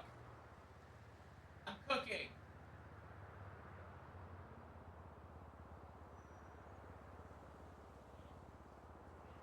Shut up.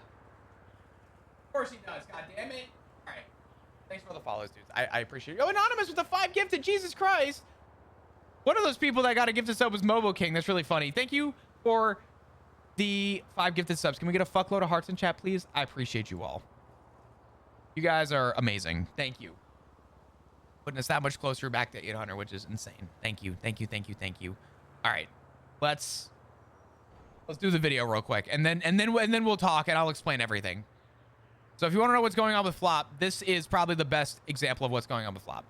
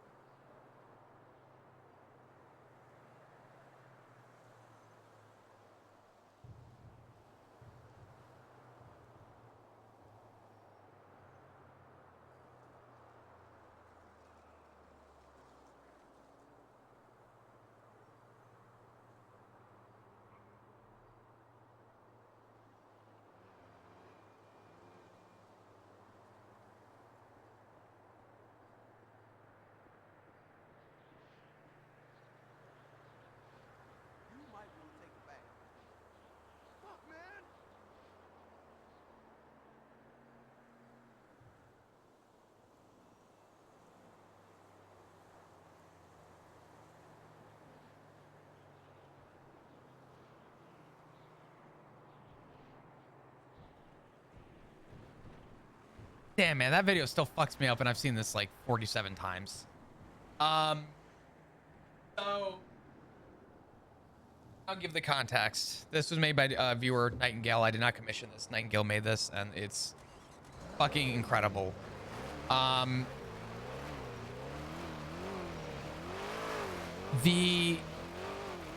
Full credit to Nightingale for that. Flop has had a lot go on recently that has deterred him from the love of the police department. So if you heard Miguel was talking and said, you know, my favorite version of you was Flop, it was when you were a park ranger, you were a community cop. Flop got kidnapped by Hydra the other day.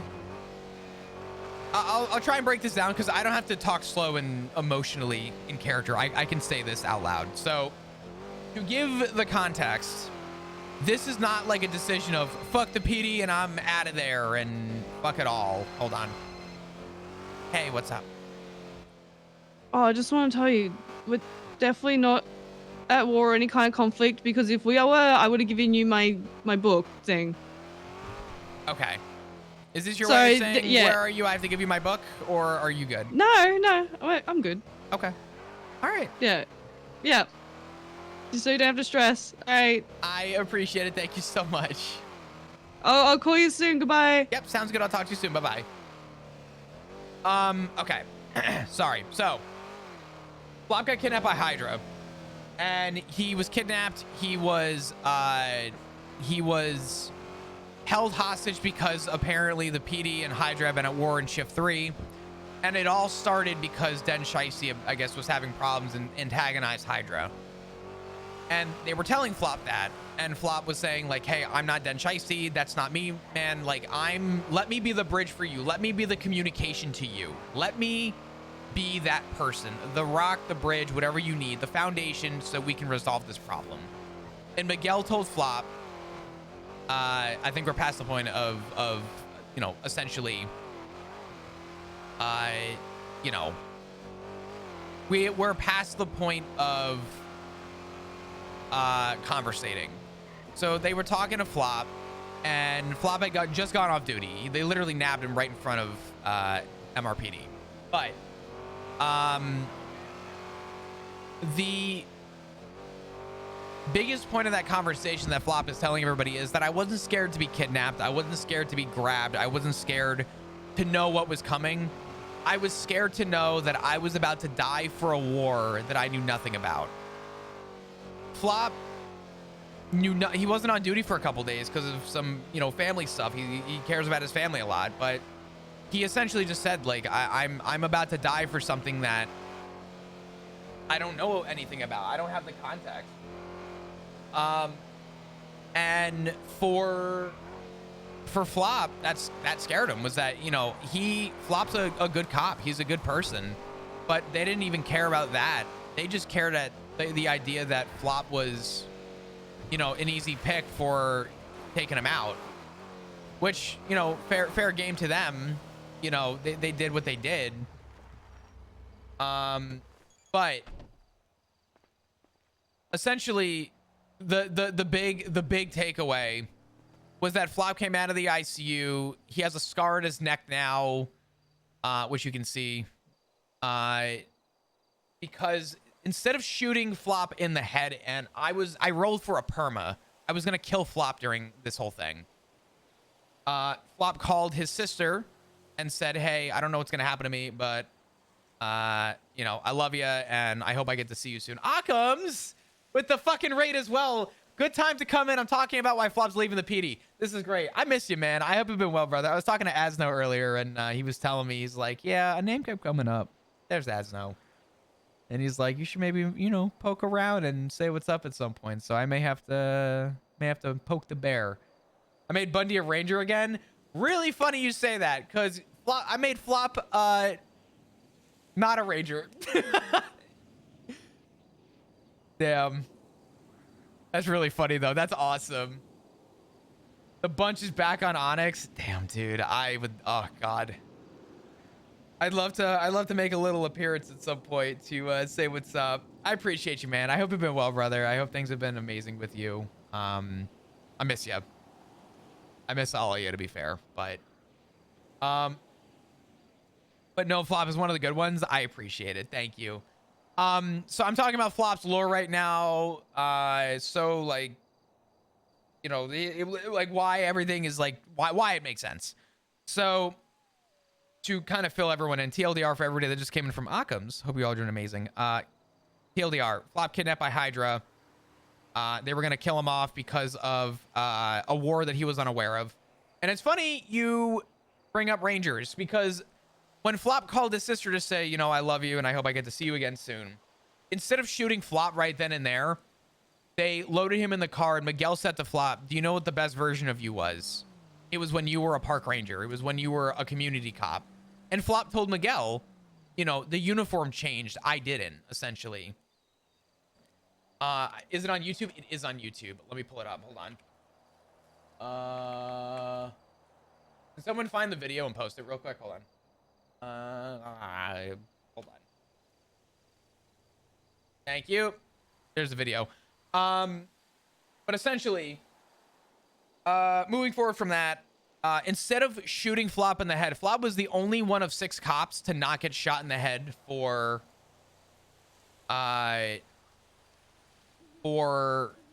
what happened. If Flop got shot in the head, I was gonna roll, I forget what I said it was, like a 110 or something, but I rolled a 1 out of 15, I think it was, and I said I said to myself, I don't know if I said it out loud because I didn't want to take away from the moment, but if Flop rolled 5 or below, I was gonna perma Flop, and he rolled an 11.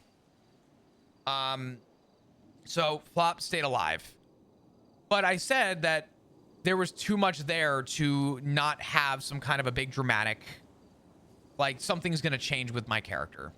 And I promised everybody that, seeing as it didn't end in a perma, I wanted it to end somehow better. So Flop comes back, and 2 days later, he, you know, takes some time off for work to spend time with his family and the people that he loves and cares about. During this time, the stuff that Flop isn't telling people in character is that he has been kind of, he's become a little closer with the ADMC because his family has ties to the ADMC. But they have been talking with him. He's been hanging out, very like, you know, casual conversation, good stuff. When Flop came out of the ICU, Richard Dark, who is Flop's dad, went into the ICU like 2 days after because he got chased down by, I think it was Reed and like McGregor or whatever, and they robbed him, and he was left with a double lung puncture, and the doctors told Flop, hey, your dad may have permanent brain damage. He was without oxygen for at minimum 5 minutes. He's probably never gonna, you know, he's probably got permanent brain damage, like done for. And Flop learned through that police officers went and were being shitheads to Richard while he was laying in the ICU. Richard is a dispatcher, used to be the assistant chief of police.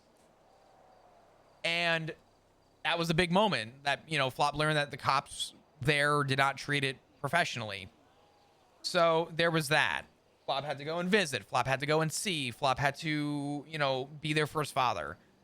And some backstory is Flop lost the memories of his family during an arc with a man named Norman Bones. And when Flop heard, that Richard may have lost his memories, the one thing that Flop remembered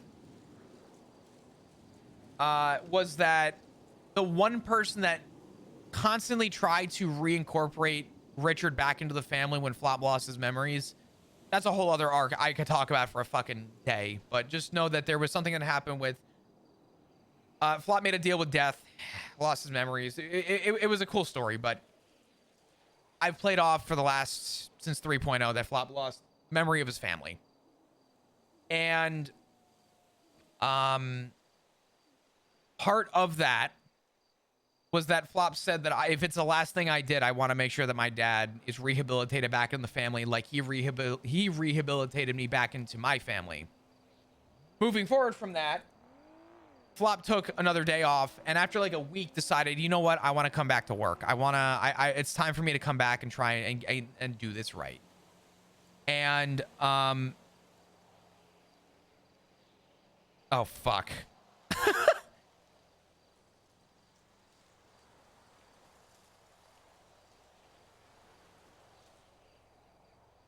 I could probably just explain this to Cornwood and you guys can learn in character, but I'll kind of give you the TLDRs so you have the real info that I won't be telling Cornwood. It was What's up, Jed? How are you? So that all happened. Flop went back to work finally after everything happened with Richard and he was traumatized with everything with Hydra. And he got on duty, called that he was 1041 and got a call from Maeve and was like, hey, 2 homicides, unrelated, hospital. Flop went and had to walk by his father's ICU room where the man is literally dying. And it fucked up Flop. And during that, there was another incident that happened up north. And Flop had to take victim statements of people that cared about this person. Or that cared about these 2 people that died, Archie and DeMarco. Or whatever. God damn it. Hey, can I call you back in like 2 minutes?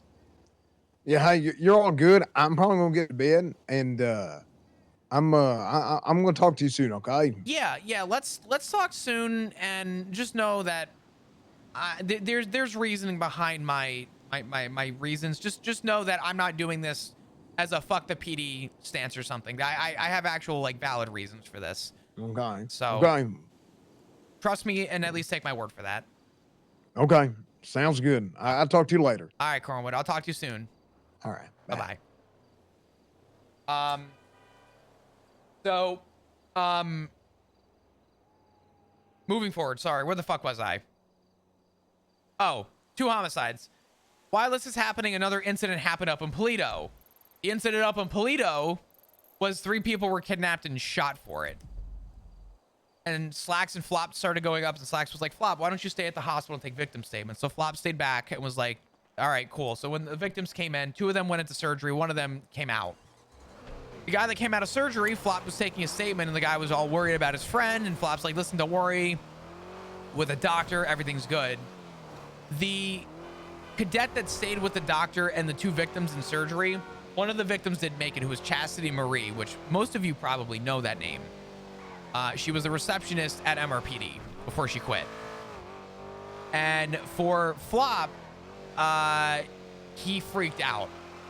And Slacks got on radio and was like, hey, Flop, I need you to take this case. Well, Flop, I rolled a 1 out of 15. And I told myself that it rolled 5 or below, Flop would have a breakdown, a mental breakdown.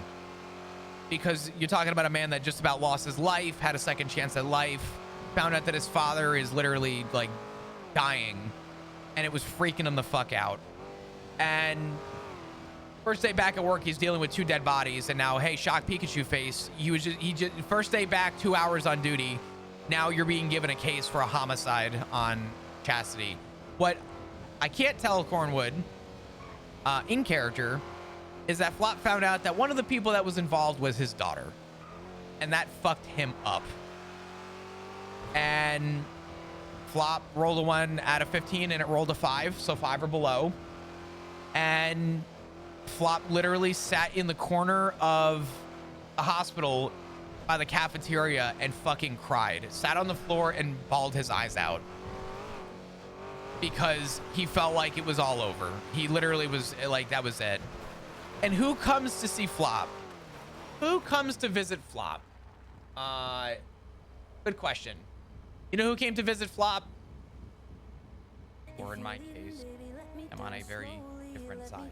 Still on that side, Flop? The VP of the ADMC saw Flop sitting on the ground. And that guy looked at Flop and said, get up. What is going on? And Flop literally felt like he was helpless and felt like no one understood where he was coming from. And then Sean McQuillan came up and literally pulled Flop aside and was like, hey, get up. Like, let's talk. What the hell's going on? And Flop literally said, 3 hours. I've been in here for 3 hours and I've dealt with 3 homicides. I can't do this anymore. This is too hard. This is too much. I can't do it. I can't do it. I can't do it. And Flop told Sean, like, I need an out. And what you don't know is that Sean McQuillan, the VP of ADMC, this guy, when Flop got attacked and kidnapped by Hydra, Sean McQuillan, about a week prior, gave Flop Dugong, my character, a pocket watch. And he's never given it to anybody, but come to find out that that pocket watch had significant value to TJ Walker. And he said that he used that watch as a way to sleep at night because the ticking was comforting to him. And Sean visited Flop when he was in the ICU to give him that as a level of trust. Flop kept it and had used it, and, you know, Sean was like, are you going to keep doing this? And Flop turned around and said, I don't know how I'm going to keep doing this. I don't know if I can keep doing this. And Sean asked, when is it time? And Flop said, you will know when it's time, essentially. And Flop finished, you know, processing the autopsy for Chastity Marie. And when he made his way back to the PD to go off duty because it was too much for him, he gets a call from the hospital saying, hey, Flop, I want to let you know Tessa Lamb is in the ICU and you're on her emergency contact list. So in the span of like 3 hours, Flop had to show up to the hospital and didn't leave the hospital, had a mental breakdown, tried to run away from it, and it pulled him right back in to go see Tessa Lamb, who was dying in the ICU. So after the storm came through, Flop went up to Sky and was like, listen, my everything in life is my family. My rock, my foundation, the things I love, the things I care about is my family. The people I want to be around is my family. When Hydra kidnapped me, it wasn't the scare of being kidnapped. It was the scare of knowing I was about to die for a cause that, you know, I didn't know or understand from people that I don't even see, which Flop has seen Den like 2 times since 4.0 started. But the thing that mattered the most to Flop is that he turned around and said, I was about to die for something that I didn't even understand. And not only was Flop gonna die for something he didn't understand, but he said, what's the worst is gonna happen? I'm gonna have like a photo of me on the whiteboard for a couple weeks commemorating my legacy. And Flop pretty much said to himself, like, hey, like, this is not the legacy I want to die for, because no one's gonna remember him. Look at Aziz, look at Rooker. They didn't have funerals, right? And Flop recognizes that they never had justice for what happened to them. There was never a conviction for them. There was never a funeral for them. They were left in the dust. And Flop realized that, oh my God, I'm built on a broken system, and I'm essentially a cog in a wheel. And once I'm worn out, they're just gonna replace me with somebody else who's competent. So Flop's choice to leave the PD is because the people that have actually checked on him, cared for him, and gave him the comfort that he needed, and this is gonna sound crazy, is the ADMC.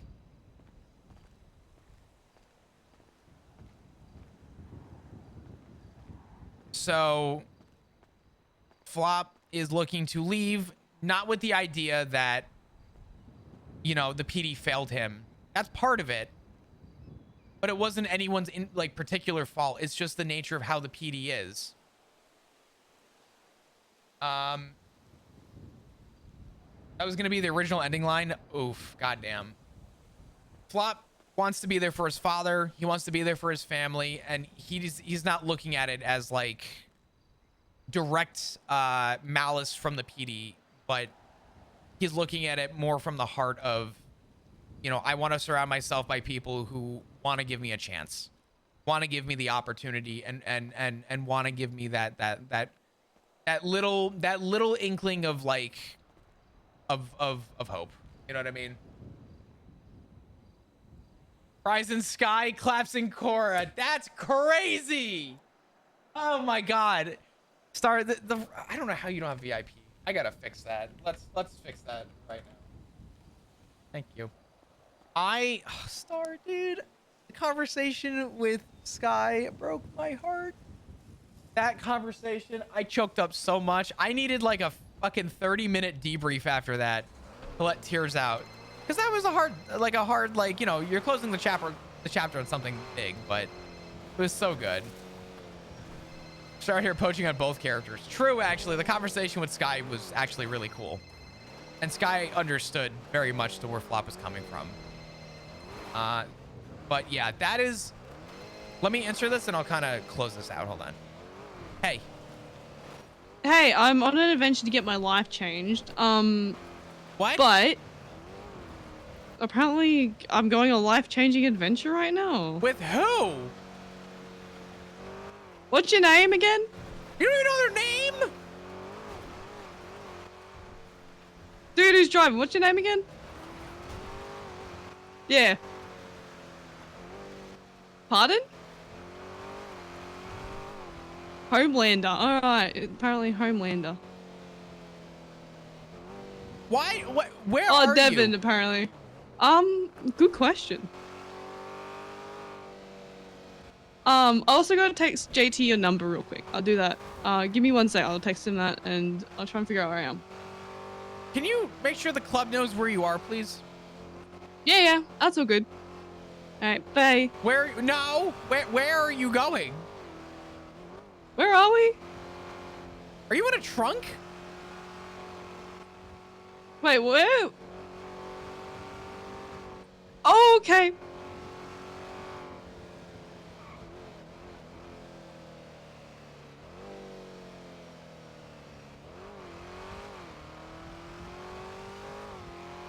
Hey, Flop, how you doing? I need to know where Rue is.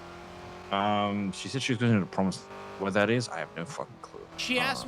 She called me and said she's going on an adventure, and she said that she doesn't know where she's at. Chicken donut, halloumi fries, and an E. Cola Light with ice. Sorry. She hung up the phone on me. I'm pretty sure she's actually in danger. She's with Jamal. Well, so I don't know if that is danger or if they're... They just made her hang up the phone. They wouldn't. She didn't tell me where she was. Well, all right. Let me give her a call and see where she, like the location is. I'll see. Yeah, go ahead and call me back. Just yeah. You do your thing. Yeah. You do your thing. Okay. Fucking hell, Rue. I'm out here trying to talk about how the family means everything to Flop, and I have Rue literally walking into a bullet. Okay. For fuck's sake. But yeah, to conclude, this has been a culmination of roleplay over the last month. This has been a month's story of really, really, really emotional, like, coming from the heart. And I had said this to a few people, and I have said this to my community. And to anyone maybe who's sticking around to hear about Flop's backstory and lore, I wanna preference this. I think 4.0 needed a drastic moment. And I don't know if it's really had a big drastic moment so far. But I feel like this story had the potential and has the potential to maybe grab a few hearts, knowing that out of anybody, Flop is looking to leave, and not for nothing, but with actual reason, not just fuck the PD because fuck the PD, but real, actual, authentic, from the heart reasoning for why he's doing it. So I've been enjoying it. It's been a very there's so much, Junk Dog. I can't TLDR it, otherwise things don't make sense. There's so many important details about this story. What's the best we've gotten? Fitting this is fundamentally tied from that multiple fronts. Well, it's really funny that TJ's death is directly involved, unrelated. Flop doesn't know TJ's backstory as well as everyone else. Flop is indirectly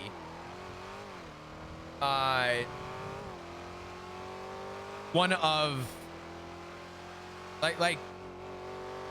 Flop is essentially having the same story that TJ did. I really wanted to give something to the server that not only one has the potential of being you know, an exciting story, but two, I want something that people could look at. I want something that people could enjoy, and I'm doing it not because of any other reason. I don't hate the PD. I love the PD. I love everything about the PD. But Flop as a character, I had to sit down and ask myself, what would Flop do? And with everything going on, Flop would walk away and care about the things that he really cares about, and that's his family. Does it get draining at times? I have taken more days off recently, because I would spend... Emotional RP is hard, man. Forcing yourself to cry is kind of hard. So when it does get like intense, I do my best to essentially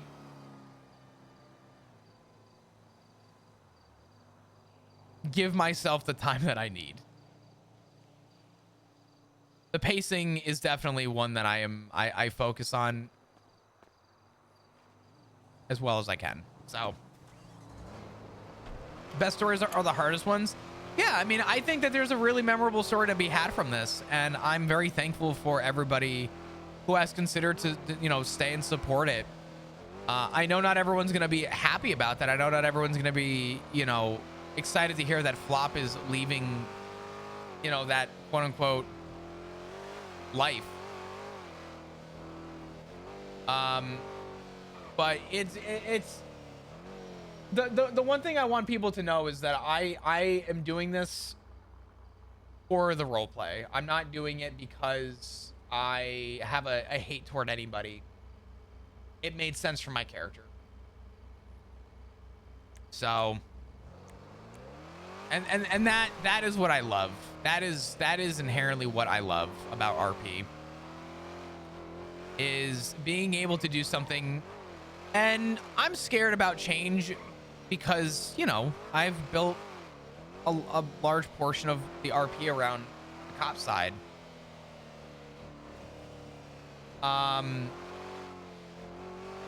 But I'm willing to take a risk for sake of maybe pulling a few strings for people to maybe have something to look at and enjoy and have enjoyment for, because it's what my character would do and it's what I would want for my character. As much as I love the PD, there is literally no way Flop could have stayed with the actual context.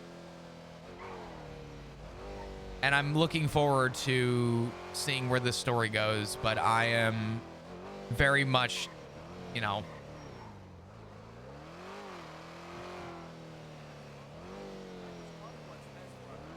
when Diva was asked how she can cry on command, she said she thinks about how swans can be gay.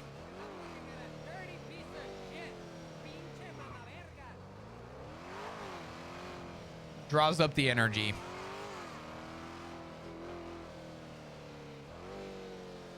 Swans can be gay?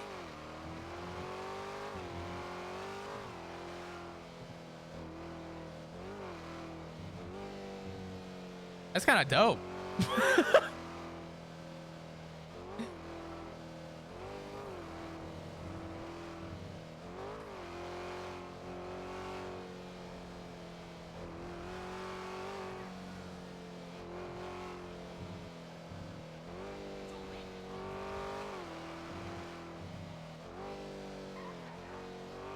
How much of the animal kingdom is gay? Listen, in the famous words of Alex Jones, something something frogs, something something gay frogs. And you know what? That stuck with me. And now Flop is hopping from the PD into his husband's arms like the gay frog he is. Sorry.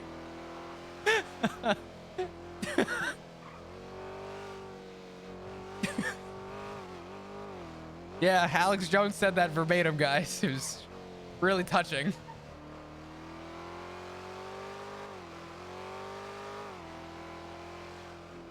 Oh, man.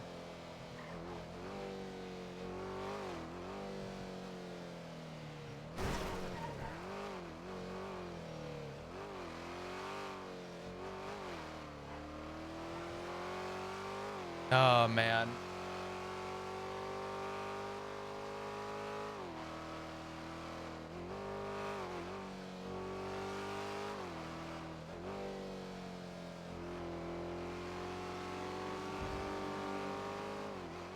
Flop is the best non-straight animal. You know what's funny? I couldn't do the the married arc, I think, with anyone else but Ziggy. I just feel like with Ziggy, it's so like we just go ham with it, and then afterwards we go hang out and do D&D. Ziggy, a real one. And technically in Texas, I think we're technically common law married. Hey. Hey, Flop, how's it going?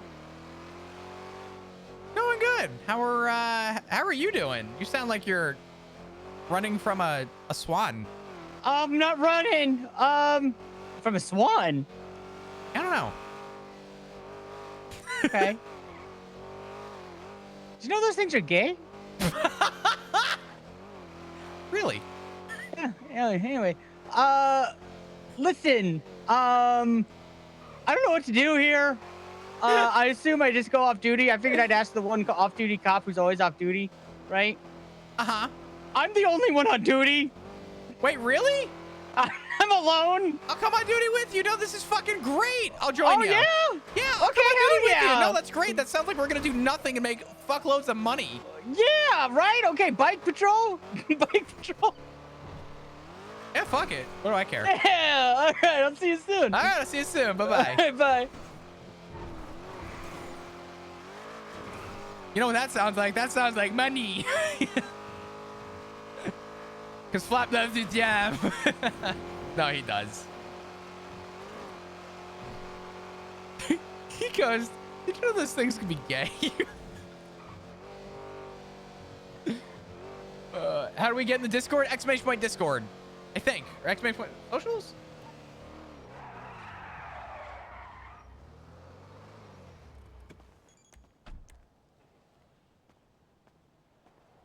But yeah, Flop's had a big history. All the tattoos on his arms all resemble something. The murder kitty on his hand represents what happened with Hydra and how, you know, it's a second chance at life. The Grim Reaper tattoo on his right arm is from an investigation where he was investigating a guy who nicknamed himself the Grim Reaper, who also happened to be the person that blooded out like 10 Vagos members. Oh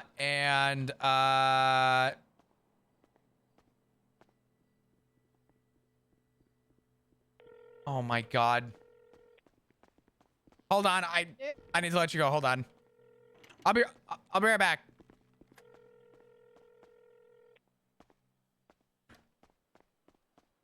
Oh fuck.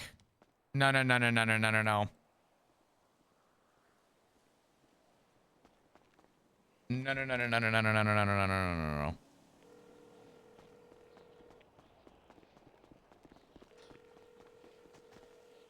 I just got a text. Give me a second.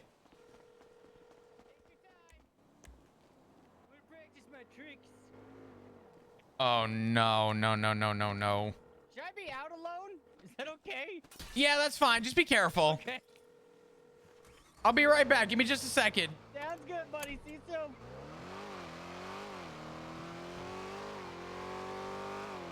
Bro,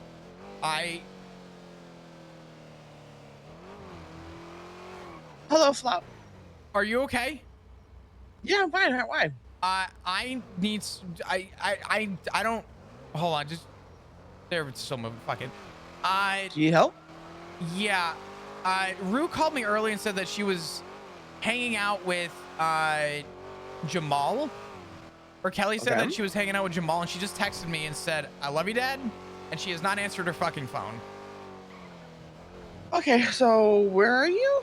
I am by Mosley's right now, but she is not answering her phone. She just texted me and said that she loves me, and I asked her before when she called me where she was, and she had to hang up. Okay, she didn't tell me where she was. She didn't tell me who she was with. Kelly said that she was with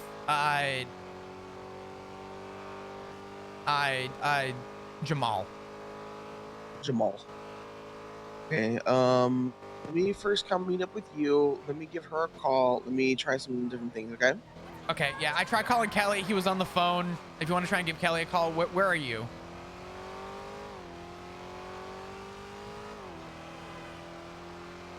Where you at right now?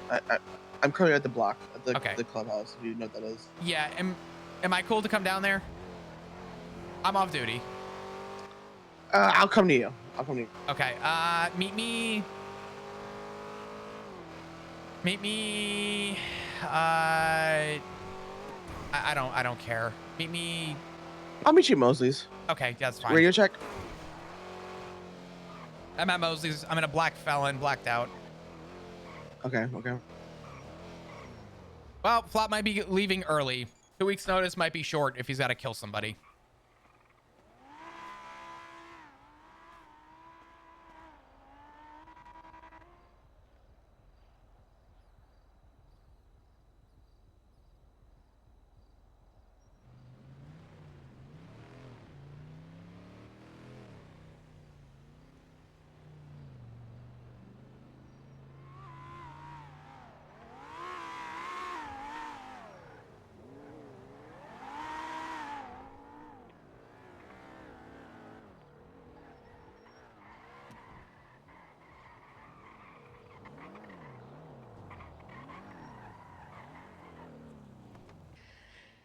Go on. Hey, I need you to do me a favor. If you get a Okay. 911 from an inconspicuous location, can you please let me know? I think Rue was kidnapped. Inconspicuous location? Do you mean conspicuous? Just no, like just if you get a random just whatever 911, can you just let me know? Yeah, sure. I think Rue was kidnapped. Put some gas in this real quick. Well, get on duty and we'll find her. Silly. Listen, it's not gonna matter whether I'm on duty or off duty. I was going to check the house and stuff to see where she was at. I'm just saying so you can get pings and shit, you know? Yeah. If you happen to get something, can you just let me know? Yeah, of course. All right, thank you. All right, yep, bye. The radio's popping off, so there's definitely chatter going on. It's all staticky, so we have to go up north, I think.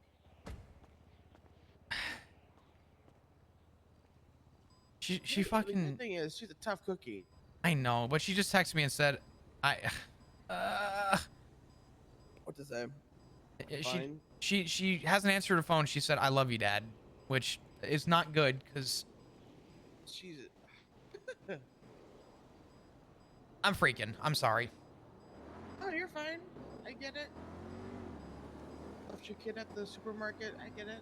She told me she was going on an adventure. I don't know what the fuck that means. She was going on an adventure, and I said, "Where are you going?" She goes, "I don't know. Where are we going?" So I asked her if she was in a trunk. She didn't answer.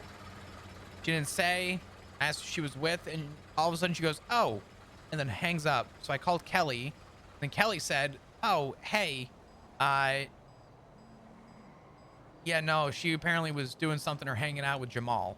I said, "Well, here's what happened. She hung up on me, and I can't get a hold of anybody, and I think she might be in trouble." And he said he would make a phone call and call me back, and he hasn't. And now I got that text. Now I'm here.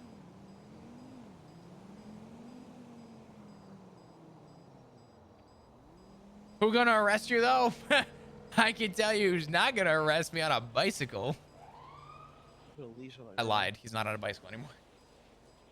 Maybe he is. My God, this truck is so fucking thirsty.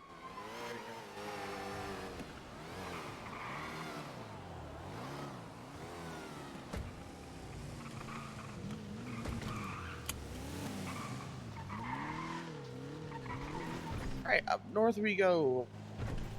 I don't know where to check. I don't know what to do.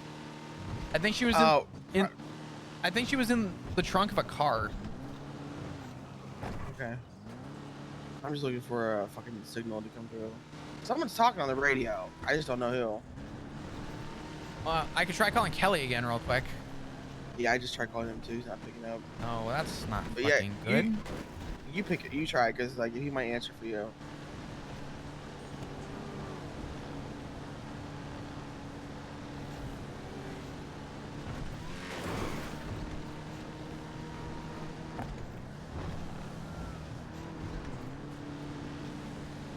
Oh no, man.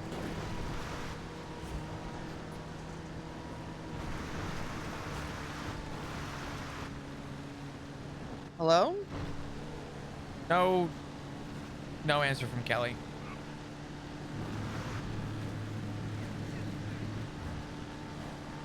She even told me she was fucking safe too. Earlier. She tends to do that. She might very well be safe. But Not. I know what you're thinking, because like she's not responding, you don't know. Well, I know that she didn't tell me where she was. She couldn't tell me who she was with. She said she was in the back. Hold on. Dad's calling me. Hey, what's up?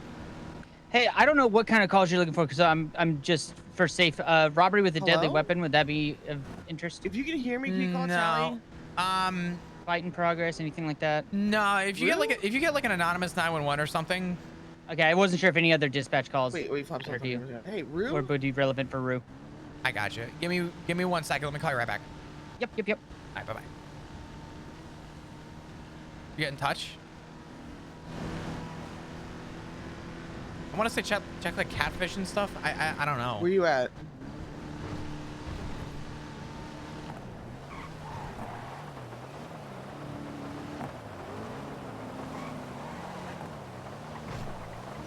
It's a cool car. City Shores. Did you hear her? Yeah. I think she's okay. She's with Ivy. Ain't no Boo! way. Ain't no fucking way. That's just rude. That's actually rude. God damn it. Ow. Sorry.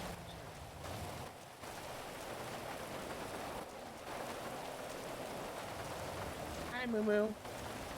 Cal, I need you to Cal, please. She's with Ivy? If you've got a moment, please call Flop. He's stressed out. I was about to shoot somebody. Is she safe? He's about to go on a murder spree. I swear to God, I was gonna tell you to leave the area and I was about to claim self-defense.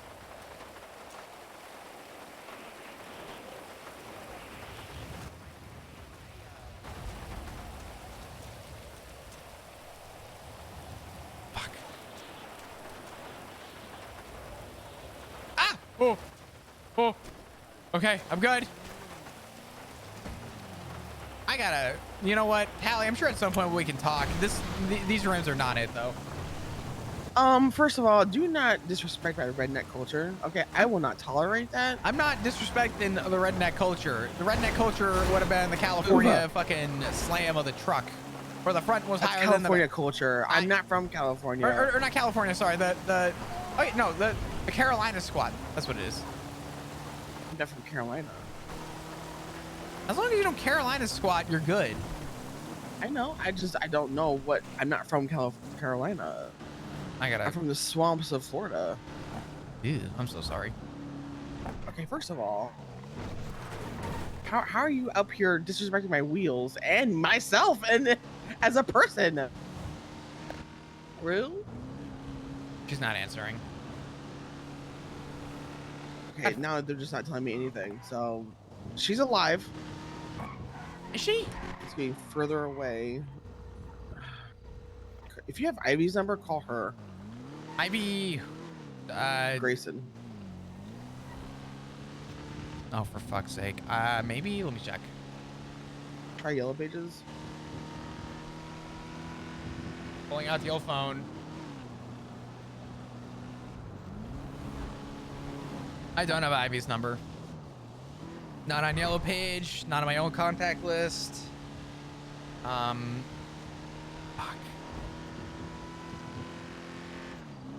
I need to go this.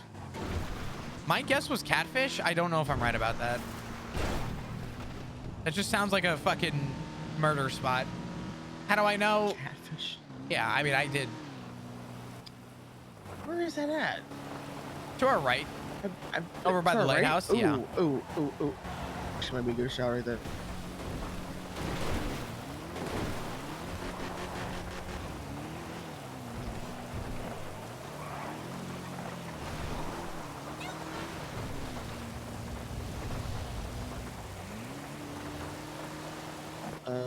Check, yeah, check the dock first. Is that up here? Yeah.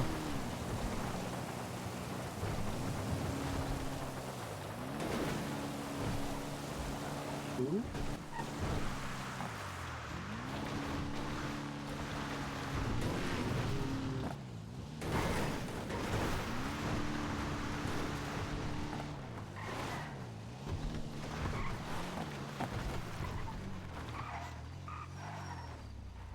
I see an ingot, but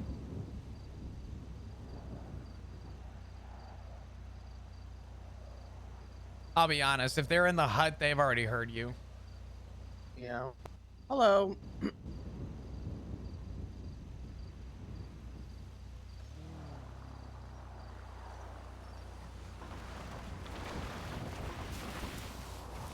think they're here, but I don't want to like interrupt what they're doing. You think they're here? I mean, their voice is the clearest here.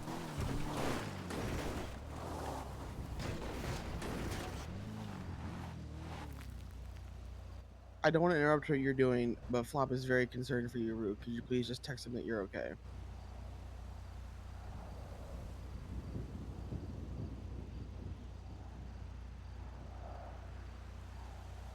Everybody goes to Catfish to fucking...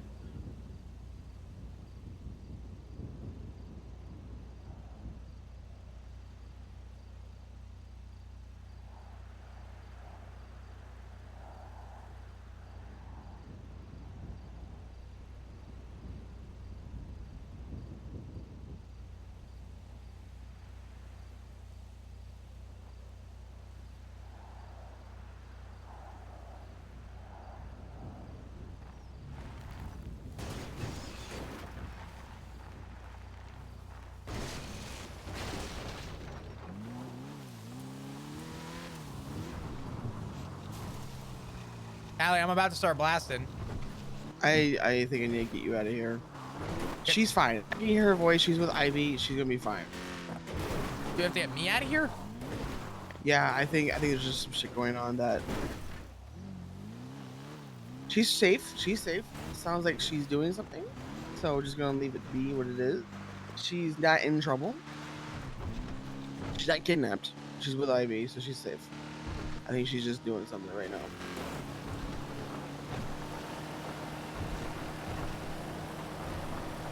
I just, I gave her the message. She heard me. Did she respond? No, they did not respond, but they're...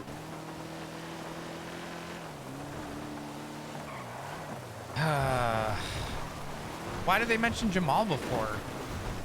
Why did Kelly I mention don't Jamal? know. I have literally no idea. I'm gonna call Kelly back again. Yeah.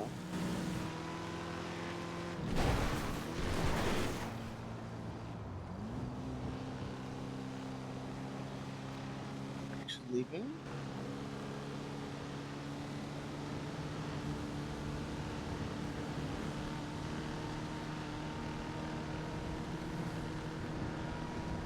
I'm confused because she indirectly told me that she was pretty much kidnapped.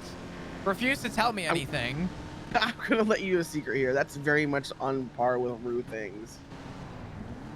But I'll also give you this advice. She's a grown-ass woman. She can get her own shit if she wants to. I know you know this. I know. But she texted me saying, "I love you, Dad," as if, like, that was a goodbye. Yeah, I know. I really just say I love you. I know it's probably like spiked your fucking cholesterol up real quick. Until I see her, my cholesterol gonna be spiked. I'm just gonna be straight up with you. I know. But I guarantee you she's safe. She's fine. She's with Ivy, and so it's okay. Your girl a criminal, Flop. I know. She's gonna do dangerous things. Okay? I know she's gonna do dangerous shit, but goddamn, Tally, I wanna fuck some shit up. I wanna know why she ain't calling me. I'm scared. Oh, cause she's busy. But she busy. Why she tell me she dying and then? She's not telling you she's dying. You said she's dying. I'm pretty sure she dying. Did she say, "I am literally dying, Father"? She said goodbye. She said she's going on an adventure. And I said, "With who?" She goes, "I don't know." I said, "Where are you?" She goes, "I don't know." "Where are we?" I said, "Can you tell me where you're going?" And she goes, and then hung up. Told Kelly. Kelly said he called me back. He ain't answering now. And I'm radio silent here. And then I'm told, "I love you, Dad." Like, what the fuck? What the fuck am I supposed to feel, Tally? I'm sorry. I'm not mad at you. No, panic is the right feeling here. I'm not Panic saying at the you're disco. I'm wrong. gonna start Yeah, shooting. I'm not. Yeah, the panic is the right call here. But the thing is, she gonna do some crazy shit. She's that kid. If you turn your back on her, she will bolt down a beachfront. No away shit. from you. She literally did it to me. She saw a fucking Yeah, alien. she did it to me. Yeah. She saw a fucking alien, and I swear to God, is that Kelly? Oh hell! Oh hell! Wait, no, Kelly has a blue. Blue. Get his ass. Well, hold on. Oh, okay. There ain't no way that's Kelly. Hold on. Kelly, I have your number. I'll call you. Hold on. Unless you want to wait.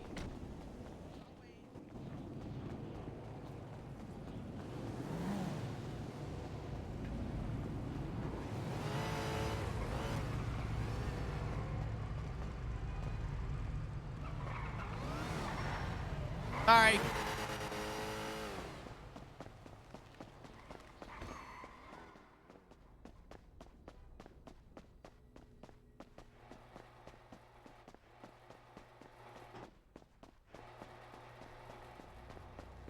I'm gonna take up a new hobby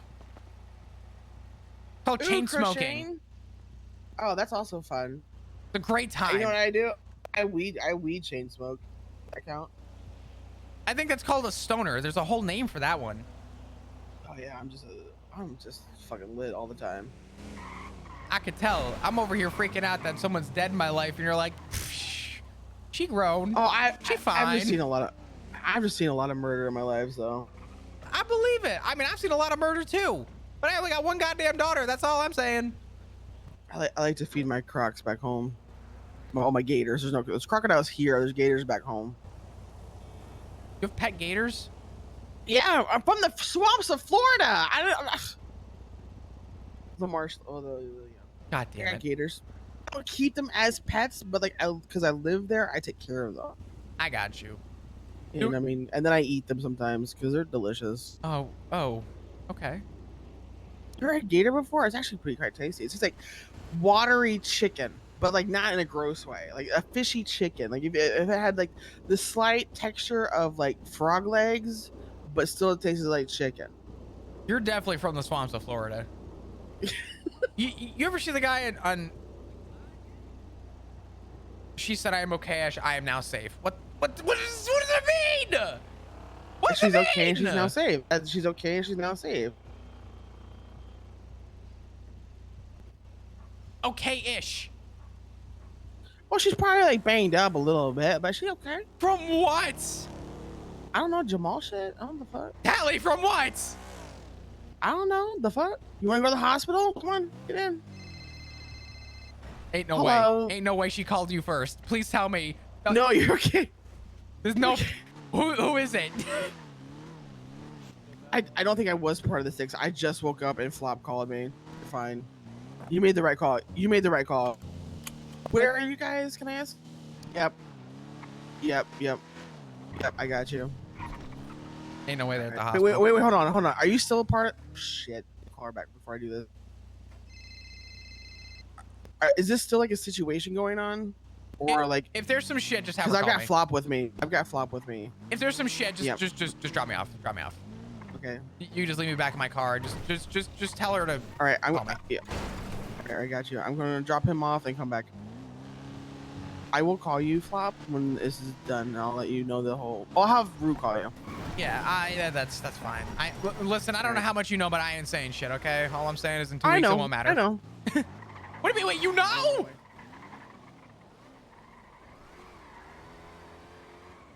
Sean, that fucking fuck. Sean, you can't keep your fucking mouth shut for 2 seconds, can you, Sean? No. Bruh, I'm gonna have to, oh God, I'm gonna have to formally let people, fuck. God. I'm gonna shit my pants, dude.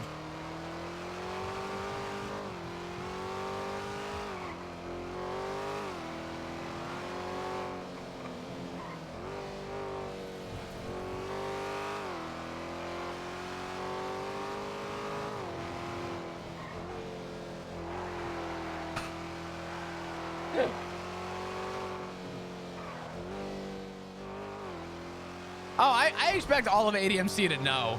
Don't you worry. But I'm going to play into the idea that I'm gonna play into the idea that Flop is Flop's like, how the fuck do you know?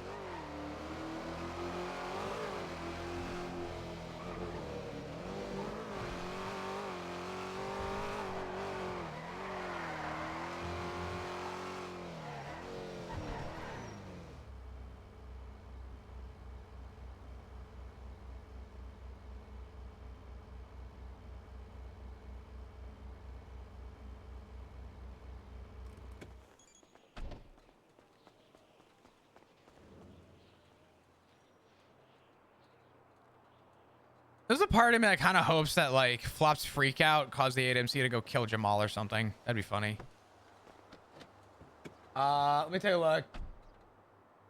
I would like to know, Ray, do you have it in my Discord? Or is it?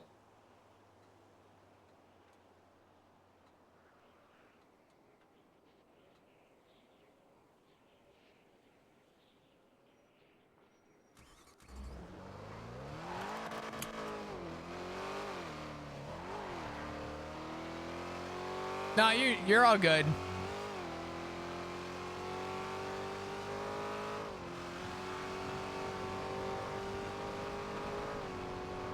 Would you be able to post it in my art channel? In my Discord? I don't even know where Ziggy's Discord is. I'm in it. It's in the pool of the other 100 Discords I'm in. I have no idea.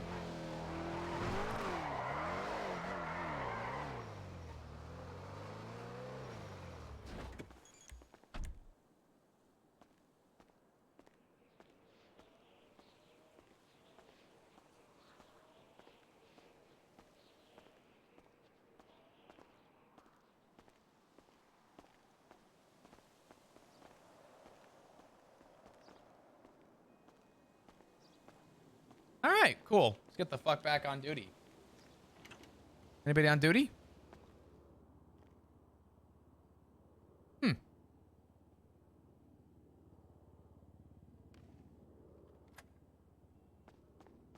Looking pretty fucked, I'll tell you that much.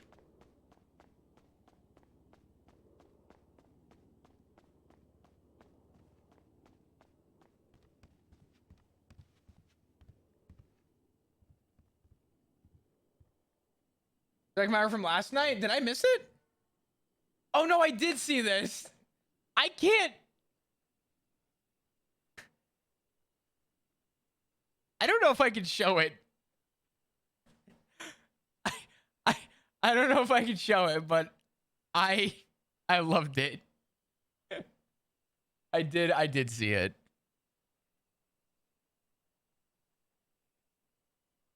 If you're still thinking of doing that, I will say this much. I will always love Cop RP. That's a constant. That will never change for me. But in terms of a chapter, I think I did what I think I'm doing what I see best fit for at least Flop.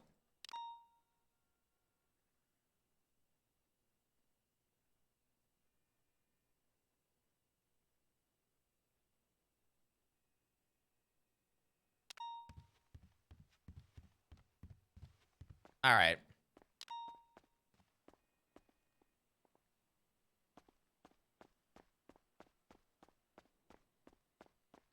Radio check. Take 2! Dispatch 225 1041. Laundromat! What kind of cars we rocking? We have a Taurus and a Scout right now.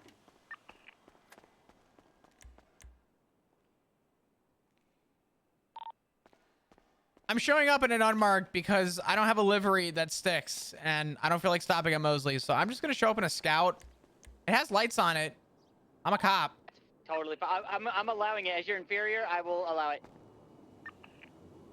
It's fucking... Oh, God. Now I'm repairing. 10-3, Dev. 10-3. Now I'm repairing and I'm going to fix my car and talk mad shit and then 10-3 myself after. But God damn it. How fucking dare you come out here thinking that I'm all of a sudden inferior to your silly ass with your fucking bicycle out there. We got little wee-woos and a little fucking bell for your goddamn bike. supposed to be just scared by that? You're so lucky. 10-3 flop. I'm letting you finish. Go on. Anything else? Yeah, when I get stressed out, my IBS kicks in. Okay, so I'm gonna just now let you know that I said as your inferior. Did that change anything? Yes, I'm inferior to you. That's what I'm saying. It's because you're my superior. I was acknowledging that. Ow. Dispatch 225. I have to sneeze. With 3, do we have enough for a chase? No problem. I don't. Hold on, I have to. Hold on. The sneeze went away. I'm sad. Maybe? Here, just find a bush to shit in or something if that's what you need. I said I have to sneeze. Oh, sorry. What the fuck? I didn't know if it was an ass sneeze. No, that's a... Isn't that a snart? Or a shart? Not in my life have I heard the word snart. That's crazy. A sneeze fart. Yeah, a sneeze and a fart is one thing, but and then isn't a shart like a... Well, no, a snart, yeah. Snart, no, snart's fantastic. I will, that is added to my vocabulary and put near the top of the food chain on that one. That was incredible. All right, I guess I'll take the hostage and we'll do this, yeah? Flop, actually, you're gonna be in secondary. I'm gonna make a call, and if you wanna, if you don't care, that's fine. I'm unmarked right now. Technically, I don't feel comfortable maybe being in the main chase until I get a livery again. So. Oh, okay. So you want to go take the hostage and then I'll... Yeah, I'll take the hostage. What Okay. the fuck did you throw? Are you littering, sir? Hey! We're adding littering to the list of charges. Quick, grab it. See if he left any DNA on any fingerprints. I don't even know what he threw. What did he throw? I don't know either.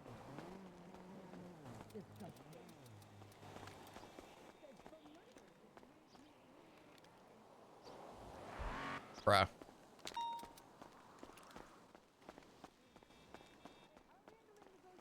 I didn't even see what he threw. I'm trying to make this, spicy. On your notepad Yeah, there? spice it up a little bit. Maybe get a nice little playlist going too. Okay. Ooh, what kind of, what are we thinking? I mean, it's up to you. I'm listening to an emotional, sad instrumental. Oh, jeez. I probably- was thinking like Beyonce. What? So we could do to the few amount of units. Oh, I might have something. For part of the chase, we might have an unmarked car on accident. So if that happens, oopsie, sorry. But it has lights and stuff. So. Yeah, what the heck is that? Well, I had a livery, and now I don't have a Now livery, you but I don't don't. have time to go get a new one because I'm here now Well, because you guys yep, inconvenienced yep. my day. I'm so sorry. So now Yeah, I should kind of feel bad. it's okay. I'm a cop. I was like, oh dear God. I am a cop. I mean, you got the red, blue blinkies. Yeah. I don't have any good playlists. Okay. Oh, my bummer. God, gang! Write down gang. Write down gang. Gang. Yeah, they're gang. Left All or right. right? Yeah, hostage out here. Where's it, Coach me? Flop to the right. Hey, what's up? There That's we go. me. Hey, What's up, buddy. guys? How you Hey, doing? what's good, fam? All right, listen, you guys stay safe, all right? Hey, Maple, what's going on, buddy? Going on? I'm not. Who the fuck is Maple? I'm sorry, you remind me of a friend. Your primary. Where'd they kidnap you from? What happened? Tow yard, brother. I was just dropping off a vehicle. They hop out with a wrench. Like, get the fuck in the trunk. I'm like, I ain't bet. I ain't trying to get wrenched. Gotcha. Okay. Well, I'm gonna go and search you real quick, make sure they didn't put anything on you. Yeah, all good. So they kidnapped Some food you. in the camera. Yeah, I got you. I'm gonna just snag a photo of your ID real quick. Yeah, no problem. All right. Cool. All right, Ezra, you're gonna be all good to go. So you're at the tow yard, they nabbed you and brought you here. Yeah. All right, you go catch him, brother. You stay All safe, right. okay? Thank you Have so a much. good day. Appreciate it. They're Thank gonna you. be taking a left eastbound. Carson. You're inside. Right, I have a gun. I might blow your brains Strawberry. out. I thought he took a leave. We got big old Larry and 2 his weeks- big old scout in primary. Damn. 2 weeks secondary, notice. Hanging out in Main Yeah, Bank buddy. Arena fucking parking lot. It's going southbound. Just chillaxing, relaxing. Heading out, taking a left northbound Autopia Parkway. You can come to the hospital now. I got. Yeah, I think because she wants to do a surgery. What? Yeah. What happened? I don't know exactly what happened. But her To talk to primary. whatever happened My is, guess is they're but her taking her showers way tibia out. is broken, and her rod in her leg is like shattered, so she's gonna have to have surgery at some point. I don't know. Is she Southbound having surgery McDonald's today? in the courthouse. Is she taking surgery today, or is she gonna do a cast? Looks like they're trying to throw shit at you. They're littering Okay. again. But yeah, if you want to, you can come to the hospital. It's clear. Okay, let me get out of this fucking chase. Why did I get on duty? God damn it. All right. I'm on my way. Hold on. Hey, I gotta break off for a second. I gotta go to the hospital for 2 seconds. My daughter's there, and then I'll reattach. It's an emergency. Southbound. Well, hey, if there's a hostage situation with your daughter, that takes priority. Southbound, Dutch London. Maybe. I'm about to go get information. Stand by. As soon as you have confirmation of hostage, let us know. We'll come help. You guys take on it for now. London.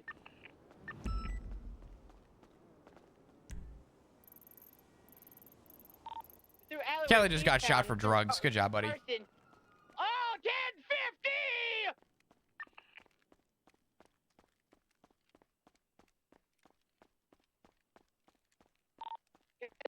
Now northbound Jamestown.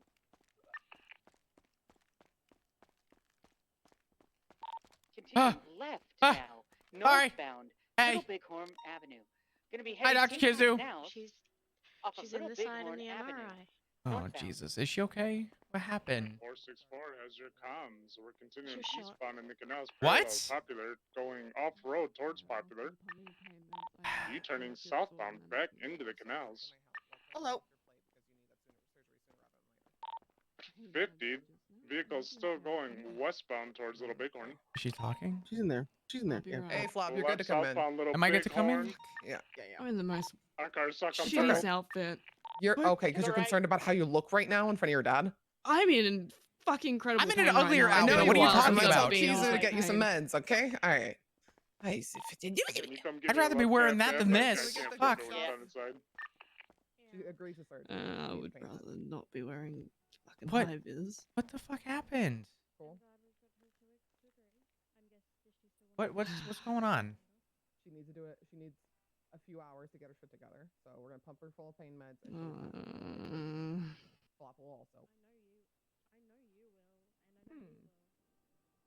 Trust me. My Trust leg is my- fucked. What did they do Again. to you? I'm okay. I'm just in a lot of pain at the moment. That wasn't the damn What's question. the dealio, yo? Thank you. Ocean King. Oh, I'll keep an eye on it. Speaking with the doctor right now. Oh no, is Rue there? Let's get that trial started sooner. Yeah, she's Ocean King. Thank you, babe. I guess I'm speaking with the doctor. Oh, they. Thanks for calling him.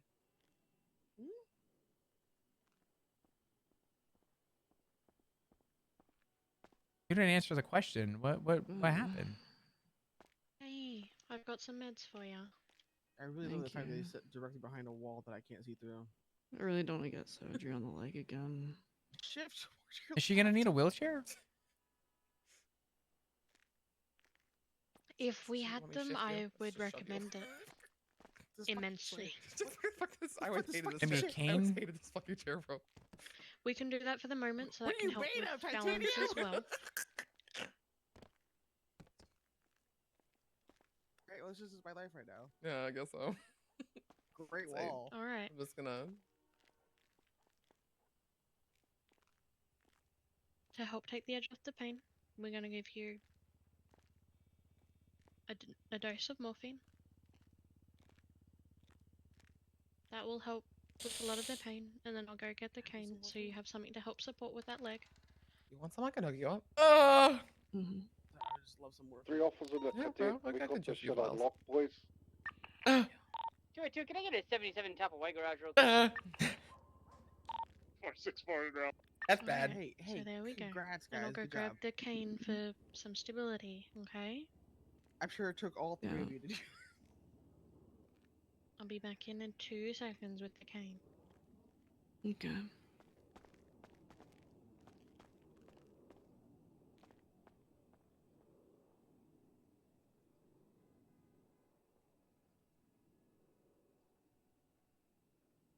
Was this Jamal?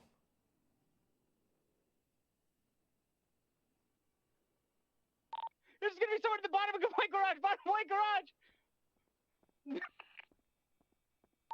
They copped out of my truck that I had leaning over the door to tip a white down. My garage. They might be down. We go. Thank you. Oh, good. I don't see anything on the southern Let's side. head out so you guys have some time. Thanks, Kuzo.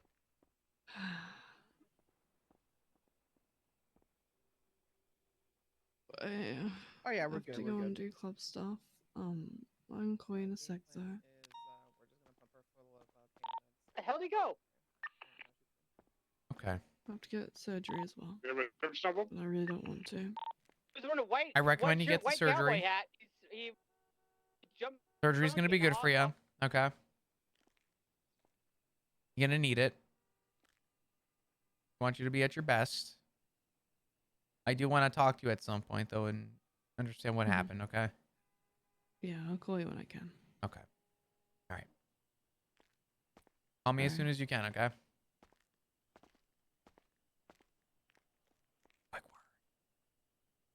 A quick word with somebody.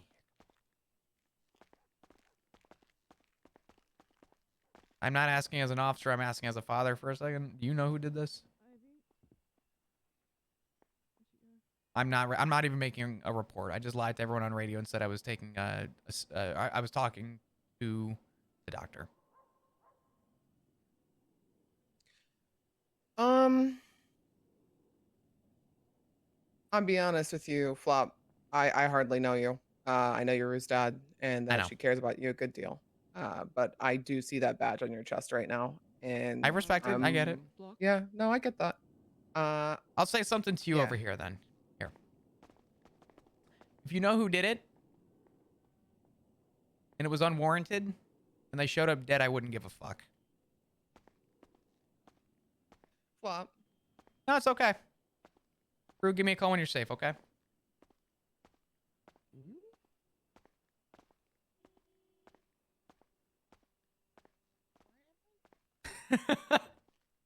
I think Tally just found out who Flap was.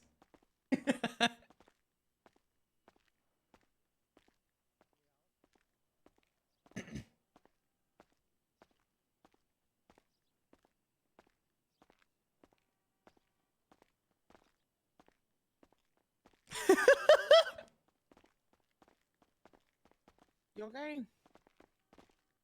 Yeah. I'm sure if you talked to that was for fuck's sake. Well, that wasn't PD, so. Yeah, I'm about as Back up towards Cedar Buds. I'm about as good as I can be. Yeah.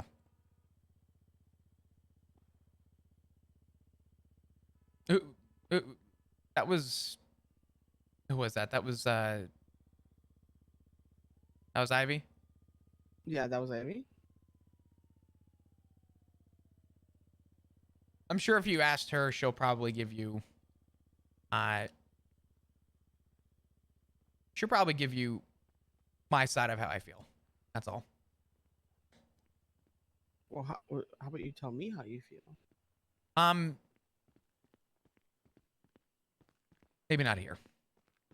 Okay. Excuse me. You okay? Ooh. No, What happened? I'm in pain. What? Oh, there you I'm trying to get go. back to the One. block. Oh, okay. What is it with me going on duty and immediately regretting it? Life decisions.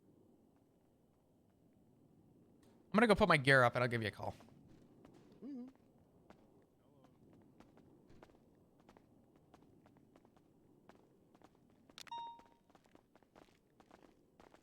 Oh, sorry. Hi.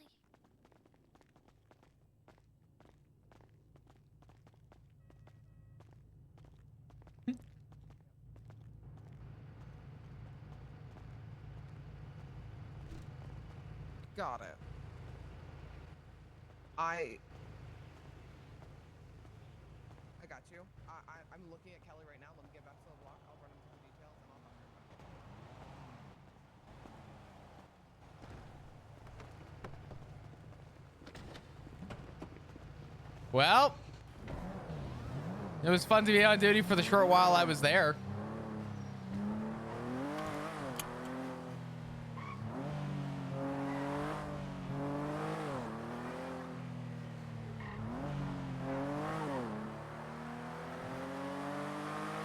Still getting paid. Yeah. Damn, dude. Every time Flop goes on duty, some shit goes down. Every time Flop goes on duty, some shit goes fucking down. Can't even milk that paycheck.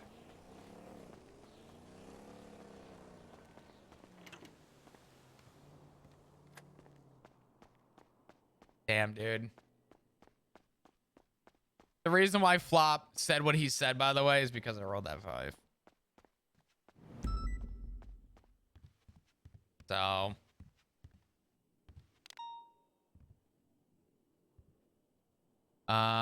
Let's do this.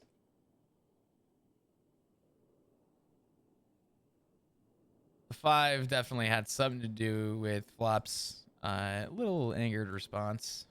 I'll say that much, but oh boy, if the roleplay don't keep roleplaying, I don't know what the fuck gonna happen. I'll be honest. This is just the never-ending story.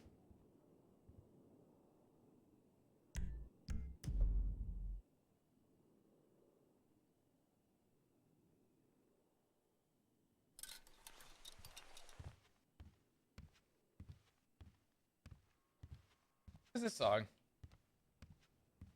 Oh man. So I'm gonna take this fucking dice off you? Not yet. Not yet.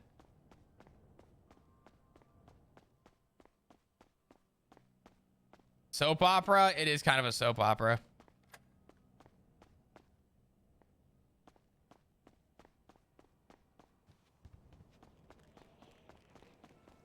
Have another tattoo today deserves it? Nah.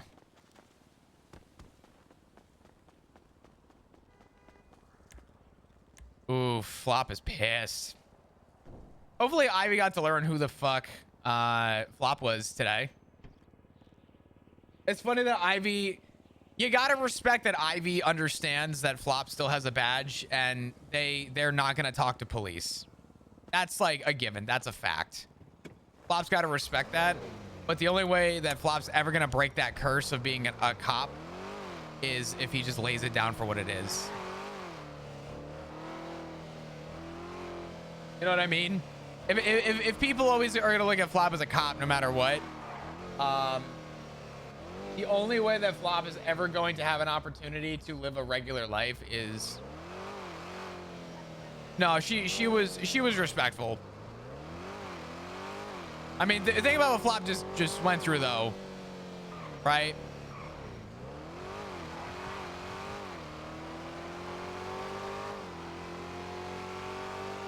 Think about what Flop went through. He tried getting an answer from somebody. Everybody said she was safe. And then, come back to her leg is shattered and she was found with a gunshot.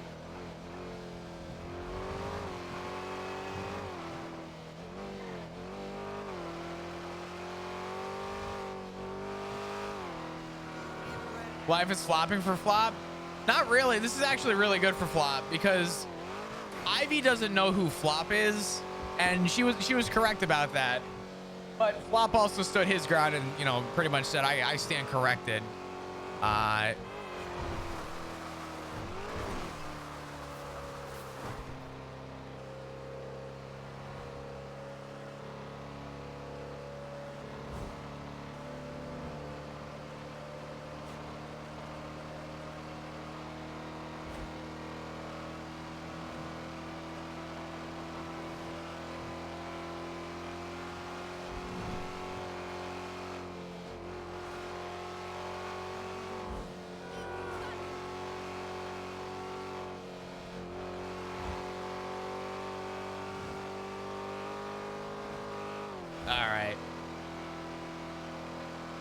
Let's see if Ivy's in Lemon List.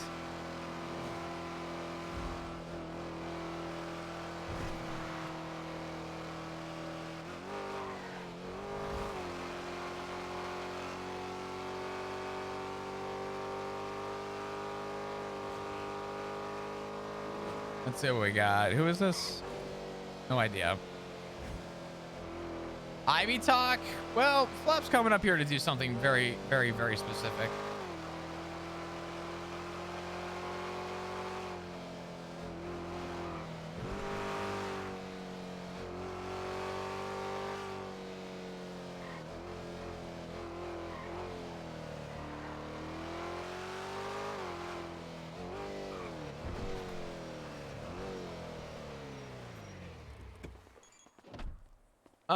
Let's take a look.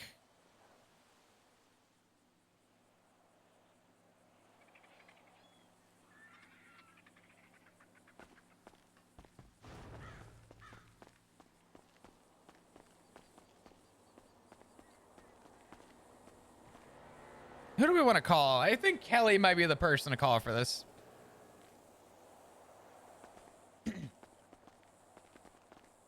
Or not? Oh, no. Oh.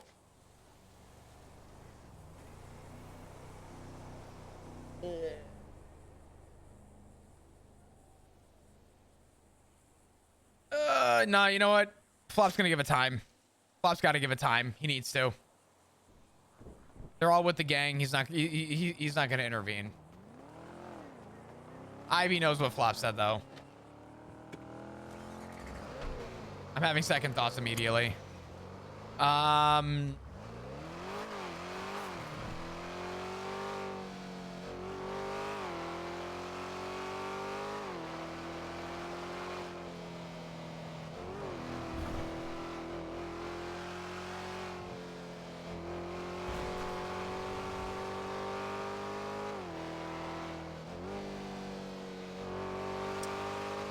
Flop said he would do anything for his family. Even if that mean maybe killing someone. What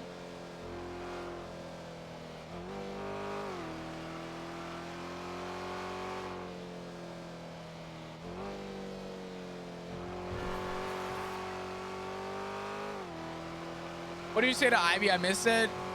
Flop was like, I'm not writing a report. I lied to, you know, everybody about what was going on. Do you know who did it? And Ivy's like, listen, Flop, you're great. I know you have close ties and stuff, but I see that badge on your chest. And Flop said, okay, I get it. I saw where that was going. Come over here with me real quick. And Flop pulled Ivy aside and said, if you know who did it and they washed up on shore dead, I wouldn't give a fuck. And walked away. And Ivy's like, wait, before? And Flop's like, no, it's okay. Root, give me a call when it's all okay, okay? So, yeah, Flop kind of just laid down sort of his frustration with, I respect your boundary, but in Flop's mind, the only way you're ever going to break a boundary with the badge is to go literally kind of against what people view the badge as.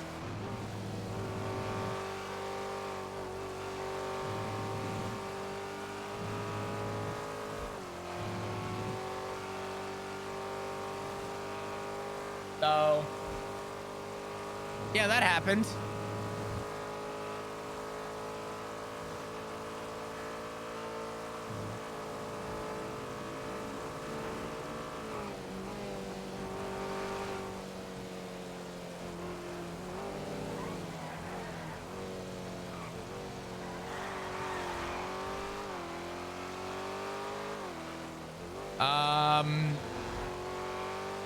Damn, dude. I'm realizing how much more RP and like run-ins Flop's gonna have in this position. This is gonna be a fun 2 weeks.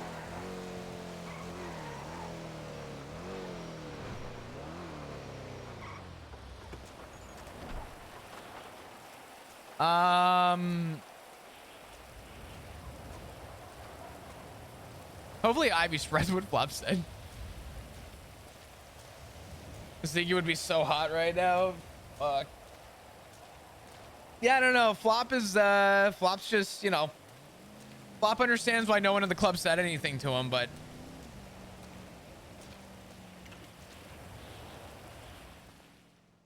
you know.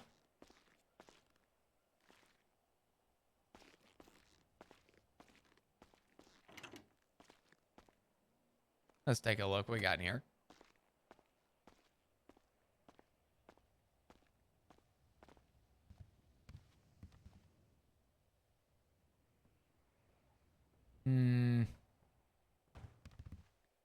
Curious to know if Rue knew that she was getting kidnapped, but not looking like it. If she did, she would have either asked for Flop to take the book.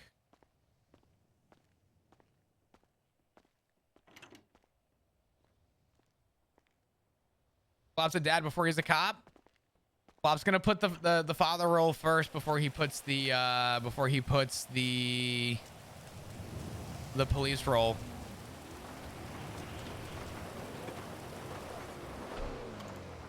Flop's, I mean, you know, I've been saying Flop's gonna be kind of a little different with good reason.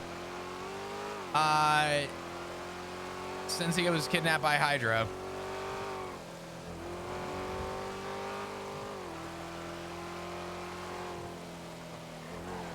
I need Flop to buy some cigarettes.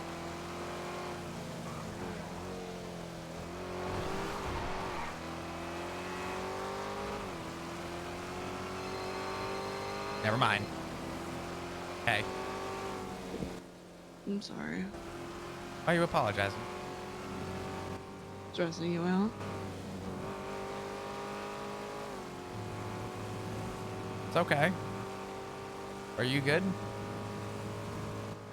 I'm trying to make my way over to the hospital. I made it about 10 meters and I have to sit down. You need a ride? I probably will in a sec if I can't walk all the way over to the hospital. What are you doing at the hospital? Are you getting your surgery? And try and schedule it. Okay. By the way, I'm gonna tell you something. I respect the integrity from everybody in the club. I asked Ivy, so I didn't tell police. I didn't make a report or anything.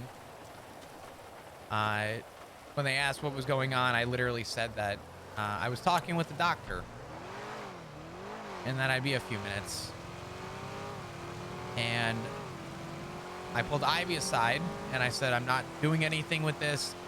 I just want to know, do you know who it is? And she was nice and said, you know, I understand, you know, you're close. I get it. You know, you're chill.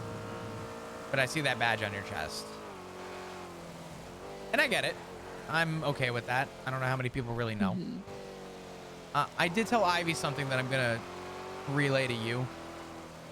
I told Ivy that if she knows who did it and they washed up unsure dead, I wouldn't give a fuck. And that's when I walked by you and left the hospital.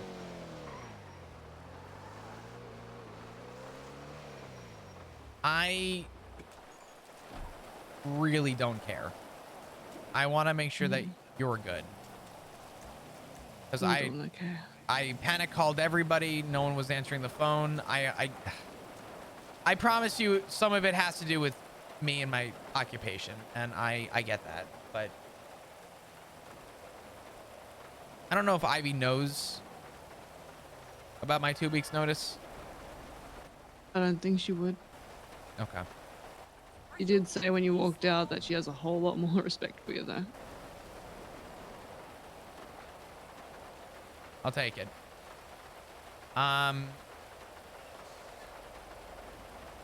Where I'll come pick you up. I'm just fixing up the truck right now. I'm at the block.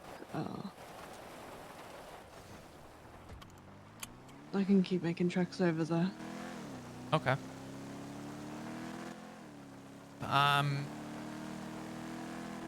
Just don't want you rolling through on a police vehicle on the block. I'm off duty. I went off duty. Oh, Every okay. time I go on duty, I have a reason to go off duty. Sorry. No, it's fine. Yeah, that's fine. I would rather have the time for you.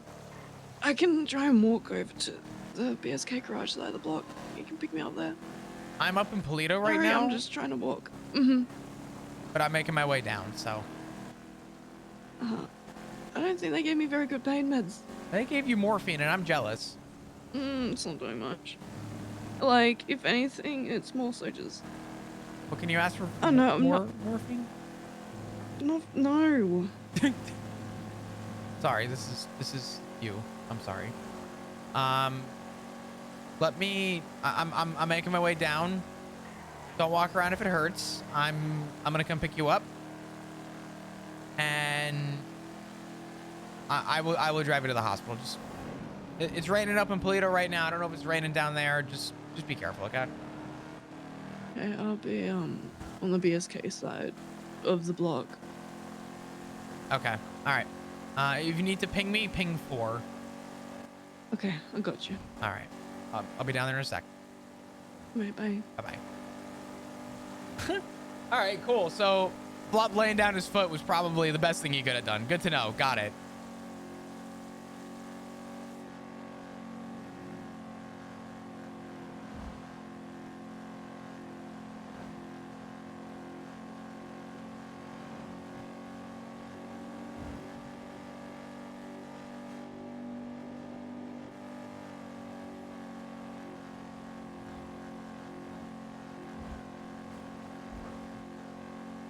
Crazy weather? Oh, yeah.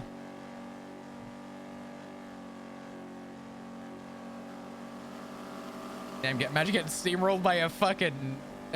I hope that man speeds up. Ain't no way we're letting a Granger smoke your fucking Subaru, please, God.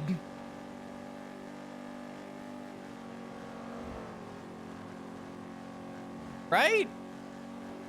Surely this thing has got to speed up.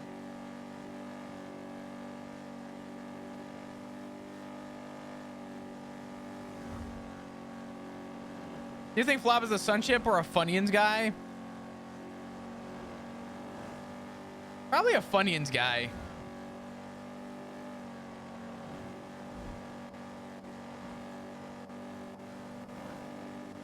Dude, we're smoking a Subaru in this Granger. This thing kind of hauls.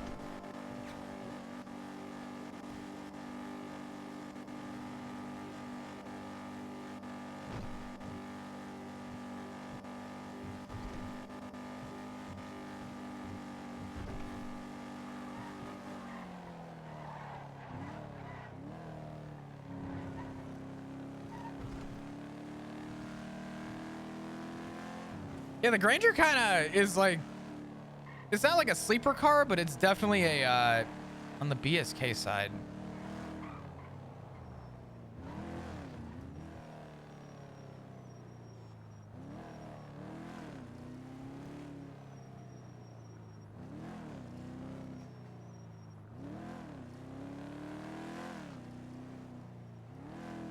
I don't know what the BSK side is, to be fair. This side?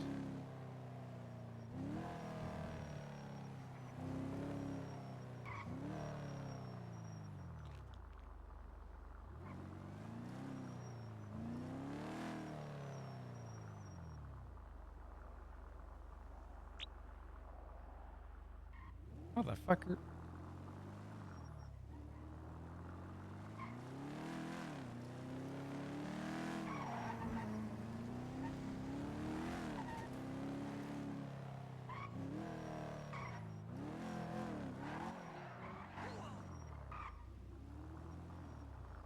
Right.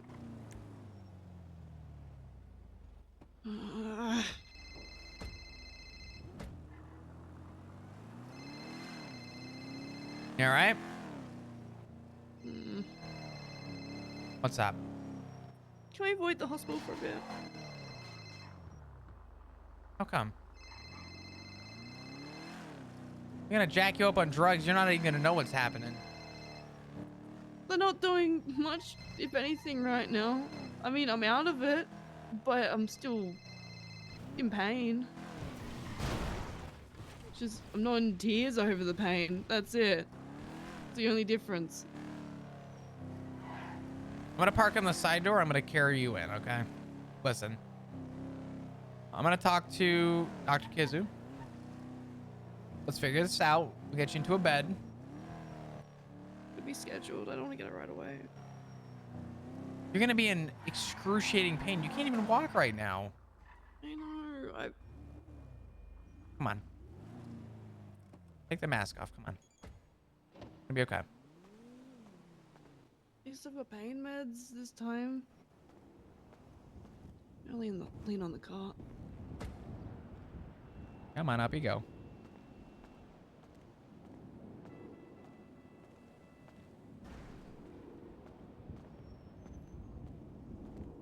Did you leave without surgery? Is that what happened? I had to sort out club stuff. Is everybody aware as to what happened at It's least? Yeah, it's a big surgery. Did she explain the extent of it?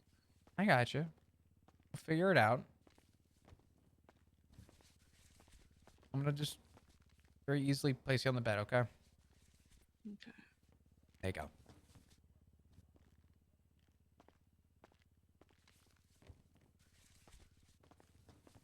It's gonna be a big surgery, but you need it, and you're gonna need it if your body's gonna function. They usually say that stitches or other forms of surgery, sometimes you only have like 48 hours to get the surgery. Otherwise, what happens is your body starts healing. And if it begins the healing process, you can't really just get surgery when you feel like it. That's either like I an can now wait or a little never bit. thing. What's up? I can wait a little bit, like a day. No. You could, but you're not going to. Mm-mm. This ain't high school. We're not procrastinating for fucking homework. Because I did the same shit. Gonna be okay.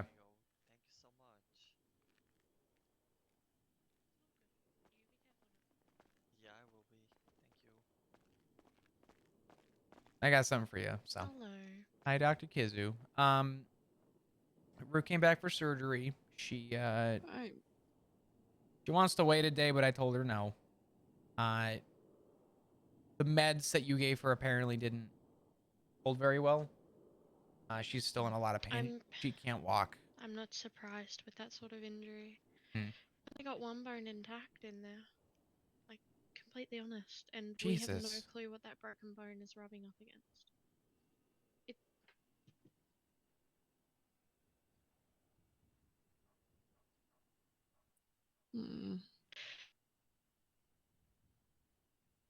It's broken your rod as well, and we don't know how strong your fibula is on its own. If I'm being honest. If you are happy, we can go through this. I respect your love for Fluff was already high, but after today, I'm it's not higher than happy ever about it. before. Oh, shit. I know.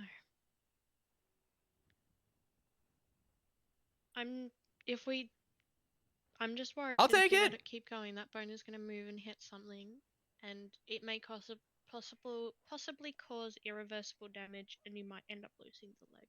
That's genuinely what I'm worried about. That bone's already fucked anyway. I understand that.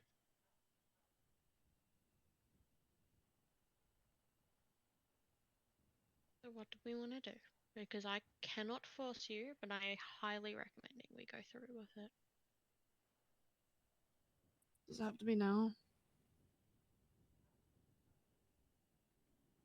The sooner, the better, because the less damage that bone is doing while it is broken inside there. Especially with that rod as well. We know the rod's broken. We don't know how sharp it is. For all you know, the rod could be cutting into the tissue as well. I won't leave your side. Unless Dr. Kizu tells me to move my ass.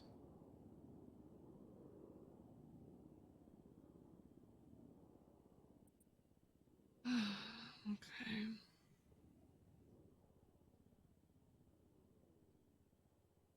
Alright. Are you ready to head through? Can I make a phone call before I go? Yeah, you can make a phone call. I'm more Okay. than happy. I can make as many as you want.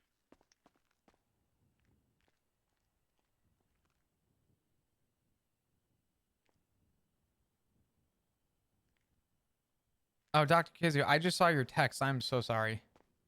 It's all good.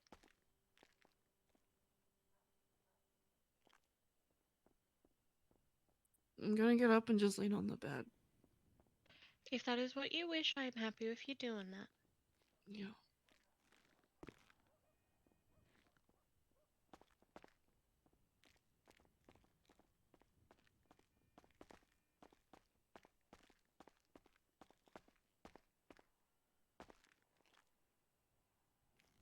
Hello. Ow.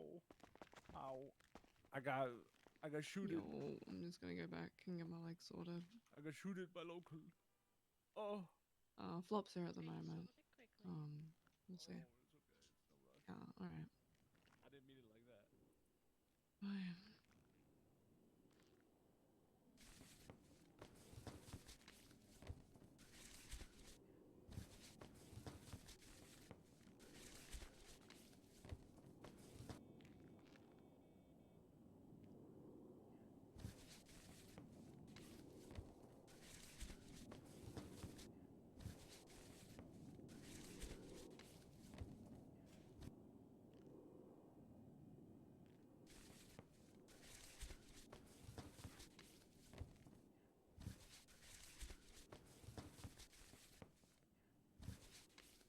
Back at the hospital again? Yeah.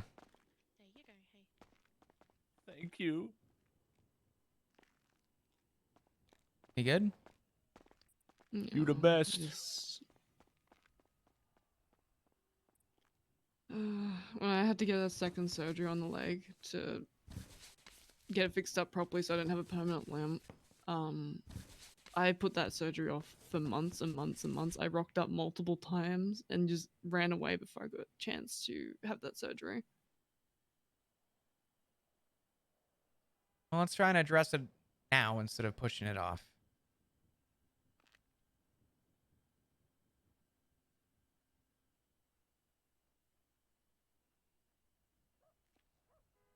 You ready? Yes. If you want, Flop can come back for the entire time until you're out, and then when I start surgery, he'll just have to step outside, but he'll be right near you the entire time. Yeah. Can we wait for Kelly? He's coming by as well. Yeah. Okay. 100%. All good. Give me 1 second.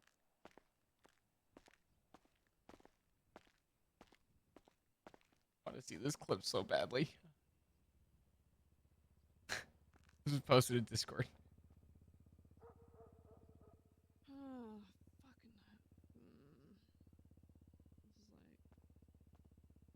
Flop. No, it's okay. Brew, give me a call when you're safe, okay? Oh.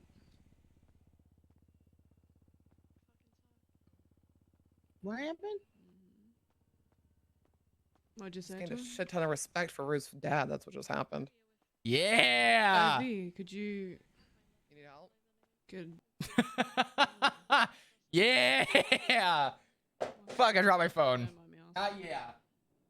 Ran my phone over. All right, sorry.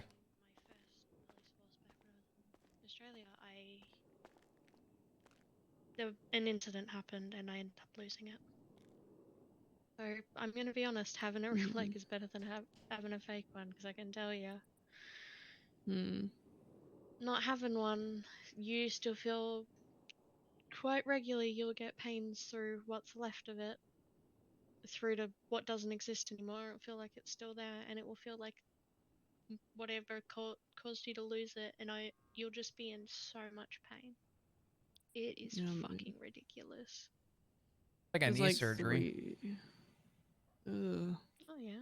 Knee surgeries are awful because they're not permanent. You got to get those replaced after, like, I forget, 15, 20 years. And it's like a month of recovery of just pain and tears. Yeah.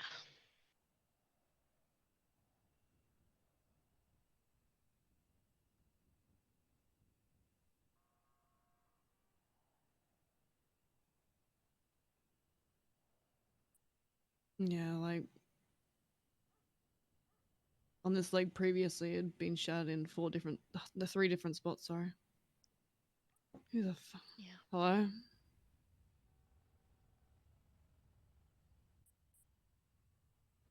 What's up?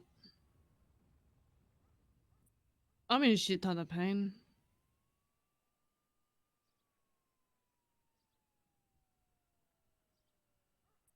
Pardon?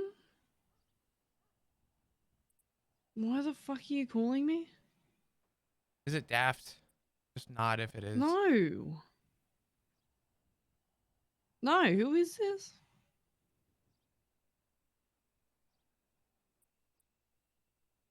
Oh my god, Jenny Hall's around. Oh, you'd be lucky. Oh, whatever. I don't know who that was. They just called me asking for a ride. Huh. I don't know. That's a number I need, but I don't have. Jenny Hall. Oh, Judas texted me. Did he? Hmm.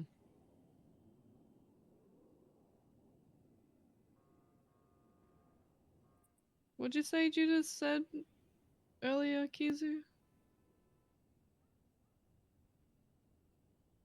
That he wanted to kill whoever did to him what was done to him. Yeah, that's unfortunate. Good luck to him. What did he say? He wanted to kill the person that caused the injuries to him. Hmm. Good fucking luck to him. Okay. So, Flop's first charge is first-degree murder. When he decapitates Judas.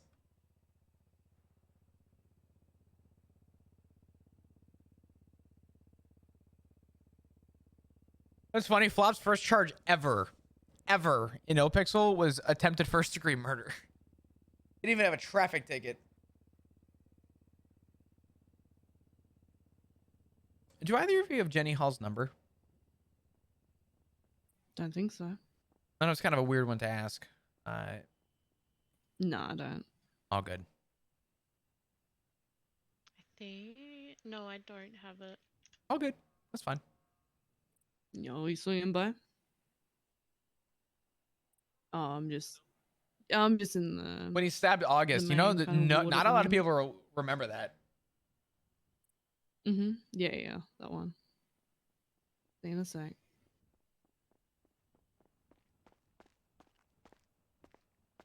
Hello. Hey, Callie. Hey.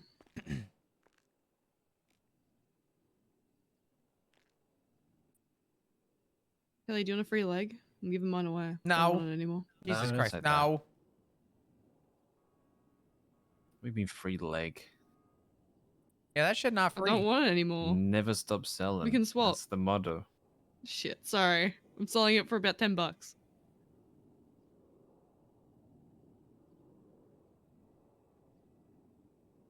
Actually, How? no, I'm not 10 selling it for bucks? $10 What the fuck? because it has some cool tattoos that I like. Fuck. Never mind. I take that back.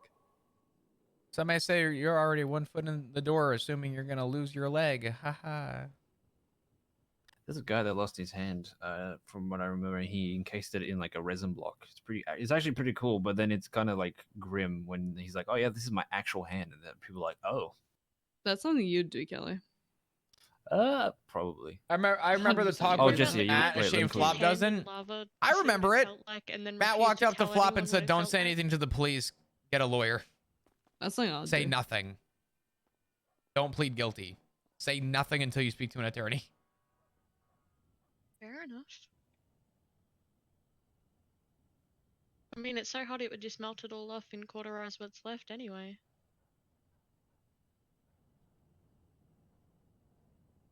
Yeah. A leg surgery is like bloody. Don't be Flop's attorney. That would be such a good attorney. Depending. Oh. It's really gonna depend what the damage looks like when we go in.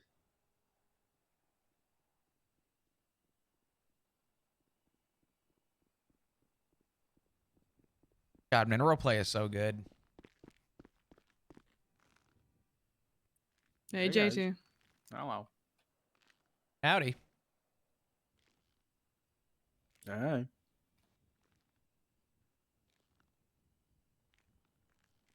Where did Kelly go? Don't know. Ran out. Oh. Oh, he's just on the phone to Jesse. Got it. Jesse, you okay?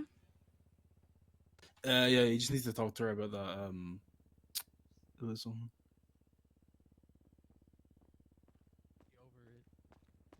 About that something. Yeah. Say. Do you mind taking him over to Skip? What? Can you take him over to Skip? Yeah. Sorry. Oh, good. Oh, the Saints. Sorry, radio's too loud. I can't hear. I treat them like 16 times a day. Jesus. Oh. Yeah, if Is that's Jesse okay?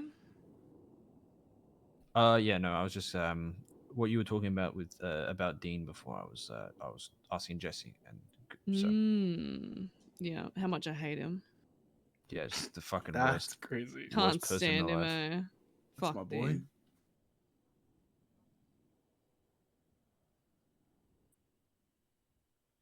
So I can get surgery tomorrow?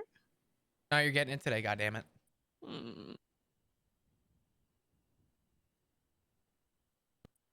What's your favorite flavor of like lolly brew? Is that like strawberry or Chocolate. chocolate? I'll What? give you Actually, what I no, Coke bottles. Coke Those are bottles. great. I'll put one of what I gave you before in a Coke bottle for you. Have you not had a Coke bottle? Oh fuck yeah, Coke bottles are Like very yeah. Coke bottle gummies are great. Oh. Oh no, yeah, I get Those are that. great. The Haribos? Between that and... No, just Coke bottles. Haribo's pretty good. There's no brand to them, they're just Coke bottles. What? There is no No. brand. Yeah, they They're just not sell Red them in the Frogs. supermarket. We got them Haribos and they're good. I don't know what. Haribo's, Eh. Natural Confectionery Company. They got the lolly snakes. That's my favorite brand Allen's. that does them. Allen's is mid. Oof. I like Allen's Red Frogs. Allen's is mid. I like Fry's Turkish Delight. That's a very UK. These were my favorite Jesus things Christ, growing my up. It's fucking so language good. in the Turkish wardrobe looking cunt. Turkish Delight I is got disgusting. my muted ability to be influenced with Turkish Delight. I fucking hate Turkish delights. No, really? That's the one thing out of the favorites box That that w- never got eaten in my household growing up. I fucking love Look, Turkish if Delights. you dude. offered me a Turkish delight, if I wasn't to go into surgery right now, I'd I'm actually prob- choose surgery I over make Turkish fun of it, delight. but That's I how much I probably hate could them. get convinced with fucking Turkish Delights. I will be right. What the He fuck is likes a Turkish delight? delights? It's like They're fucking disgusting. Stay away from them. It's Oh, chocolate so and good. jelly? There's jelly in it. I know that. No. Ugh. What? It's feral. It's feral. That I also hate coconut ruffs. Disgusting. It's like so traditional Turkish delight is like it's like blocks. It's like cubes of like starch and sugar essentially, but like you can have it flavored. I'm confused. It's a Turkish. Well, I mean, it's obviously a Turkish delight. It's No, like a- I'm confused because that's disgusting, but Vegemite gets the pass. What do you mean? It's Leave great. Vegemite I love this. alone. Am I weird for liking Turkish delight? It's fucking amazing. It's fucking. I don't know. Or it's an ancient world, like it's an ancient world dessert. You know. You remember when Cadbury made the Vegemite chocolate? What? Actually, yeah, it was actually alright. Yeah, And they that made did chips. exist. Smith's made Vegemite chips. Those are really good. The Shapes Vegemite was No, the they were best. feral. That's where I drew I the line. loved them. I tried them. I'm like, Am I nah, gonna be give me weird? the Like, have original. you guys ever had peanut butter noodles? Peanut butter noodles? I swear you told me about Fuck, these. did you just say? It is great. It's amazing. Peanut butter is disgusting. Peanut butter noodles. No, they stay got a here. place in Come Canada back. that do them. Come on. Come on. my way. Nope. Nope. Come back. No. Come back. Nope. Look what you've done, Kelly. Rue, you're not gonna make it far. Come on.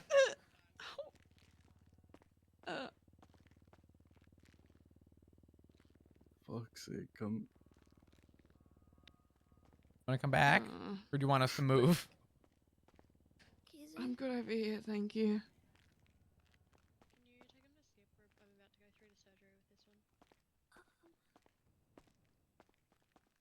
Sydney. Poor Flop, man. I don't know what's wrong. I think she to her bike. Someone's dead. Bro, if another one dies while I'm in this fucking hospital, I'm gonna shit. So is the Turkish delight good? No, I hate them. No, they're awful.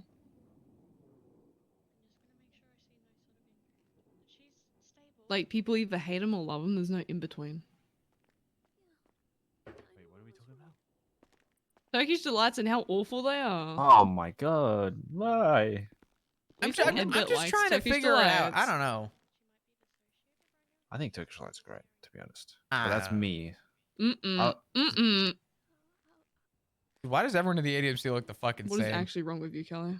Nothing. Bro, there are members that like. What is there are members with like food takes that are terrible. I like that you said food takes and not the Mm-mm. fact that we had a cannibal. Yeah, true. We Everyone who went to Sanguine. everyone that went to Sanguine. I mean, Lil Cap, funnily enough, Faye. 5 years. Here's some.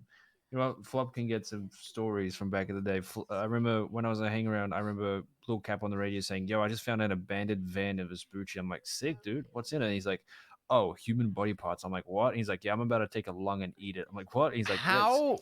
Wait, Yeah, was Cap, it? Lil Cap. Was it? Uh, Okay, I gotta ask a fucked up question. Was Hmm. the van found on the pier next to the like carnival or like the whatever it is? Yes, he found a. Yeah, he I found a had van to on the raid a pier. guy who was collecting body parts on the pier, Yeah.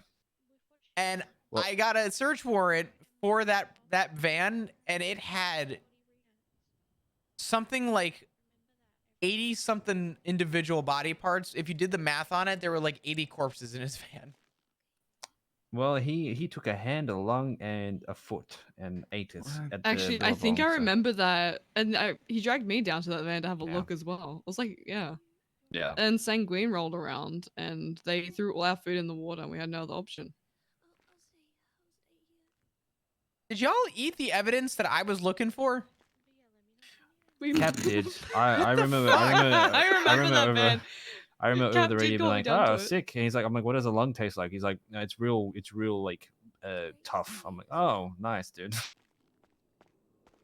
What the I fuck? remember commenting that like human flesh is meant to like taste like chicken or something, and Faye corrected me, and I was very Yeah, Faye. Yeah. well. Okay. Nice. I'm steering us back on track. Rue, you ready? No. Dr. Kizu, Rue's ready. All right, if you want, you can come back with us to the. You can bring her back and help. We'll help get her comfortable, hey? All right. You want me to carry you over to the... Yeah. All right, come on. Up you go. Come on. I was just thinking about how awful it would be if he accidentally picked one of us up, even though he wasn't right next to us. Oh gosh. Being said. But I'm getting flashbacks to the fucking 4 vaccinations I had to take. I need someone to hold on to my Eerily cart. similar, fuck. Yeah, well, actually, you'll probably want someone to hold on to it. Either Kelly or JT.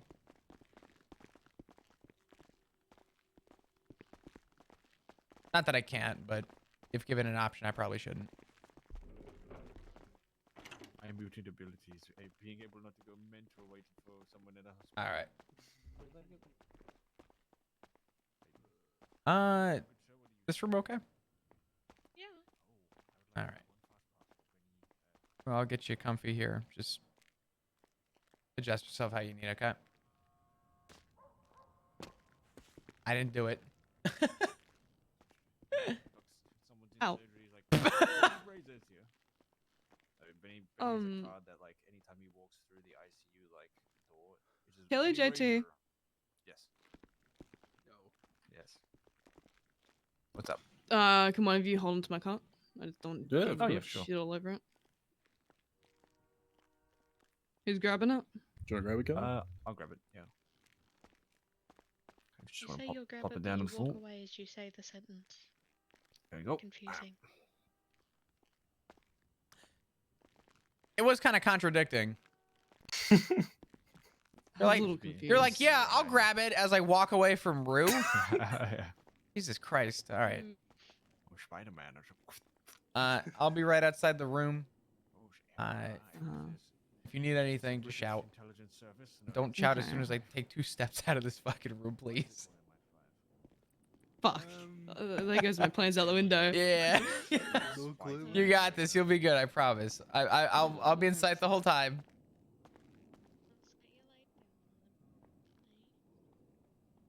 JT, have we officially met? I don't even know. We've met like briefly here and there. Nothing Yeah. like crazy. Well, formally, it's good to meet you. Nice to meet you. Flop, have I ever told you about the one time that me and Kaiba were in a bison up in Polito? Has Ziggy ever told you about that? I don't know. Maybe. This was 5 years ago, so I hope you don't hold a grudge. But No. I don't. Quick It was question. Are y'all like related? Me and no, Kelly? we just No, happened, we just happened to yeah. look very similar. Jesus Christ. I also used to have a mullet, but it was black, and I'm technically dark. Me and Kelly JT is get what we confused a lot, like to the point where Dundee's never met JT and he called me JT. And I was like, "What the fuck, dude?" Yeah. He also called me Benny at one point as well, which was very confusing. Well, I think considering Dundee's Benny's- blind. I don't even think it's He also calls me Tyrell and not JT, which is very confusing. Let's take a small step back. This way, we're not echoing into the room. Yeah. It was like 5 years ago, like club was doing an oil rig, and then I guess you guys got calls to the beach, and me and Kyber were we were in a lockpicked bison, and shots started ringing up the hill. So I was like, oh, club members are getting shot. And I jumped out of the car and I went to, I think I did shoot you down, but I think I scared you so badly you pulled out a flashlight. Me? Instead of your gun. Yeah. You pulled out your flashlight instead and got shot down. Yeah. Wait, I remember. Because I got shot down right after by Kylie Stokes. She's I having think was second there. thoughts about it. What do you? Oh, all right. Hold on. No, you're good. What's going on? Rue. Huh? What's going on? Well, I told Kiza to go tell you the shit stir. Oh. What you Do you want couldn't? him to stay in here until the anesthetics kicks in?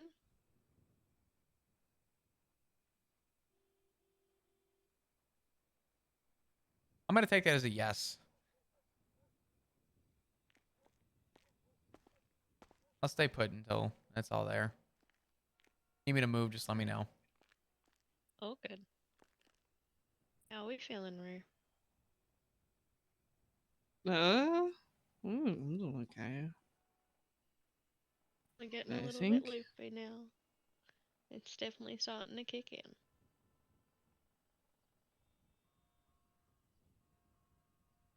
There we go. All right, my job here is done. I love drugs. No drugs for you. That's no fun. I remember the note that Ada made me put on your file. Dr. No Fun. All good. I appreciate it. I'll let you do your thing. If she starts to whatever, just let me know. I'll come in. Yeah, it was. She called I the just doctor had a- over to shit stir. Oh. So She's, she's lying. yeah, she's like, sorry, Rue wanted me to get you so that she told me to shit stir. I remember being on the beach, and I forget what happened, but I remember You panicking. probably yeah, you saw 6 individuals running up the highway because the Up near Polito.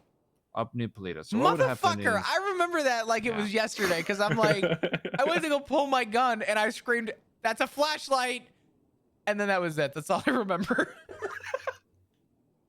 so with I mean it's 5 years ago. You can't really do the oil rig anymore, but oil rig was like a weekly thing that we used to hit as a club. And guess how much money you'd make doing oil rig?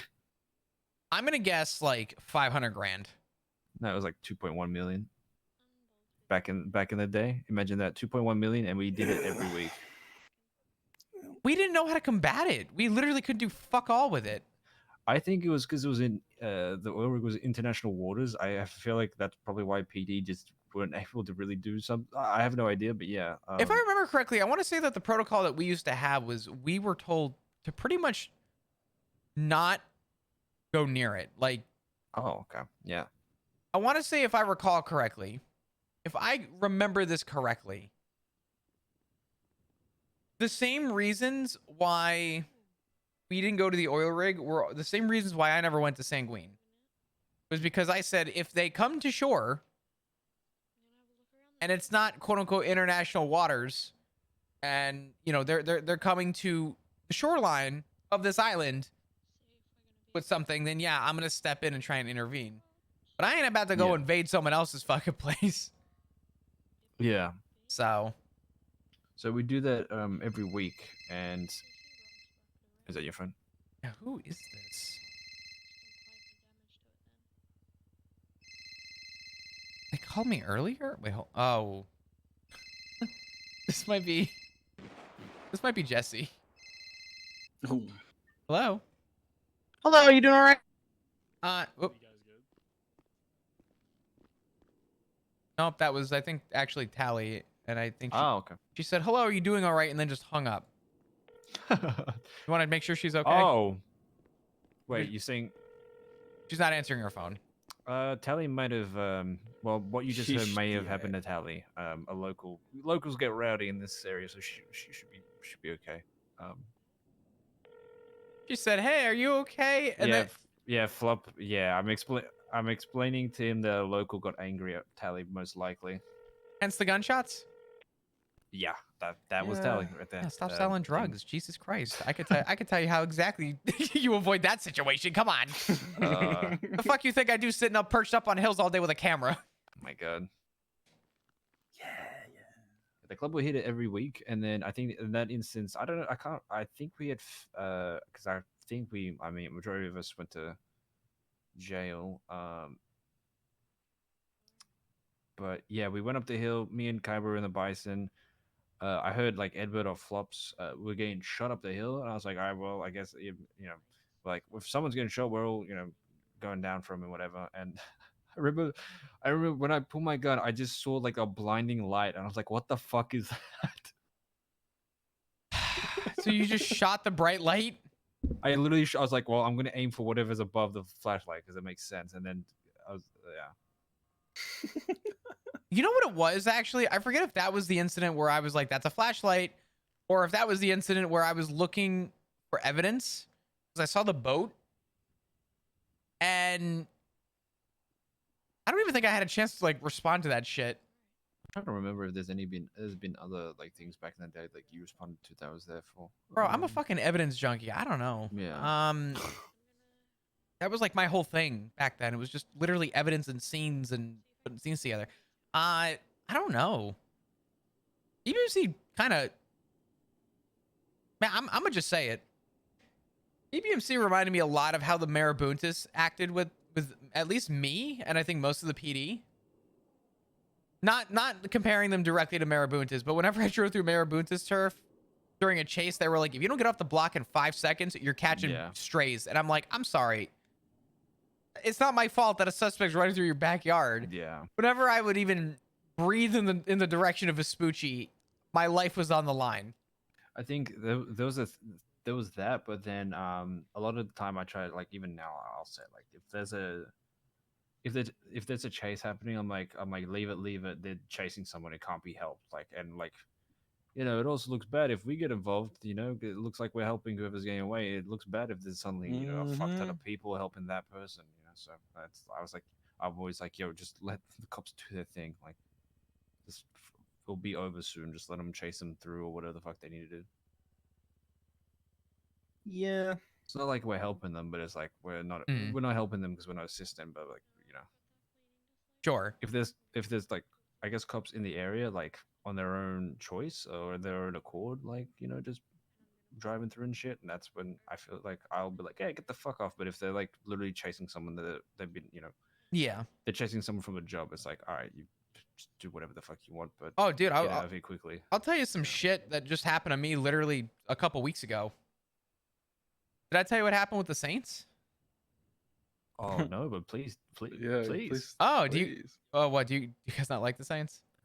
We used to be real good neighbors, and then I don't know, like one day they're like, you know what, no, and we're like, oh okay, and ever since then it's just been confusing to say the least. Like Very some days they're really petty. nice, some days they're not, and you're just like, what the fuck? I'm gonna say something, and this is the LEO coming out of me for a second. Okay, this is the law enforcement experience. There are a bunch of young blood who don't have any fucking idea what the word respect is. Oh yeah, We had a foot bail go through the alleyway off of Forum, and I got on my megaphone and I was like, "Yo, sorry, coming by, suspect running on foot. Be out of your way in a sec. Sorry." Drove by at like 3 miles an hour past a group of like 8 of them. Right? We eventually, I forget what happens with the suspect. I want to say we lost the suspect at some point, but I guess someone tried blocking another officer in the same alley, was like, "Stop coming through the block or you're gonna fucking catch lead," and started freaking out over another officer. So someone called on radio, immediate backup, immediate emergency, because the Saints surrounded like 2 officers.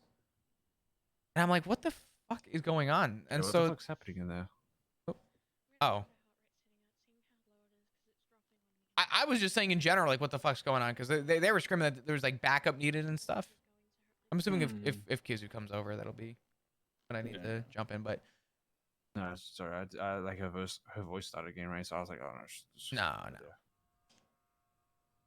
But I drove up behind the Forum alleyway, and as soon as I pulled up, one of them goes, "Yeah, Flop ran over one of our boys." So I'm like, "I'm sorry. I'm right the fuck here. Who did I run over?" "One of our boys." I said, "Who was it?" "It was one of them." I said, "Do you have a fucking name so I can apologize? Because I didn't run anyone over." And they were like, "Yeah, what the fuck is this attitude?" And they started getting real nosy and like choppy with me.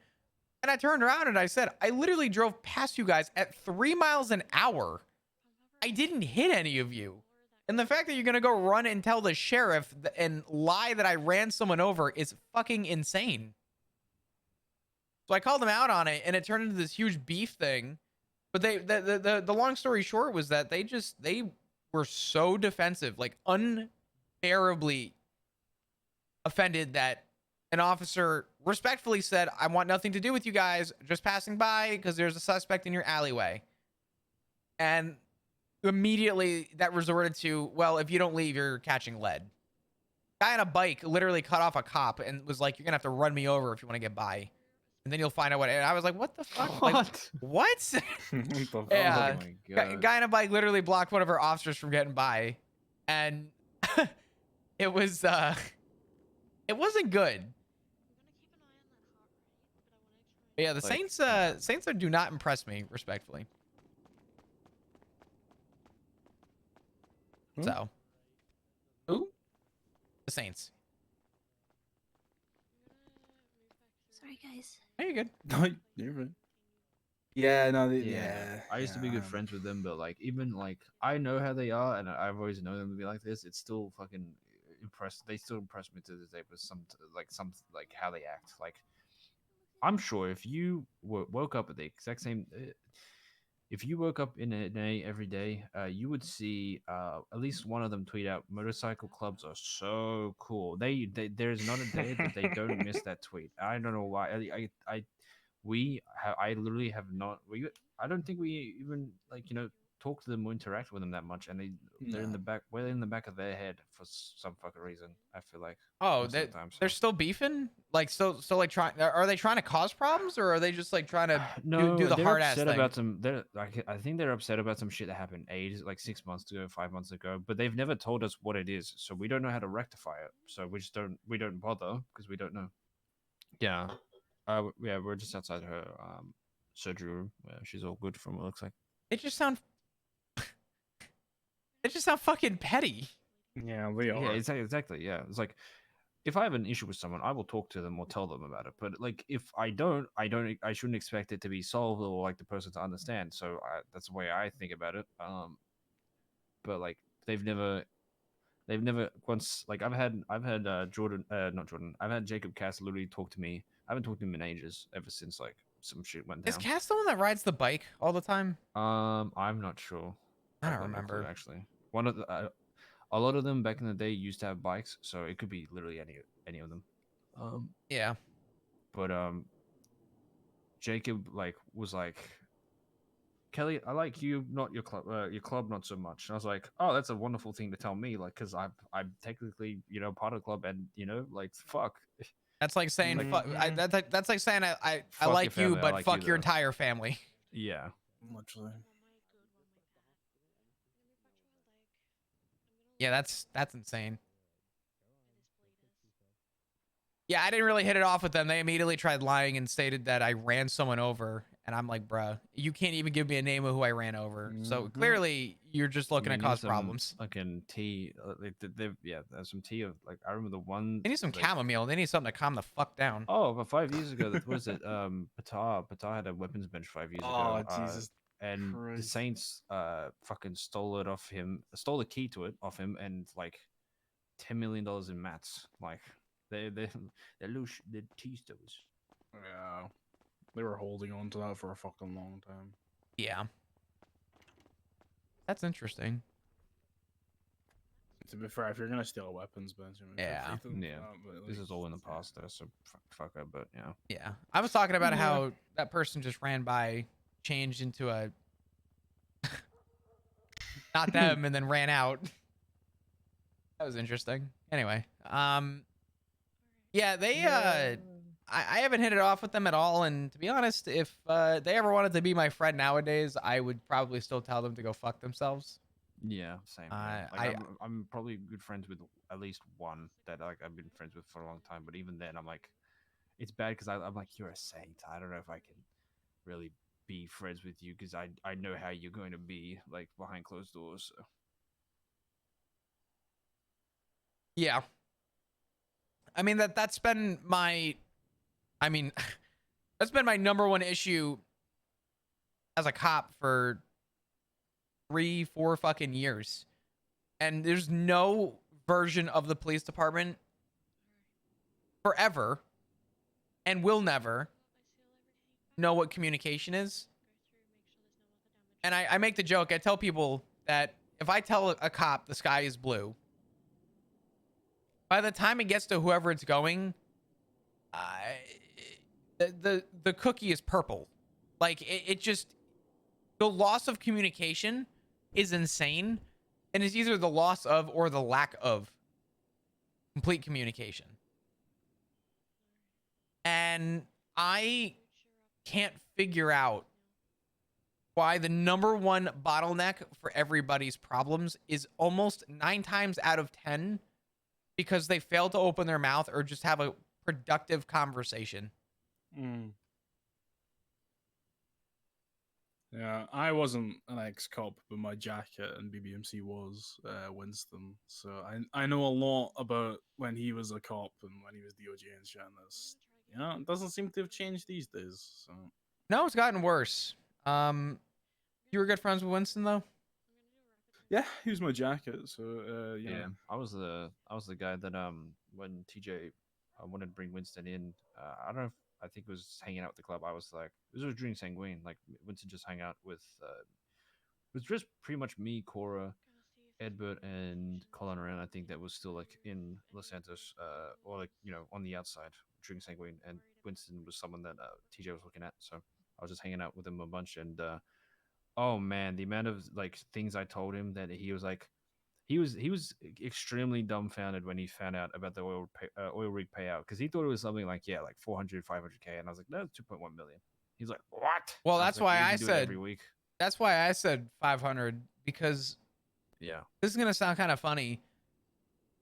Winston was one of my closest friends in the PD, and when he got fired and tried to come back, and they told him that he had to essentially scrub floors, that was the most honorable thing And looking back at it, I still have a lot of respect for him for looking at everyone and saying, no, I did my time here.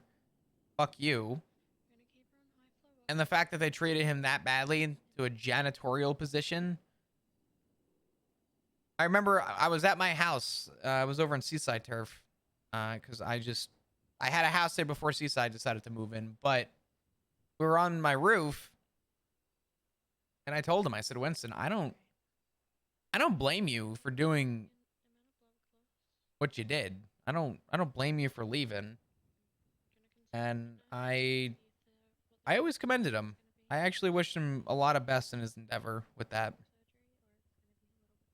I hope he's doing well. We both started as probie detectives together. We both got in fuckloads of trouble together too. We were trying to write a subpoena, and we were talking with, I will never understand this. We were talking with one of our detective leads, and we said, for the anonymous approach, because we're currently working on something, can you sign the subpoena? Well, turns out that was a big no-no, and no one told us, and our detective lead approved it. And then when it came time and push came to shove, we got in trouble for it. So all I good. remember a story. Winston told me he ages ago, I think he like raided or subpoenaed Kaiba, and then when he was hanging around for BBMC, he was like, "Oh, Kaiba, what's your number?" And like Kaiba went to message him, and he saw that he had been messaged by Winston. And he saw the subpoena, and he's like, "Oh fuck!" He's like, "That was you." He's like, "Yeah, yeah." That's correct. Yeah. Man, Winston was always good. He was good company. He was a good detective. He was very good to me. We were friends before I became as like hang around and stuff. But he took a chance on me, and it was very much appreciated. He told me a lot, like not a lot of stories, but like he told me like a fair amount. You're good. But like his time before leaving, and like him trying to become a cop again, and then going for DOJ, and then from there. Yeah, Wow. it's unfortunate the hand that he was dealt. He didn't deserve it. Hey. Yeah. Hey, what's up? How did everything go? I'm sorry. It's gone okay, not the best. There were some complications, and she will need to stay at least overnight. Define complications. When I was replacing the bones, it caused a bleed, which has caused significant blood loss. I was able to get it sorted, but her heart rate is still quite low. She's not breathing the best, but she is getting enough oxygen in that I don't need to go for any further with that. She's okay with just no tumor, but when moving the bone, it did cause a bleed, which caused significant blood loss. So she's on bloods and fluids at the moment.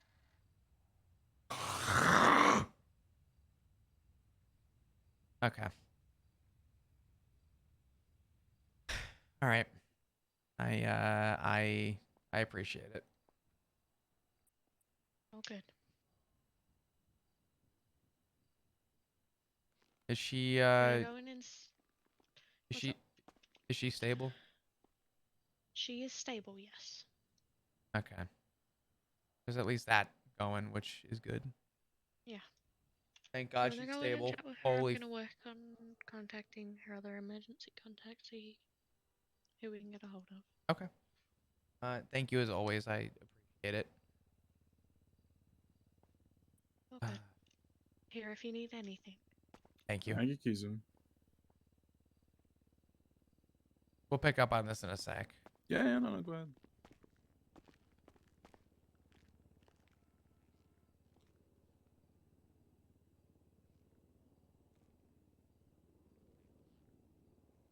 Hey, kid.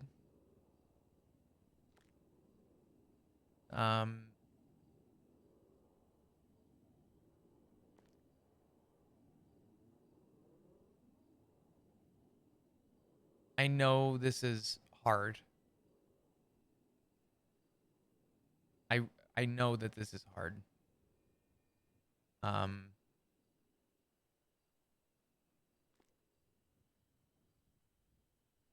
And I know that you're scared and nervous. And that's fair because I don't do good with surgeries myself. Doctor said you're stable. You're getting blood, which is good. I just need you to lock in and stick through it.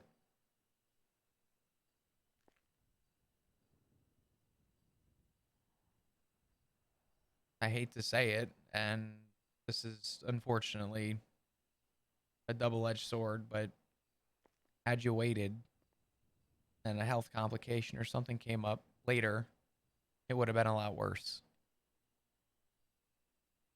I'm trying to stay positive for that. But I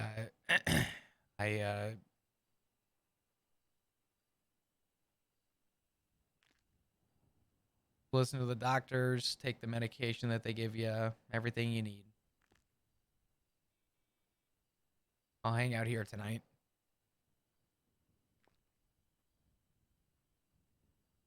Sounds like I have a good reason to, considering. So,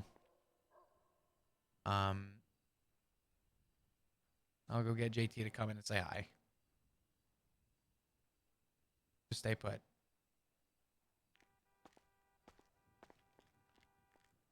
If you want to go in and say hi, you can. Sure.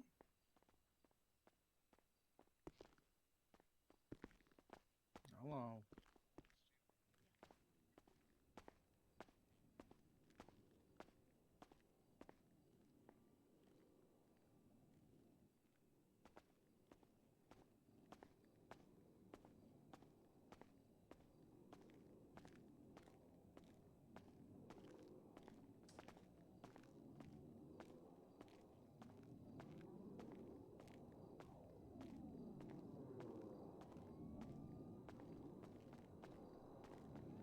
Everything is fine.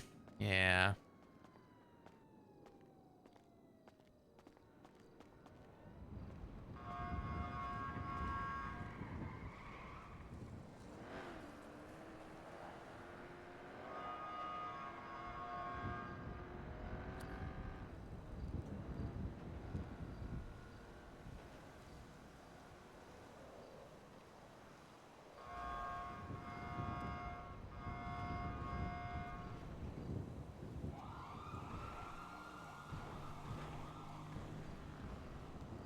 Poor Flop, man.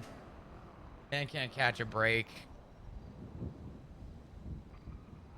Luckily, he doesn't have to prosecute his daughter, but, you know.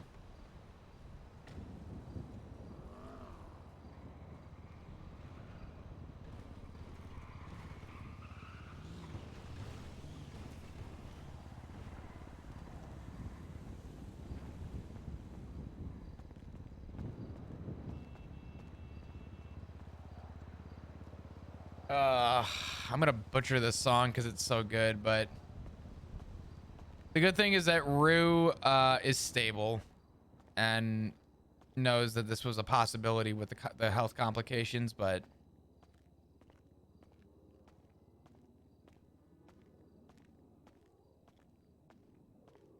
Flop is going to spend his time patiently coping.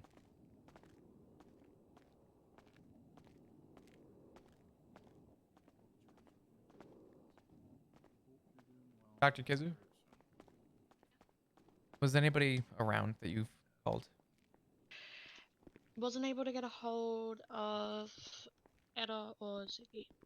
I haven't called Shang yet. Ivy's been notified because Club is also listed as emergency contact. Okay. Why can't I find myself out of this room? I don't know. I feel like I live here essentially right now. It's insane. I can understand what you feel like. That it's been non-stop. Yeah. I mean, I can sit here and complain, but you would know it better than anyone. I don't have to really. really, you guys know it better because I just admit people. I haven't really had anyone I've actually had a proper, true, like, friendship or that with that I've seen in here. So you guys would know it best. You see that you have the feelings the hardest with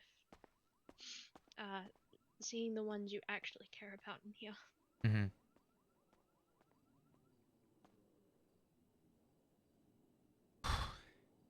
Well, just know that I appreciate it, and if you ever need anything, let me know.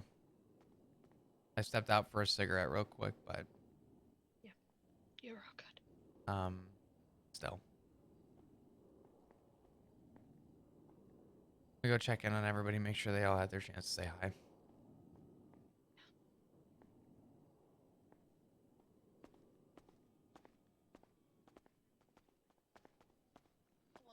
Am I good to step over? Yeah, no, you're fine. Yeah, sure. Kelly's just thinking about something. Then he goes. Yeah, no, I know. Want to make sure I wasn't interrupting. No, never. She's stable. I guess there was some surgery complication or something, and had blood loss, but blood is regulated. She's got to stay overnight though. Yeah. I suspect it's probably fine. I'm glad she did it today. Excuse me, the surgery today though, because if she waited a day and there was health complications with the surgery, it probably would have been worse. So I'll admit to you that I saw those charts when she was in X-ray. Yeah, that was 100% the case. So I actually I owe you a bit there for that one flop. Thanks for having my back when I told her she had to have it.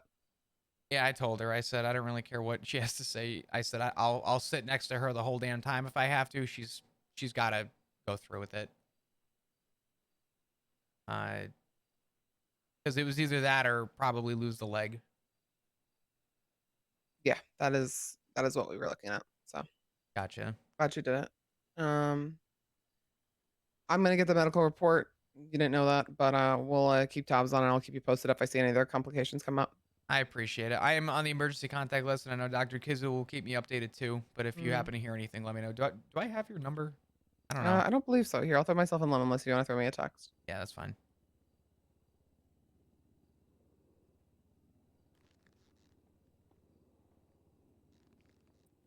There you go. That's me. I don't usually text on this phone, but I don't mind if people text. But if I could avoid it, I will. I'm not a big texter. I'll call you if I find anything out. Yeah, I'll go. That's fine. If you have to text me, that's fine. I don't mind, but I try and avoid it when I can. So. All right, sounds good. Also, I'm sorry about before. That was an honest outburst, but an outburst. You have nothing to apologize for, Flop.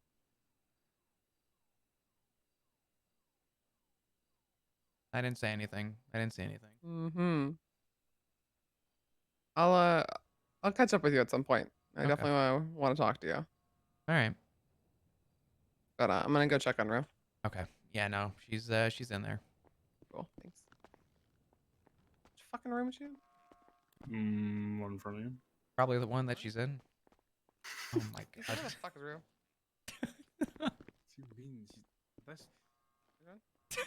This one.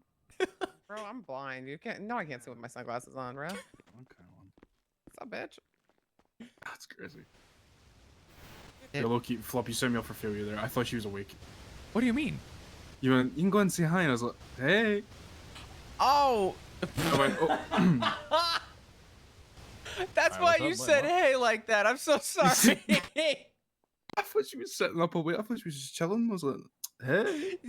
I heard you go hey, and I'm like, damn, he got energy. Oh god. Brother, I'm so sorry. That's really funny. Oh god, I forget who it was. Cops are supposed to text message you VAF points, right? They don't have to text. They need to notify you, whether verbally, through text, through a document, whatever it is. Just some record of. I recommend a text or something that people can refer to because there's a JP, how timestamp. long ago did that breakout happen? I mean, well, Brother, I don't give a fuck. I broke my car out of MRPD motor pool. A cop opened up the garage door, and he was like, "What the fuck?" And I took that moment of confusion as like a moment of, "All right, sweet, I'm running in." And he like, I'll be honest, I was thinking he's gonna lock me in here and it's over, and he like he didn't. I got out of there. I was like, "Sweet." My car may have a VAF point already on it, like they may It's have not applied it. violent And, thing anyway, yeah. right? So you're fine. Yeah, the That's VAF just point. changes, though, no? I believe if I recall correctly, VAF points are for in conjunction with violent felonies. I think. I'll be honest, I've never VAF'd a car before. I don't have a fucking But that's if clue. the person gets caught, no? Yeah, if the person's caught and they can prove that you, Kelly Dean, were involved in a violent felony involving your car, and they can put you on the scene with your vehicle, I believe that's constituted for a VAF. So, theoretically, let's say someone during a cash exchange chase drop me off Brother, in my fuck car. these. I try to, Fuck these. all right, I try to get in my car. Thank you. McNulty tased me out of the fucking car 3 times. I Hypothetical. couldn't get in there, so I just got back into the original car. We dipped.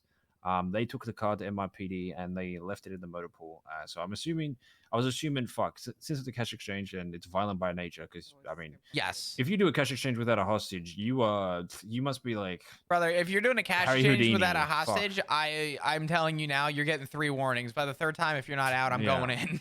Yeah, that's exactly right. Yeah, so I was like, fuck, it's violent by nature. I was like, shit, I'm gonna get a VAF strike. Then I thought about it. I was like, well, I mean, I didn't get arrested, so like, what would they be? How would they be? Like, I don't. Did you have a think mask people got on? arrested. I did. I had should be a fucking lawyer.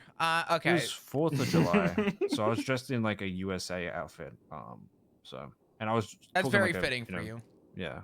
I was in a southern accent. I'm like, Mike McNulty, just let me in my damn car. He's like, no, brother.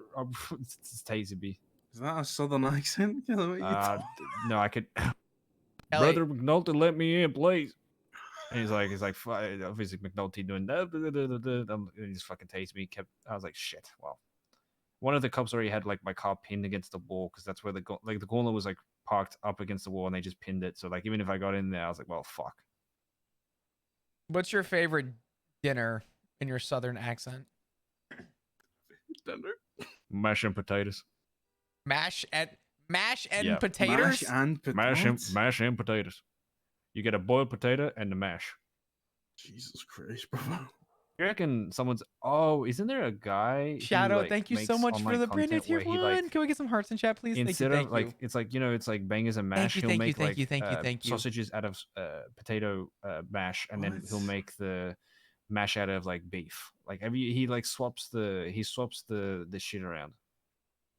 I don't know, but calling it online content just made us sound like I need you to just see what fucking this guy's went called, because I remember watching a video where he made like mashed potatoes but out of like the steak, and then he made the sausages out of potato. It was fucking amazing to watch. What the fuck, bro? I just want food that is edible. I don't need. How do I say this? Listen, a nice restaurant is nice, right? It's nice to go You sit. don't say. It's nice to get like a nice meal with a nice. Let him cook. Yeah, but A nice restaurant's nice. I'm supposed to let this man cook. Yeah, hold on a minute. But then you like, I'm just saying, if you're turning my sausage into fucking a mashed potato because it's artsy, I'm not gonna give a fuck when I have to shit that out. Like, why? Like, what the fuck? I don't know, man. I think sometimes the food industry goes too far. I mean, yeah. How the fuck did we get here? I was gone for 5 minutes. So, Well, Kelly, it all started when you walked in and said, "Sup, bitch." Yeah, it's crazy. What? No, there's a guy online that he like cooks, like, let's say bacon and mash. He'll do that, but he'll make the potatoes into sausages, and he'll make the sausages into, like, he'll reverse it. So like the potatoes are actually, you know, sausages, and the sausages are potatoes. It's fucking hilarious. He does. I tried to find him, but I couldn't. He does that with like so many things. He made like a beef Wellington where the inside is the pastry and the outside is actual beef. What? Yeah, I'm trying to. I actually This like is watching definitely it 'cause some you're just like, what the TikTok fuck? shit, right? Yeah. Why am I not high for this conversation? This feels weird, man. I'm not. All right. We'll catch you tomorrow.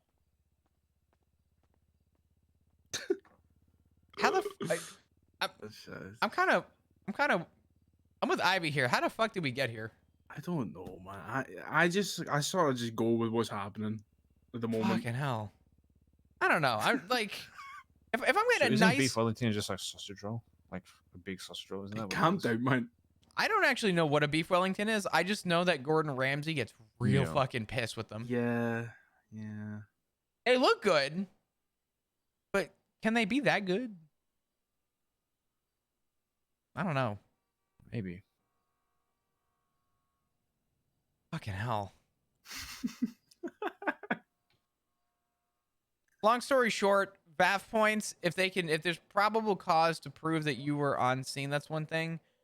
Once upon a time in a galaxy far, far away, we checked to see if the car's been tampered with, and if it wasn't, then we were able to make that connection, but I don't think that that's the case anymore. I think now there needs to be like a guarantee that you were either on the scene or assisting with the crime. So, I don't know. I think we have a knack for somehow making the same crime look like two different crime scenes. Because I don't know if I would have. I think I would have gotten felony obstruction maybe, but like, dude, do you know how many how many reports I've read involving you guys, and well past statute at this point? And I asked myself, why the fuck a warrant was never placed? They'll have like your blood on scene and shit. And I'll be sitting there bro, wondering, I should have had multiple warrants at this point. dude, Like, I don't know Jesus. how you guys keep getting away with it. And I'm not complaining. It's just funny to me at this point that I think not a single group involved crime has ever turned into a warrant for any of you. Yeah. Except for Rue gets some fuck done. But Rue, like, Rue makes it almost. She almost wants the warrant. She almost like makes it obvious enough for the cops to be like, well, there it is. The only time I've ever got a warrant was when I didn't wear a mask. I told them my full name and state ID, and then went from there. That's kind of funny. I've literally been roof running without a mask to see if I get a warrant, and I've been like seen 3 or 4 different times by cops, and nothing. So I'm just like, fuck. See, to the point where now I just leave my HVAC parts in the trunk and let them stack, so there's a fuck ton of them. I still don't get caught. I'm just like, bro, what? Fuck. I'm just too good at my job, I guess. Yeah, and then one day they're gonna have to see me, and they're gonna have to sit there and go, "Oh, I know who that is. Let's write a warrant for that fuck." I'm gonna be a warrant magnet. You're gonna get mustache ID'd if you ever do crime. Like, if you know, I don't know. The one thing Elio has always wanted. Bro, I'm not gonna lie. I mean, that's what. There's always one thing that like people just like. People don't know me, and that's good. I remember someone back in the days like nobody knows you, Kelly, and I was like, I took it as an insult. I was like, wait, that's actually good. To the point where I committed medical neutrality in front of cops without a mask, and I still got no warrant for it. I was like, all right, sweet. I could probably just go kill the mayor and just walk away. Like, Do you remember a this is guy insane. named Balto Connolly? He's a neon Titan, right? He used to be an EMS. He got treason for treating people during the Sandy Shores War years back. The war in Sandy Shore. Oh, isn't that a Hippocratic oath? Like he has to like treat him. Yes, like, part of treason stated that the whole thing with medical neutrality was that it involved medical neutrality. If he failed to treat people who were the most injured, he would have gotten treason. And he told people, hey, this person's unresponsive. They're responsive. I'm going to treat the non-responsive person. And police officers arrested him. And they made his ass sit in prison for, I forget how long. It was a ridiculous amount of time. It was at least 2 months. Like, unfortunately, like they'd throw people in and then forget about them. And then it's just like, then like only until like, I guess someone with enough power is just like, yeah, what the fuck's up with this dude? And like, oh shit. Oh yeah, that's right. Yeah. Like, I think Simon Riley was in jail for he was in there for ages and he got a payout at the end of it, but he was in there for like a sack charge, I think. But he's in there for it. Yeah, because he's in there for sanguine, and then on top of that, he was in there for something else. Jesus That's what I Christ. remember, anyways. Yeah, because he was in there about the same time. Like, I think he was longer than TJ, right? Yeah. Yeah, like TJ felt bad because he was leaving Simon, and Simon was like stuck there essentially. I'll go check on Rue real quick. Give me 1 second. Yeah. Yeah, no worries.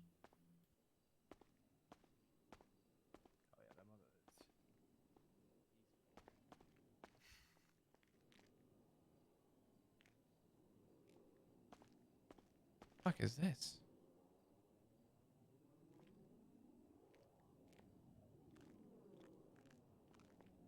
Hey, Rue. I think I'm way too bedside manner with you, and I learned a lot. Because Ivy did it better. She walked in and went, "Hey, bitch." Real badass and stuff. And then I kind of fucked up with JT because I said, "You can go in and say hi." Then JT came in and went, "Hey." And I didn't tell him that you were unconscious. Sorry about that. um, I got you something for when you get out. And only for when you get out. I'll find out you're fucking smoking in the damn hospital and they'll kick your ass out. And also if you get hungry, because the hospital food's fucking disgusting.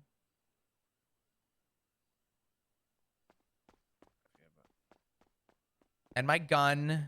I'm just kidding. I'm not going to give you that.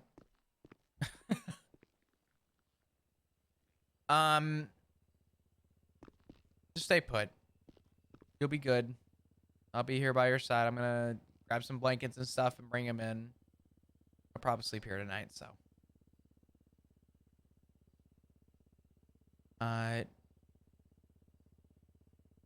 Yeah.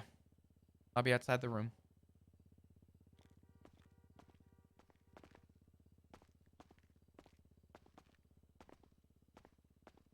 You guys good? Yeah, yeah, I was just Okay. double checking. Gotcha. No, you're fine.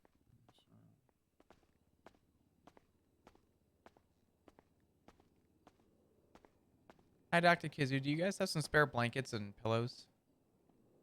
Yeah, I can go grab some. I appreciate it. I'm probably gonna stay here tonight if that's okay. Yeah, it's so good. You doing okay? Yeah, I'm alright. All right. I'll hold you to that. If you're not okay, you reach out.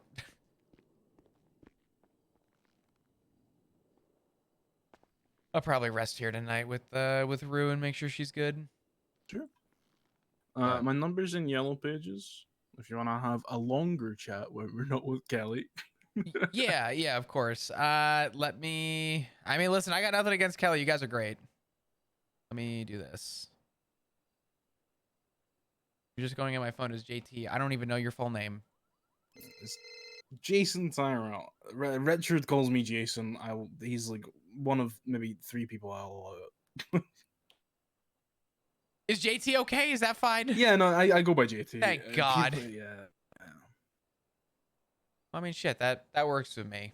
I'm assuming you're gonna be heading out. Yeah, I'll just probably be over at the block anyways, but I'll be. I nearby. gotcha. If you need me, just give me a call. Yeah, sounds good. If you need anything, give me a shout. I'll be around here for a little bit, and then I'll probably be around tomorrow. So. Okay. It was good hanging out and chatting and actually getting to meet you finally. It was nice to meet you for Yeah. technically. I mean, we've met before, but we'll call it the first time. We'll call this an official first because we actually got to talk. So. Yeah, that's fair. But. All right. Well, All right, I'll see brother. you later. Yep. You take care. All right.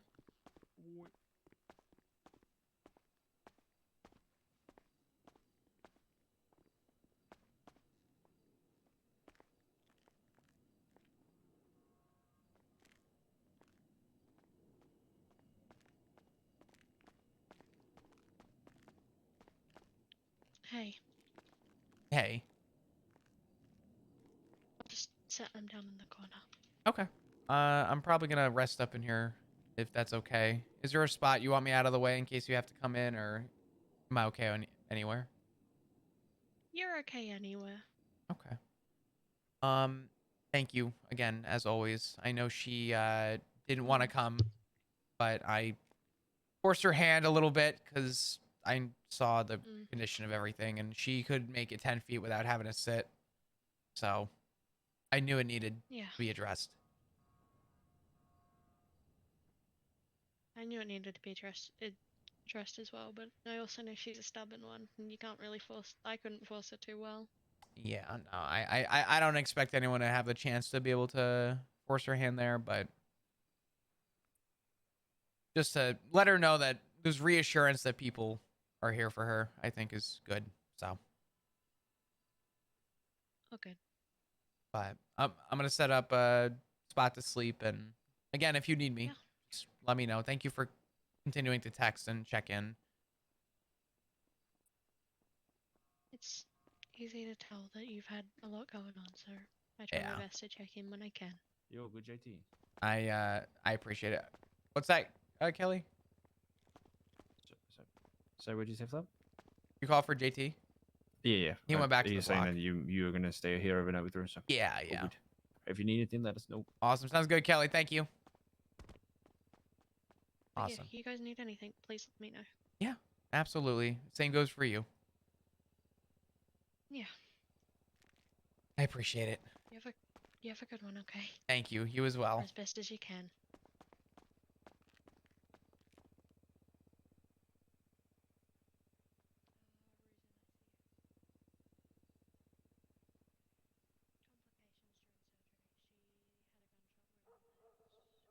Uh.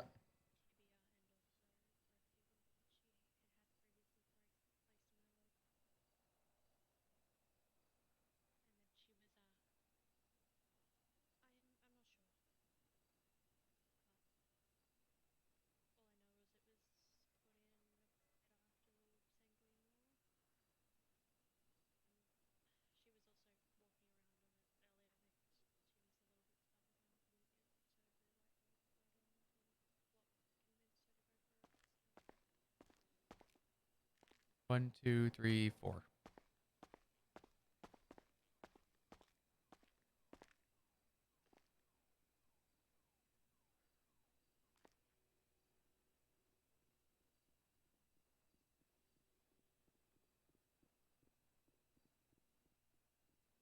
There we go. Wow.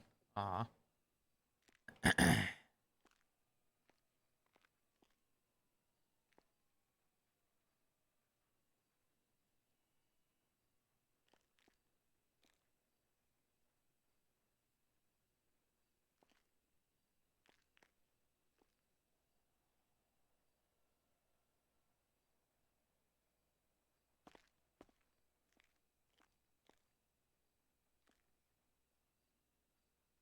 uh.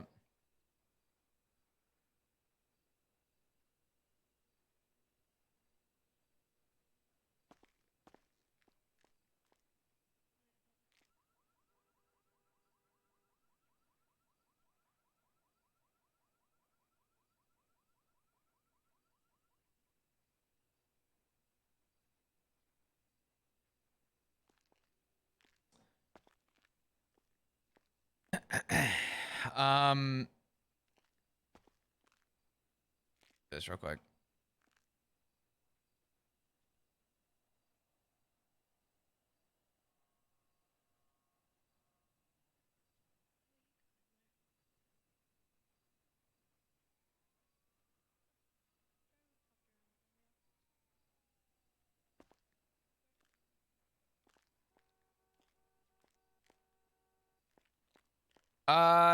I mean, Nikita, to be fair, Flop's never slept in the ICU, and the reason he's doing this is because Flop wants to be the closest to the vitals.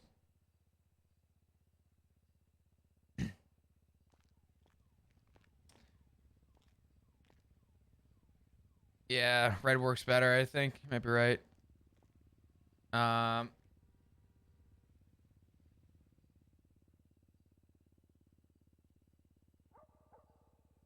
Yeah.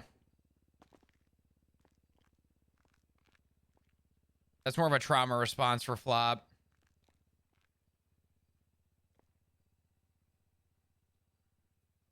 All right, chat.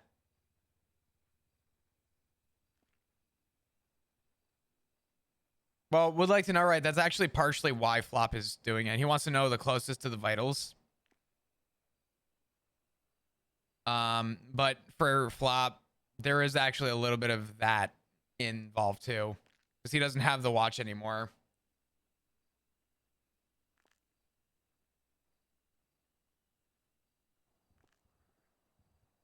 Holy shit, I can't believe this. What? My marriage is at risk too. This is unbelievable. my- Everything in my life God. is at risk. You're so dramatic, This is Flop. unfucking believable. Just say the words "I love you" too. Just say them. Did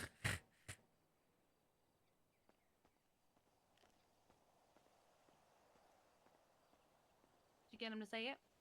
Nope. I held him at gunpoint. Oh my You god. You couldn't hear me because the door shut. My fucking asshole. My ass. No, wait. No, My that's ass. real. You really couldn't hear me because the door shut. What did you say? I said I love you too.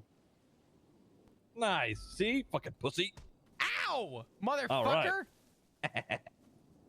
He said the word. Kiki, he said the words. Wow. 2 years ago. Imagine that, man. Look at how far the roleplay's gone. Isn't it so sweet to send it back because you threatened his life? I know. Dude, Flop and Ziggy are so cute. Wow.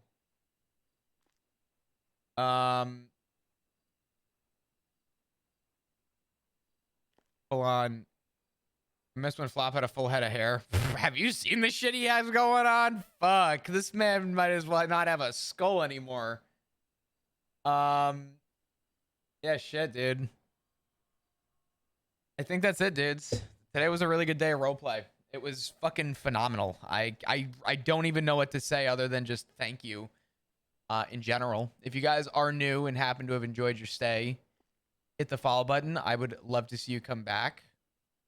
If you're not in the Discord, be sure to join the Discord. I would appreciate it. Pretty cool people. Pretty great. Meta chat there for you, not for me. New YouTube video, by the way, coming out probably tomorrow at some point. So subscribe to the YouTube.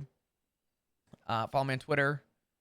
All that shit. I'll probably do Jenny's phone call tomorrow as long as she's around. Or Jenny. Fuck. All right. Yeah. I'm gonna get out of here. I'm gonna leave you guys off with Kelly, the boy. Leave you with a couple minutes of ads. If you want to stick around, I appreciate it. If not, I fully understand. I appreciate you. I'll send you guys over to Kelly Dean, the boy, the man, the myth, the legend.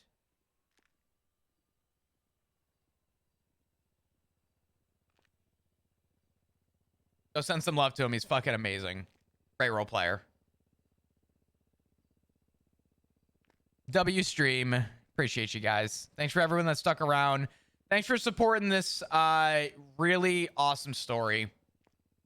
I'm very fortunate to be able to share such a cool story with all of you. Thank you.